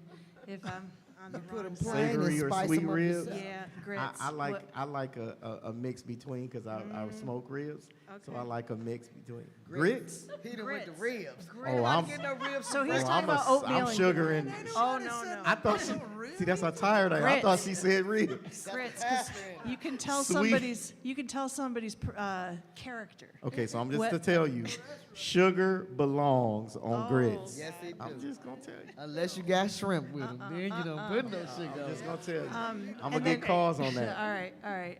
Okay. And then just one thing I wanted to point out, it's not necessarily, that food service, yes, it's part of the federal program, and yes, because of our district, it is paid for. However, we pay, I think, $200,000 a year in utility costs just to run the central kitchen out of a school that doesn't have any scholars in it. So I just want to remind you, that, like, all these hidden costs, we're talking about balancing the budget, this and that, and opening schools and closing schools. It's like, oh, the food service is free. No, it is not, because of decisions that were made before we got on this board. And so that's something else to keep in mind when we're doing the strategic plan and the budget and stuff. Is there any more discussion? Okay. Seeing no further discussion, the motion to move Resolution 11.12, Food Service Management Services, to the regular board meeting for adoption will be conducted by a roll call vote. As I call your name, please say yes or no to approve this motion. President McNeil? Yes. Vice President McIntosh? Yes. Trustee Gilbert? Yes. Trustee Green is absent. Assistant Secretary Treasurer Del Maroni? Yes. Secretary Booz? Yes. And myself, Treasurer McIntyre, yes. Motion passes by a vote of 6-0. Please continue, Mr. Jones. I seek a motion and a second from the board to move Resolution 11.13, Audit Services, to the regular meeting on May 18th, 2022 for adoption. So moved. It's been moved and seconded. Did you second, Chris? Yes. Okay, it's been moved and seconded. Is there any discussion? Yes. Can we please not end up with the Raymond Company? I can't hear you. Say what? Point of information. Can we please not end up with the Raymond Company for nothing? The Raymond Company? Yeah. Go ahead. So I did put this out for RFP. We had several declines as far as, because we send it out to a lot of audit firms. I had Jessica from the Treasury posted on the state website trying to draw more interest in on it. We got no responses outside of, we're not interested. And it's not that it's negative, we're not interested. There's a lot of audit firms that are at their max because they don't have the capacity to service anybody more. They're in the same boat as us as far as staffing goes. There's other districts too that have also been dropped just because they don't have staffing from their current auditors. I went to the MSBO conference, a couple weeks ago, networked there, and actually found an audit firm that is willing to take us on, willing to do this year's audit, and have it done prior to that, FID deadline for us. So that's extremely impressive that we have somebody that's willing to do that. The day these were due, we did not have the actual official yes from them, so that's why I had to be determined on this actual resolution and summary. However, I have passed out this proposal that was submitted shortly after these were due from the Stevenson and Company. They do service other school districts, so they're not new to school districts. She has her pricing quote on page 6, which is less than what we were paying Plant Moran. So first year is $112,500, second year would be $114,500, and year 3 would be $116,500. And that's based on our numbers, and I was very, very, very clear that when you give me your quotes, I need to know what not to exceed. So I did discuss that with her and had that conversation. So these are conservative numbers, and as if this is the worst case scenario, so it may not even be this high, to be completely transparent. Okay. Before we sign on to anything, are we gonna let them know what our expectations are and exactly what we feel like this work should include? Because sometimes you have a tendency, not you, Tish, saying us. Oh, yeah, absolutely. You have a tendency, we think we've taking care of some business and we hire a company and, oh, we only do this, this, and this, and you need this, and this, and then now we got 2 and 3 people and, you know, the bills are rattling up. So I just want us to be very specific and let them know it's gonna cover the deficit, you have to deal with that. It's gonna cover payroll, it's gonna cover this, it's gonna cover that. Let them know the extent of it. Even though we're having a hard time getting someone, I don't want us to get someone and they're not clear on the scope of work and then we have bad blood or work not getting done or things of that nature. Absolutely, absolutely. So the scope of work should be in the RFP. Yeah. It is. Ms. Wolf, is this, Speaking to the mic, please. is this time sensitive in any way? Absolutely. So it is? Yes. Because Okay. the Plant Moran did drop us. I want to be transparent. They were one that declined and actually dropped us. So we don't have a current audit firm for this fiscal year that we're operating in. This company here is willing to pick us up for this current fiscal year and do this fiscal year's audit, the one that's going to end on June 30. So they're willing to step in at hour 9 and come in here and do that. Yeah. Okay. All right, is there Thank you, any- Ms. Wolf. Any further discussion? Okay, see no further discussion, a motion to move Resolution 11.13 audit service to the regular board meeting for adoption will be conducted by roll call vote. As I call your name, please say yes or no to approve this motion. President McNeil? Yes. Vice President McIntosh? Yes. Trustee Gilbert? Yes. Trustee Green is absent. Assistant Secretary Treasurer Del Maroney? Yes. Secretary Booz? Yes. Myself, Treasurer McIntyre. The motion passes by a vote of 6-0. Seeing no further business, I declare the Finance and Operations Committee of the Whole meeting adjourned. I now turn the floor over to President McNeil for the rest of the Board Committee of the Whole agenda at 10:27. Thank you. I seek a motion and second to move Resolution 21.34 GISD 2022 through 2023 budget review and approval process to the regular board meeting on May the 18th for adoption. Second.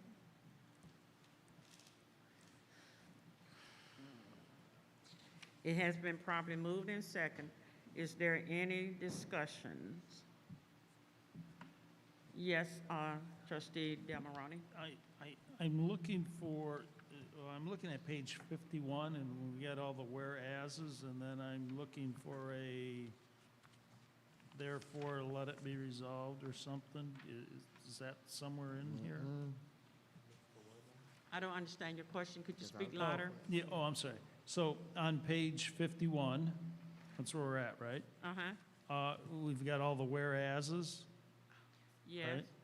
And then I'm looking for, generally, there's something that says, therefore, let it be resolved, or,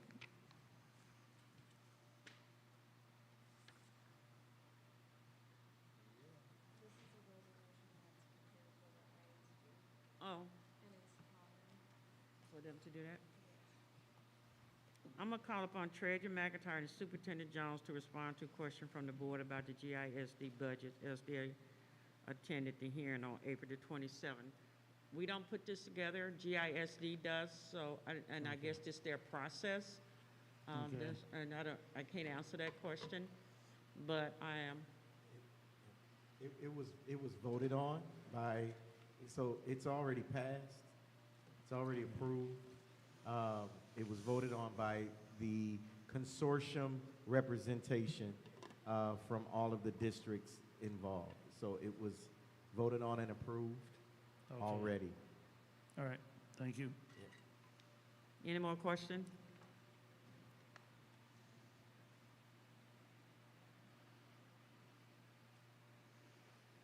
Seeing no more discussion, the motion to move Resolution 21.34 GISD 2022 through 2023 budget review and approval process to the regular meeting for adoption will be conducted by a roll call vote. As I call your name, please say yes or no.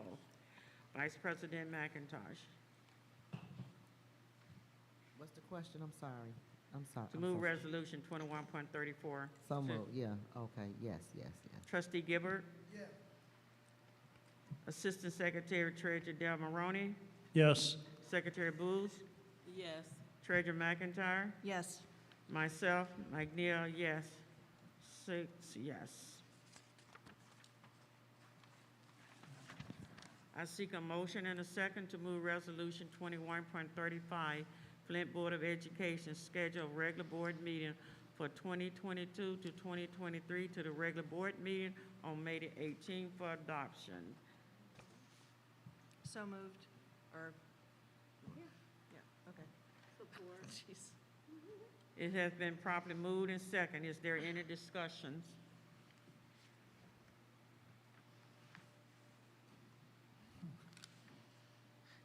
Is there any discussions?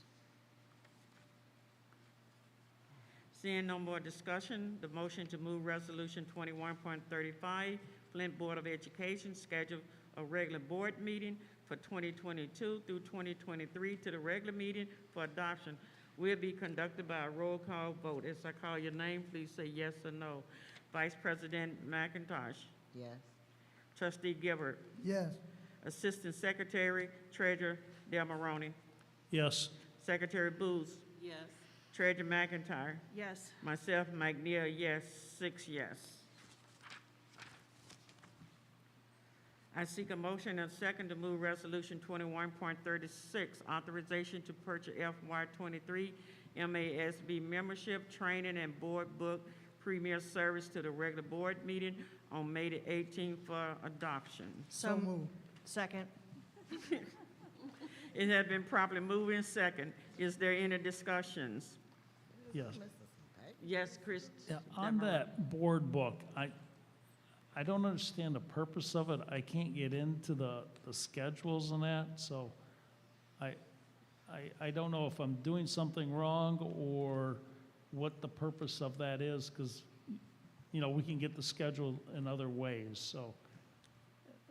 help. If I may, it's the portal that combines this document so that you have it electronically in advance.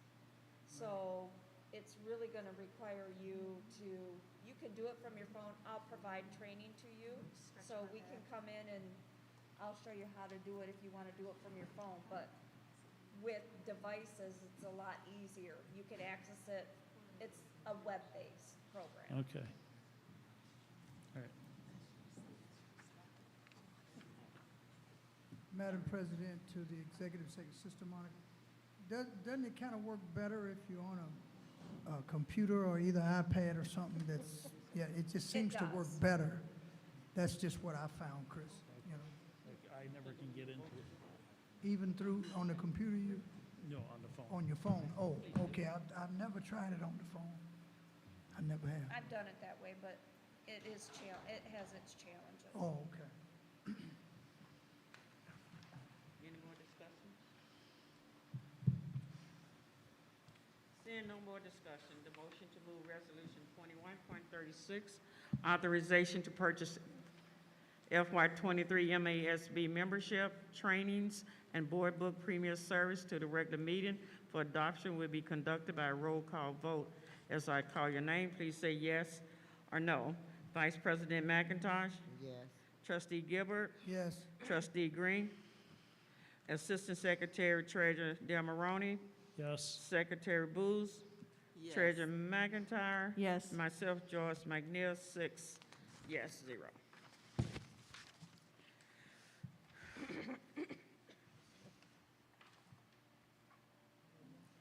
Information item, monthly tech report from Vortec for April 2022 is on page 75. Do any board have any question concerning Vortec information? On page 75. Yes, sir. Madam President, one question I have is the security, the cyber plan, the security part. Doesn't this affect when the students take those home? Is this, you understand what I'm saying? Maybe I'm- We have security on the computers, content filters. So in other words, they can't go and go No, sir. drifting off somewhere they don't No, sir. belong, No, right? sir. Okay. I think I asked that before. Thank you. Good question. Any more questions? Yes? Just to piggyback, and if I'm out of line, let me know, but what is the means to get the tablets that the students have at home over the summer break, or do they keep it, or keep? We actually had this conversation this week. The plan is to collect them back from every scholar so that we can, sometimes they have malware or different things like that. We need to reset them for the next school year. And so principals will set that schedule based on the needs of their scholars. For instance, we have high school scholars that are still completing final exams into June. We want to make sure that they have access to their device if needed. So different grade levels may come back at different times, but we're allowing principals to set that schedule based on the needs of the scholars. Thank you. Any more discussions? Seeing none, we will move on to individual board members. Do any board member have any comments before we adjourn? Yes, I'd like to say something. First of all, I'd like to make a motion that we pay our appellate attorney because we voted on that, and board president chaired that meeting, and they've done litigations for us, and now he's not being paid. And I think that's awful because we voted for that, this board. And I'd like to make, that's a motion. So I'd like to make a motion, and I need some support for that. Support. So Is this a second? it's been moved and properly supported. Is there any discussion? Yes. Could we get maybe a little background on that, why they're not Well, being I was going to make paid, how another long? motion, so maybe I better make and I also was going to make a motion that we have the board attorney come in and discuss whatever is going on, and let's find out what's. Okay, yes. You have a motion on the floor. It's been properly seconded. Okay. You gotta have some discussion. That is the procedure. Yes, it is. Thank you, Sister Mackey.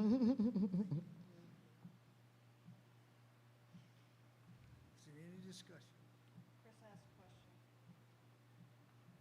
Yeah, just if I could, we could get some background as to how far past due is this bill? Why isn't it being paid? The amount, just give us a little insight, more insight. And that was going to bring me to the next motion, so that's why I put those together. But to my understanding, it's been for a one instance legal situation. It's ongoing, but they've dealt with one portion of the issue, and now the lawyer needs to get paid. He's not being paid after we voted to have him assist with this case. When did we vote? We- I'm just trying to remember. We like, what- discussed it in closed session, then we came out here and voted. So it was like after we closed session and then we came out and voted on it, like. Yes, we did. Remember what month? Last month. It ain't been that long, a month or two. Yeah, In I'm- April, last of March, maybe, 1st of April, maybe. Yeah. Yeah, I'm sorry, I just can't. Okay. Yeah, it's kind of tough. I can't remember. It's been in the last couple months. I don't know the exact date, but we can get that information. Like I said, I would like for us to have a meeting with our legal, and she can clear all that up and any misconceptions that we're having or anything we need to get straightened out as a board, because we are in the middle of litigations. And for her and the board to be having this contingency while we're in the middle of one of the legal battle of our life is just not good for us as a district. So the motion is to pay, The appellate attorney, because they have some more legal situations, they still in the middle of this lawsuit. Are we up for discussion? Can I? yeah, so can I make a friendly amendment? That we have this discussion to clear up, I guess, any misconceptions? Absolutely, maybe. And that at the conclusion of the discussion, we come to a decision about the invoice and. Well, pay. maybe I need to make this motion. I like to make the motion, okay, we already got a motion. We already got Yeah, a we already motion? have a motion. Uh-huh. So, But that would have helped your, kind of with your amendment. So I might have to take it back and to get some clarity. So at this point in my hearing, that we need to have a motion on the floor that we definitely got to speak to Ms. Sharice, because she's the one who's will be able to answer all these questions for you, the details, because I don't know all the fine details, and I'm not gonna pretend like I do. Can I do a point information? Yeah, what I would like to do is meet this gentleman, whoever he might be. I went on the website trying to see who he is. Could he come before the board and introduce himself if he's gonna represent me or us in a case that I think he owes it to us so we can meet him personally. I don't know nothing about the invoices part. I'm just talking about him coming for the board, and introducing himself. Because I went out on the website, tried to see who he was, but we did pass it. We're in the middle of a motion too, aren't we still? Are we still in the middle? Yeah. Okay, I'm sorry. I thought we was discussing. Are we in the middle of a motion or Yeah. a discussion? No, I'm in this discussion. That's what I was in. correct. We're in discussion, that's Okay. correct. She's right. So that's what I would like for whoever this guy is, that he come and let us see him and examine him, whatever. If you're gonna represent me, I need to see who you are. And get Well, some we already information on voted it. and gave Yeah, but I just permission. want to see who I he is. understand that, but my point is this, he still needs to be paid whether we know, Oh. because he done the work, right? Well, I And think we you voted looking for at- him to do the work. So we probably should have met him before we said, yeah, he could do the work, and let him do the work and let him go to court and all this, and now don't want to pay the man.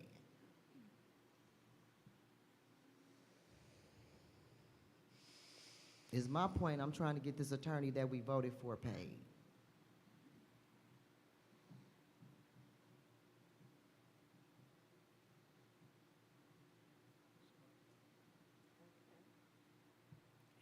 Have we received an invoice from the attorney, the law firm, whoever? To my understanding, we have. And the district is denying to pay it From the appellate attorney? through, by way of Ms. Sharice Lee's office, because of the situation. She couldn't execute, which is what she explained to us back there when we accepted her motion, when we accepted that, and we're gonna get out here and voted on it. Right, I'm just trying to figure out So what what we the did, invoice she is. asked us back there, due to the situation, she couldn't litigate it, and could she pick up an appellate attorney? We said yes. She selected who she wanted to work with her, because she's working on this, but it's a But the portion. invoice is through Sharice, Attorney Lee. I'm guessing, because she's the one that just is trying to asking figure for out him to be paid. So I don't know whose name is on this invoice. All I know is he would like to get paid, and he's been voted on, and he's not getting paid after he's executed. Something we should have in a finance committee and have Attorney Lee come to the finance committee? I would like for my next Finance motion, committee. my next motion was going to be for the entire board to have a meeting with Ms. Lee. Like a finance committee of the whole meeting? No, or a legal um, meeting, okay. to speak with I'm just trying to legal, think of what kind of meeting. to speak with legal, to get some clarity on everything that's special going meeting? on. It could be a special meeting, emergency meeting, Can't be emergency. hot meeting, hot girl, whatever you want to No, call it.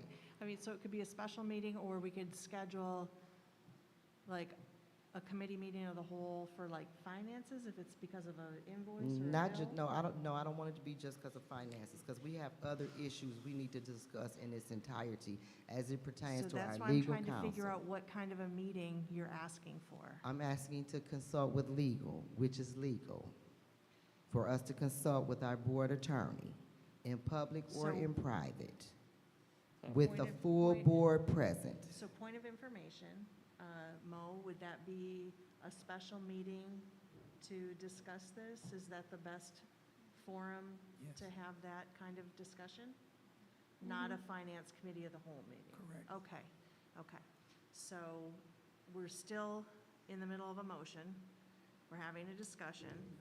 So don't make another motion. So the motion is to pay the appellant attorney. Correct. Okay.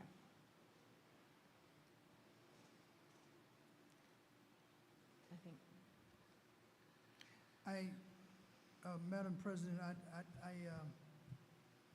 I do agree with you that we need to know who this individual is. I have no problem with that. I think that's problematic when you're giving money out to people and you don't know who they are, you never met them, you don't know what they look like, and they may work for the Perry Mason, it wouldn't make any difference. But at the same time, the invoice that's coming from Attorney Lee, that she would pick that appellate lawyer. But we didn't bring that up at that time. But I don't see anything wrong with it at this time. That's just, I do agree with you on that. Because if it's a problem with that legal counsel getting paid through Ms. Lee, the board attorney, then we need to be able to just meet him, greet her, whatever. Yeah, I killed a couple of those over here myself. And so I don't see anything really wrong with that. That's all. She made the motion, there's a second. I don't know, she made the motion, I don't know if it's up to you now to carry it forward. Correct. What's the pleasure of the board? Yeah, so in regards to this other attorney, I think if we hire a law firm and they say, we're going to take care of this problem for you, we're going to work on it, I don't really care who does it in the office or if they got to go out and get a more specialized attorney, a patent attorney or whatever. I want to know that the work got done and that if we agreed to pay X amount of dollars, that's all we're paying. So if we agree with an attorney to do a job and the job gets done and we're paying no more than what we said, I don't need to interview the attorney that worked on it directly. I mean, And if we need information, if they're looking for backup document, say that you did this work, we do need proof of work. But we got to stop just writing people. They just put anything on the invoice. We can't back it up. So if we do it for one vendor, we got to do it for all He vendors. showed up in court, so we can back it up. I don't know that. I'm just saying that I'm speaking in terms. The court know. Anyway, if you said that you had correspondence, if you said you did emails, if you said you did this and you said you do that, then the board, me, myself, if you're going to represent me, then you're going to give me some correspondence. I don't know what you're doing. I don't know what you're saying. All I can see is emails and this. So what I'm saying is that for me, is that we need some backup to what it is you're saying. You don't see correspondence. You don't see nothing. You just see words. And I like to have documents for me and myself. If you said that you got a correspondent, this is what they want you to do, then send the documents. And that's validation itself right by itself. As it stands now, we have attorneys, they don't, a couple attorneys do, they send document. Everything they do, they're gonna send me a document, they're gonna have facts to it, you can see it, you can bill for it, you can go back and look at the invoices. That's where it should be. We got to get rid of this Plant Moran thing of people just thinking they can just put down some stuff and and get upset if we ask for backing. And if that's what's holding the invoices up, give the people what they want. That's all I can say. And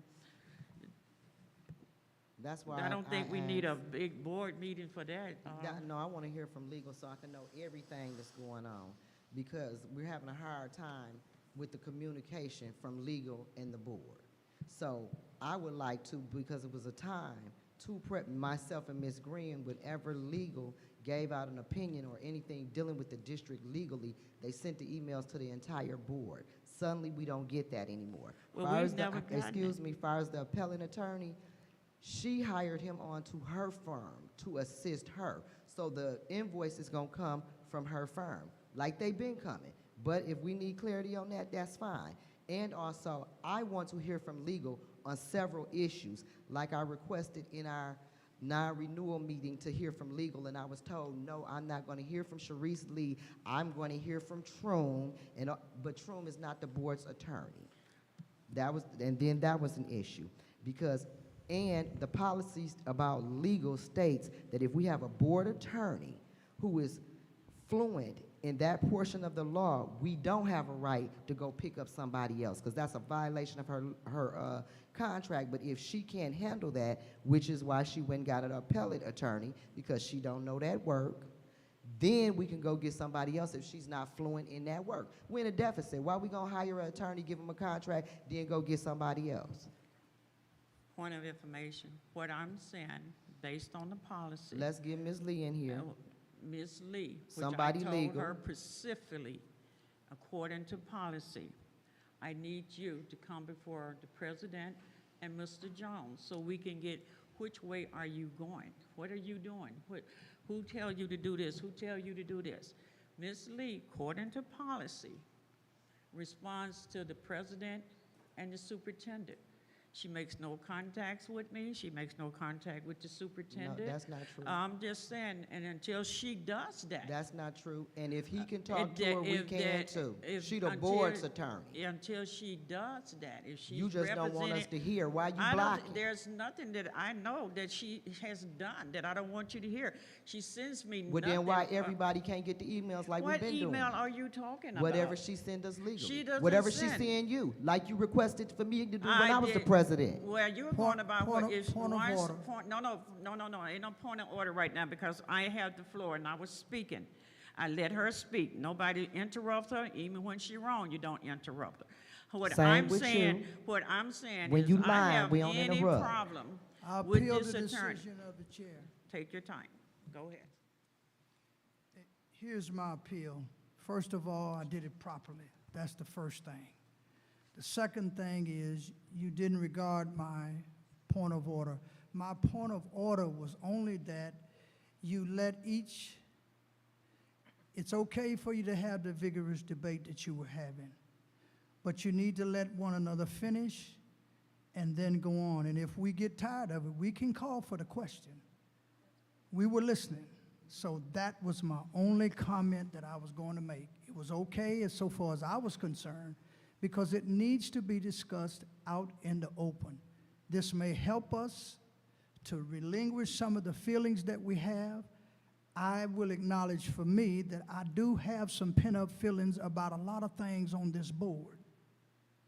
But if we can have them in an open discussion and disagree without being disagreeable, that was the only thing that I was going to say, Madam President. That was it. Point of information. I do believe, though, that President McNeil did have the floor and was being interrupted by Vice President We McIntosh. moving on. We moving on.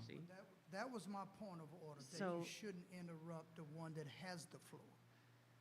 Whoever has the floor. So President McNeil had the Right. floor. She So- shouldn't be interrupted. But your point of information, you did, what's it called, where you? Point of order. Point- And she didn't recognize it, then I appealed the You appealed the decision. decision. Are we Yeah. still in an appeal? Because I thought you have to vote for an appeal of the decision of the board. We don't have to remain in it unless she still doesn't acknowledge the appeal. Then we have to take a vote on it. That would be up to the chair to decide. There's other maneuvers and procedures I could use, but I'm not going to do it. As I was stating, this board has been charged with threats, conflicts of interest, intimidation, working in a hostile environment, and it includes the board member, and in this allegation, possibly our board attorney. It is my responsibility to look after everyone. If I get continual calls from administration or people feel threatened publicly while they're on their medical, saying, I want you fired, ask the president, because that's who they comes to. That's who legal comes to. I have to respond and do something. I don't know who's lying and who's telling the truth. I don't know. I have to remain neutral. So I had to go and find a fact-finding investigation do a fact-finding to find out, is these things actually going on in this district with this board, what I am hearing? Therefore, I've been legally advised I have to get a third party, non-interest, to do this investigation to keep us out of litigation. We cannot use people's name in public on a medical leave of absence. We can't do those things. And there's other allegation that has came up. I'm trying to work this thing out. I don't talk. When people write me, I write you. Everybody know I send emails. If I send 3 pages, I'm doing something. If I'm doing this, I'm doing something.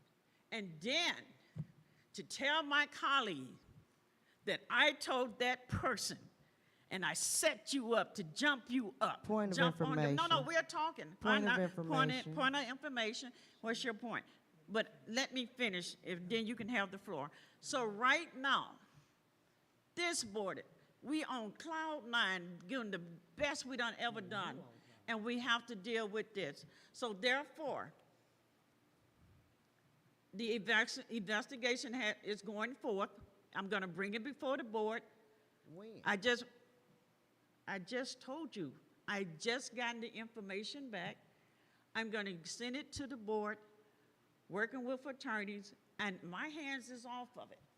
But we have a moral responsibility to protect everybody. If somebody called and feel threatened, doing illegal activity or whatever, I don't know.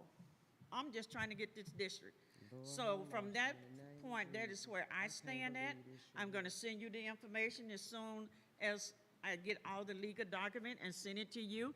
It's going to come before the board. It might come in a closed door. But this is something that the board have to have. If it happened just to be in, if that attorney happened to be our board attorney, that being accused of something, I still have to respond. I don't have any friends and pets and none of that. Rules are rules. I have written this attorney and asked her to come before me and have a conversation. You shouldn't be CCing everybody. Why not? We voted on that. Let me finish. When I get from other attorneys information, they always CC me, and I send it out to the board. Other stuff, when you get CC, I probably hadn't even seen it. The person does not contact and talk to me. However, there is an investigation going. We'll be going, and it probably going. That is the role of the president. Then I send out the information to the board. I'm one person. People are working on something. Now, if it's up to the board pleasure, give the lady her wish. Let the lady, if you want her to come, let her come. But I'm just letting the board know that these allegations are serious. It's unbelievable. Point of information. So let her have her motion and let it go forth. Point of information. If the board or somebody's being threatened in the district and this came to the president have a responsibility to share that with the whole board. If the president decides to do an investigation, she's supposed to bring that before the whole board. It shouldn't be no motion going on without the board's participation, which is why I'm having a problem now. There's no motion. Furthermore, if you gonna have a meeting with a board attorney and you done decided by yourself, just you and Kevlin, you make them decisions all by yourself? You make them decisions all by yourself? No, you twisted it all up. So you done decided to have an investigation. I ain't heard nothing about this investigation. Now, when we voted to investigate the Williams firm, we voted at the table, in the open, in front of the community, and every board member had they say so if they wanted Kendall Williams investigated. I don't recall taking no vote to investigate nobody. And then if we got a performance issue with the board attorney and the board attorney has broken the law, we, the board, have a right to know. Point of information, I just detailed to you when I got this information, what I did legally that I thought I should do. And I got legal counsel on it. And the legal counsel advised nobody has paid any money out or did anything. I just needed to know, what do I do We to do. predict what What we do do. we do? What we do as a board. But we don't when know nothing about I'm it. getting ready to tell you, when we get this information together and get all these documents and statement together, I'm presenting it to the board as we speak now. And you're going to get it. Everything just don't happen just like that overnight. I hear a lot of things, but do I give ear to it? No. But this I have to give ear to. And I reached out to make sure, how do I handle it? Do I handle it public? Do I come out? And the first thing they said, let's do the fact finding. Now, you guys have We to don't make a vote on decision. that? Excuse me. I am going to present, I guess I will illegal, because I don't know the whole detail, to find out where we at and what's going on. And you will be getting that information. I had to get a legal opinion on a lot of things that was conflict of interest. And there's so much going on. It is not my goal. I just got in this seat. I didn't ask for it. I got in it. Oh, But to yeah, tear me right. down, because I'm trying to follow procedures, guideline, Attorney General has guidelines and rules. What do I do? Lean on your And board. so now- We're a board. Here we go again. I'm coming to the board as we speak, which was going to come, but we had so many other agendas that we had to do.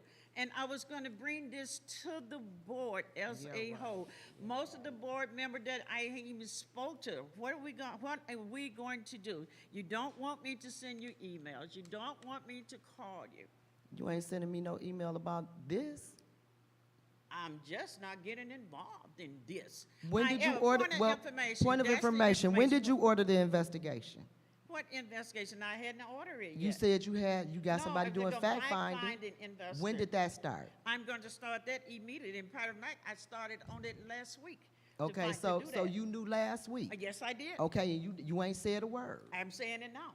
Okay, well, when you decide to I fact, don't have when no- you do I decide have to a fact deadline? find, Do I you're have a supposed to deadline? share that with us. When you're fact finding and I'm sharing it now. But Okay, anyway, okay, you all have to right, do it all your right, way, all right, and I'm all doing right. it the way that I understood it. Those are the Go rules to ahead. share the information. Transparency is part of the rules. To include your entire board, you can't have motion and make moves I didn't without make motion. sharing it and making decisions How did they to do you? investigate and to Lauren, fire how did they do people you? and to hire people and move it. See, and since you're gonna bring it up, 1.6 with that nurse was moved to the full board illegally. You brought Troom in and then blindsided the board. When I asked about the evaluation for superintendent, you blocked that before the people could get the evaluation to the class taken. You gave them a contract. That was illegal. I asked about the contracts and the non-renewal. You shut the meeting down, so we never discussed it. In order to bring that to the full board, you have to get it passed to the committee of a whole, which you did not do. You had a meeting in the meeting, you had a meeting today at 10, and then you bring it to the board at 11, even though it didn't pass in the evening, even though it didn't pass in the morning. That's illegal. So it's a lot of illegal activity been going on, and furthermore, I don't trust you, and I shouldn't have to. Even though you're the board president, you have to operate in transparency too. And if I don't want to take your word as to what legal said, I don't have to. We have a right to hear the opinion of the attorney for the district, all of us at the same time, because you might mess it up. We have a right to hear from her. Whatever you hearing, we got a right to hear too. Whatever Mo get from our legal attorney, it's no way in the world Mo should have information coming from legal that I can't get. You cannot tell the board attorney to leave me out of discussion, but include Mo. And that's why I want the board attorney to come, because she's being judged and accused of illegal things, but yet we can't hear from her. If you're gonna accuse somebody, put the allegations on the table in front of them. Let's have an open discussion. We're supposed to be about transparency. How come we can't know nothing? Why everything a big secret till it's time to vote? And this is our board president withholding information. Call to the question. All of these accusations cannot be proven. What's the question? The question is, what is you asking? What do you want? So the question we're I right want, now, I we want, have a, we're, I we want have the a motion appellate. on the board. Okay, I want the appellate attorney paid because we voted for that. We voted for that. Okay, I want our legal attorney, who the board's attorney, I want her to come before the full board. It is a That's a separate, she separate asked me motion. what I want, so I'm telling her what I want. I want to hear from the, when she hear it, I want to hear. And I don't want no sideline meeting with her and somebody else with the rest of the board excluded. And when legal, wait, hold on. No, but did we have a call And for when the legal, question? because she already made the Point of motion. order, point of order. Did we have a call for the question? I did. I just asked what call for the question. Let's make a So move on the it. question has been called, which Okay, means well, that what's we the have to question? cease. What's the question? We have to cease discussion to vote on your motion. But first, we have to vote on whether we're going to call the question. Correct. And there wasn't no second, not yet.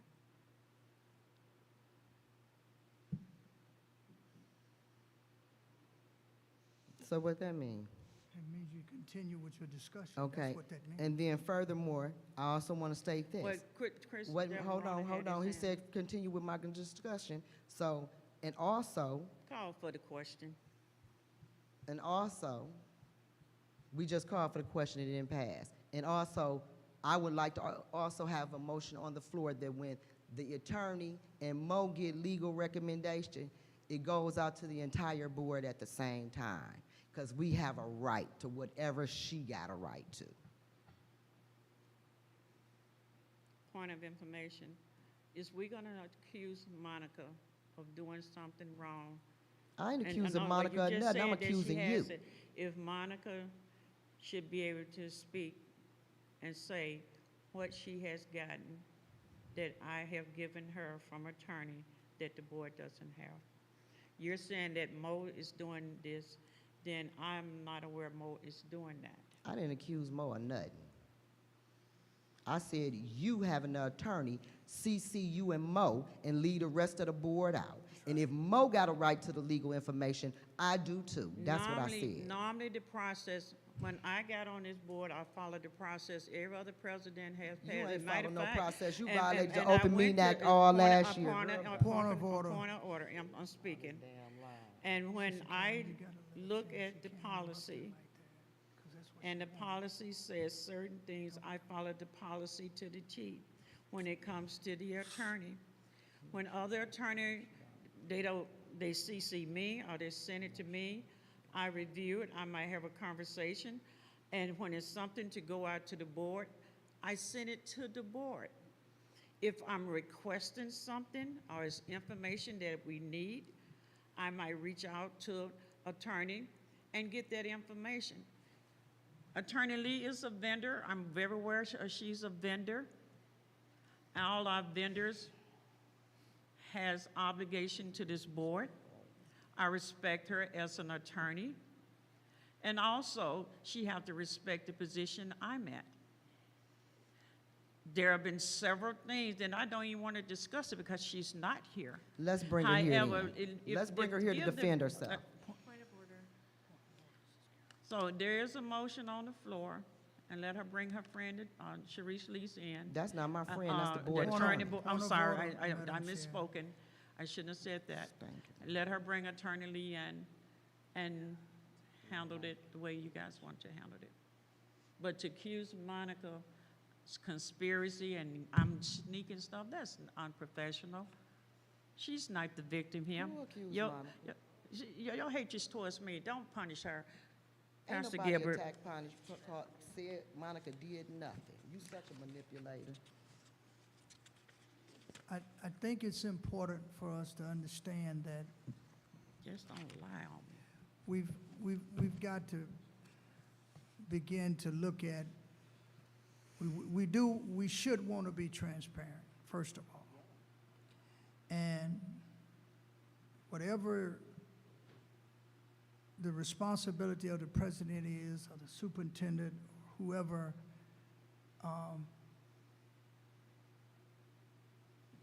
like I said, it's not necessarily wrong, so far as I can see, that our executive assistant, Sister Monica, information she receives. It's not wrong for that to happen, and we know that. And I don't believe Sister McIntosh was indicting Sister Monica at all. I didn't hear that. Maybe I misinterpreted it, but I don't think I did. And so what I'm saying is that I just want to know in the front. I just can't operate in the dark. That just ain't who I am, because I used to do that stuff 50 years ago. I'm just not made up like that anymore. I'm a different human being, and I will never go back to operating like that in the dark. You got to deal with it in the open, out in the front. Now, there may be a procedure to do that, and if it's not, we need to create one, and then we all need to abide by it. And the only thing I would say, Madam President, about the emails is, and I understand what you're saying, because I was one of those that complained. I really did. But it was not a personal thing. It was just I had to read so many of them. And that's really what it was. But let us not vilify and in any way put a target on our executive assistant's back. We can, I'm not going to tolerate it, and I don't think any board member would tolerate it. She's a diamond in the rough for us, and we know it. Yes. And so let's kind of keep this okay for the debate and all of that, Yes. but let's keep this word Keep on her the name out of it. Thank you. Linda Booth, the quietest. Can we wrap this up and Thank make you. a decision? Because we have staff members here who have to get up in the And morning. then we got one more meeting, we got one more thing on this agenda. Okay, so we need to, keep this rolling. Okay, appreciate that.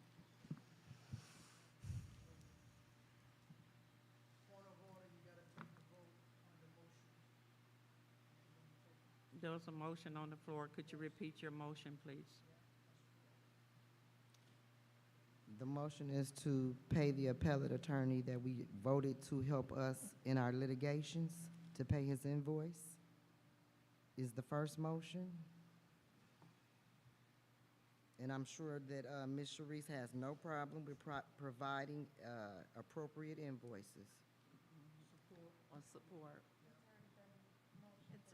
We're voting. Okay. It's time for the vote. Chris Del Moroni? This We is the voted vote to pay The invoices, whatever they are. the attorney. We don't know an amount or anything like that. It's, It- I want to say. Yes. To pay. Linda Booth, Yes. Lauren McIntyre? I would like to see, I don't know what invoices we're talking about, so no.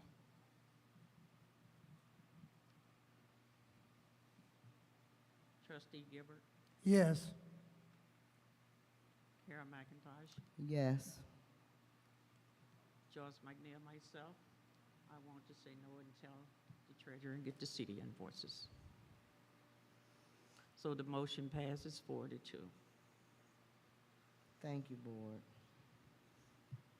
And the next motion was to have legal counsel come before the full board so we can have full disclosure as to what's going on with us legally, with her. And while we're talking about accusations against our administrative assistant, we need to discuss the accusations against our board attorney. I think we owe her that. If we're going to say these type of things about her in the open, she should have a chance to defend herself and state her case. So my motion is for Sharice Lee to come before the full board for discussion. There's a motion on the floor. Point of order. I just think we need to make it clear, we need to make our motion and not discuss our motion before we make it, Yes, sir. okay? Thank you. Could you restate your motion, please? Yeah, just restate it. The motion is to bring Attorney Lee before the full board to discuss accusations and emails and all that we have going on concerning her. Support. Second. Motion has been seconded. Any discussion? Any discussion? Yeah, Yes, Chris Delaroni? I would like, when we're meeting with the attorney, I mean, I don't want to be the person that the attorney calls. I think the attorney should call the board president. But I guess I'm looking for an answer to this question. What is the scope? What is the latitude that the board president, and when I say this, I'm not referring to our current board president, but the position itself. So whoever fills that chair 30 years down the road.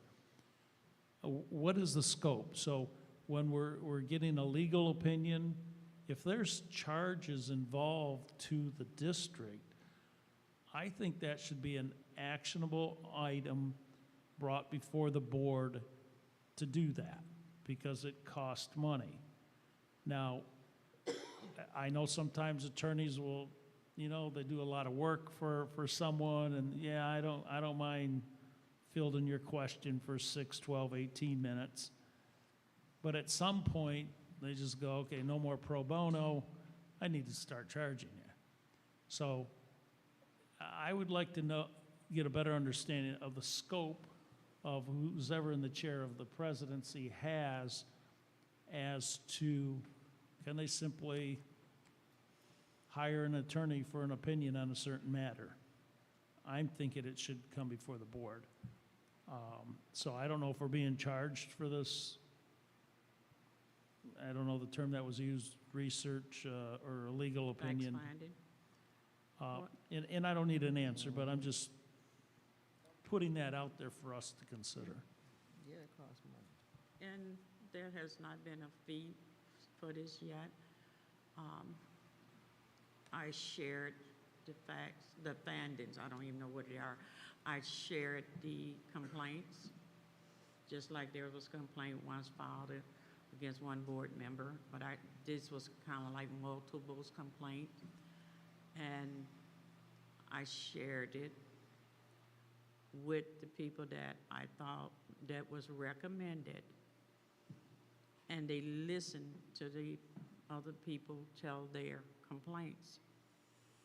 Then they determined, is this something, you know, we can ignore? Is this something that warranted a facts finding to see is it true? Then my understanding would be, what can we do to resolve this if it is true? We don't want people going to court suing right now, putting us in a position where we're liable and they haven't had a chance. Whatever this fact find is going to find out, I'm going to give it to you guys as soon as I get all of this data, but I get these complaints, I get the calls. So far, they listen to these allegations, not calling names and stuff. They listened to them, and they felt like there was reasonable, that there's might be something and need a facts finding. I don't want people, you don't want people saying things about our board attorney nor me or anybody else. So then I'm going to bring it to the board. I have even spoken to a couple of board members about it on these issues and stuff, trying to get direction and on how we should handle this. And so I reached out to the attorney. I didn't want to start doing stuff and saying stuff, bring it to the board, and we're not for sure. So that is where we at right now. And the motion was on the floor. She wants to bring Sharice Lee in. And that's the motion on the floor. So I'm thinking, so we're going to go with someone from the children's department within the district, this is a hypothetical, says, you know, board member Joe Q. Public is harassing me. My response to that person in the children's department is, to some extent, is we're not your employer, it would seem like there would be an internal process where they would go to their department head, where they would go to the superintendent. Because I think as a board, we're kind of limited as to what we can even do. I mean, we can get allegations all the time against the board member. I mean, we're in a political arena, and I mean, if all of a sudden we get 10 phone calls that two board members are harassing this entire department, I don't know what we would do with that. I mean, We hire would share it with the attorneys? board, I would think, first. What's that? I think, a point of information, I think you should share that with the board. I think the board has a right to know if somebody's being harassed, if the board has a right to know whatever's going on in the district, especially if it could put us in legal liability. It is no reason why we shouldn't even know what's going on or what's even being talked about. It's a fact-finding going on and all this here, and we have no idea of even we're mature. We're big boys and girls. I can handle hearing the allegations and understanding that we have to get the evidence. Why we can't have that information as a board, I don't know. I don't know. It seems like I shouldn't have to beg nobody to give me the information. Pastor Gary. Madam President, I'm gonna say this and let it be few. We have been here a long time, but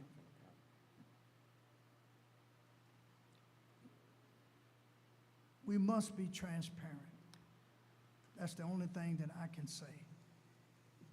If it's a process in place, it needs to be used. And if Ms. Lee,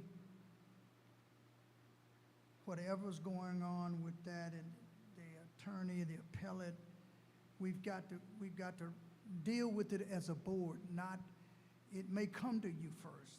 Maybe that's the process. Maybe that's the best way. I'm not challenging that. I'm just saying that myself and us as a board, we should know.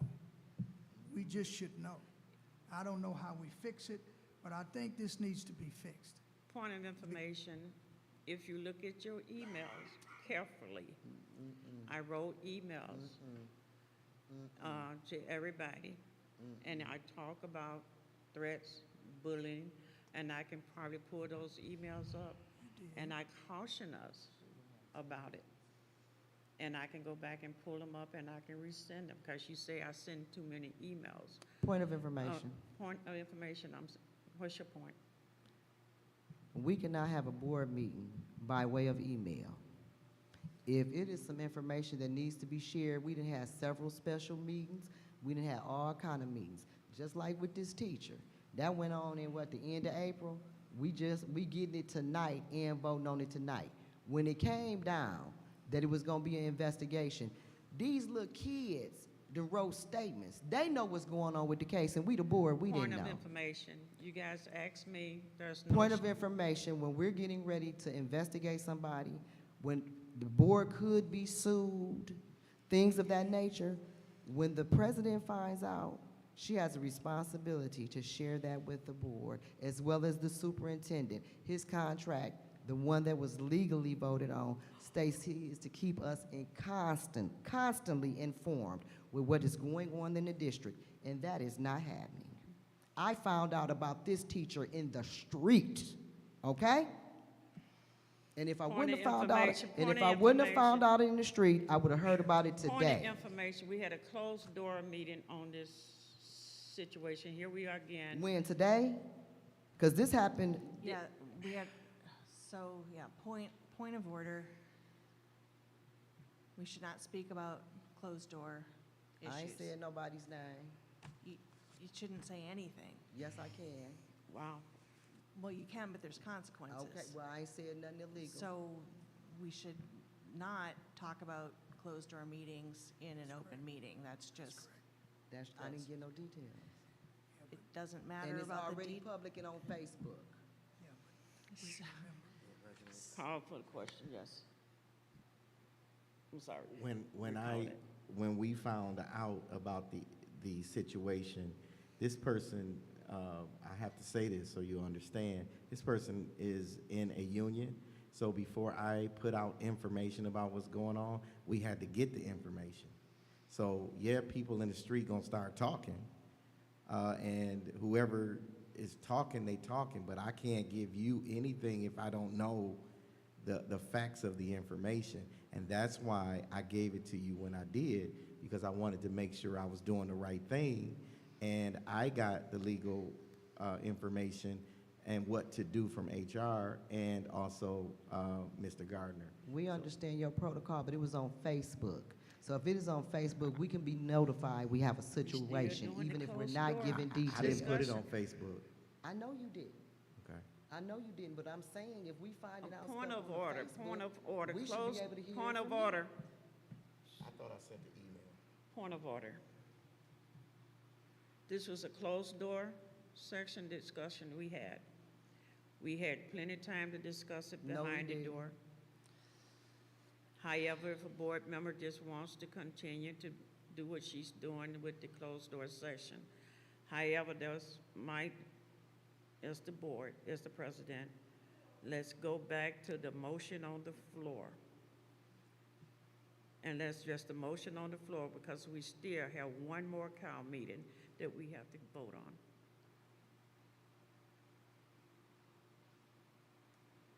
So there's a motion. What was the motion on the floor? Call for the question, really, or the motion, what we was To doing. bring Attorney Lee in front Yeah. of the board. So did we get a motion and somebody can second it? It's already been, we're in discussion, so it's time to vote. Let's get a vote. Kara McIntosh. Yep. Trustee Gibbard. Yes. Chris Demaroni. Yes. Linda Booth. Yes. Laura McIntyre. Yes. Joyce Ellis McNeil is a yes for me, 6 yes and 0. Now to the order of business. I would like to call the Flint Board of Education Special Board meeting to order at 11:28. As I call your name, board member, please say present or absent. Vice President McIntosh. Trustee Gibbard. Present. Hang on. Point of order. We didn't adjourn that, sorry. It's so The long. meeting's adjourned. And then call it, yeah. We're calling the last meeting adjourned. Thank you very much. I would like to call the Flint Board of Education Special Board meeting to order. It's 11:29 p.m. Board members, I call your name, state present for the record. Vice President McIntosh. Trustee Gibbard. Present. Assistant Secretary Del Maroney. Present. Secretary Booth. Present. Treasurer McIntyre. Present. Myself, Joyce McNeil, present.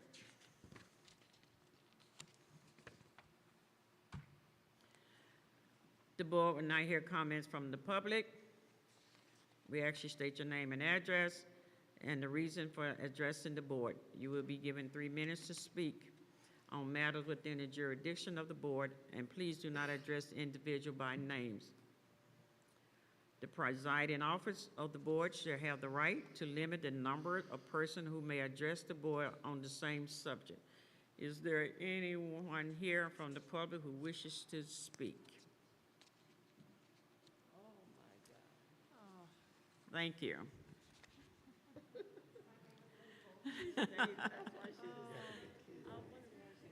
We can't hear you. Hold on one second. Hold on one second. He's going to fix the audio for you. Okay. My name is Linda Goldsberry. I live at 2302 East 2nd Street. And the only thing I want to say is thank you to all of you who have put yourselves out there.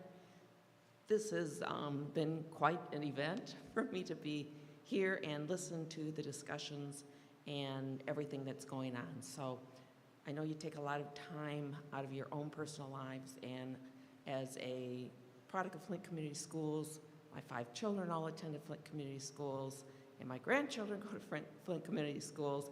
I want to say thank you to all of you. Thank you. You're welcome. Thank you so much. Any more comments?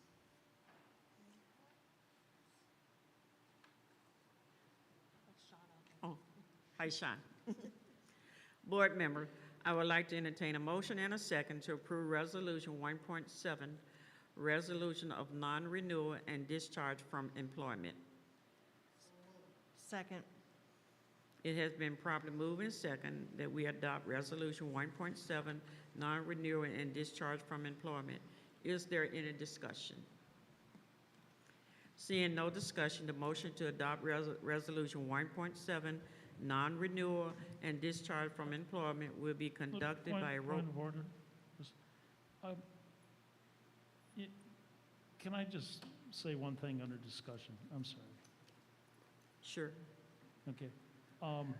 You know, I was reading some of these responses, and I haven't read all of them from the students, but because of the nature of what went on, I don't know if they've been offered any counseling. Some of the stuff is rather, in my opinion, rather traumatic. And you know, there was one response where, you know, something has been done and other things have also been done. And when I read that, to me it sounds like that student might be suppressing something which could cause problems in the near or long term, and not only education, but in through other avenues. And I think maybe these students who wrote the statements maybe should be offered counseling, or their parents should be notified. I don't know if their parents were notified that they wrote a statement or whatever.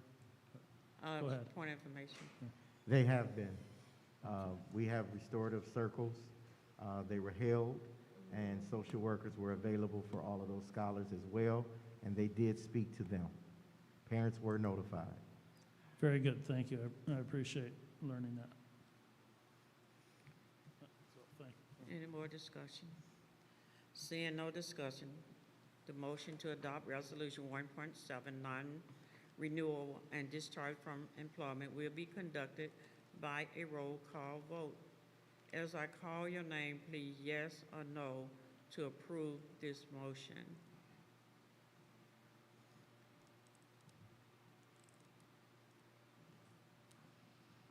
Treasurer McIntyre, Yes.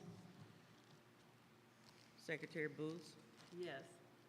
Assistant Secretary Treasurer Del Maroney, Yes. Trustee Gilbert, Yes. Vice President McIntosh, Joyce McNeil, myself is a yes. 1, 2, 3, 4, 5 yes. Motion passed 5 yes. Seeing no further business, I declare special board meeting adjourned. Everyone have a good night. Thank you so much, everybody. I Thank you. don't even.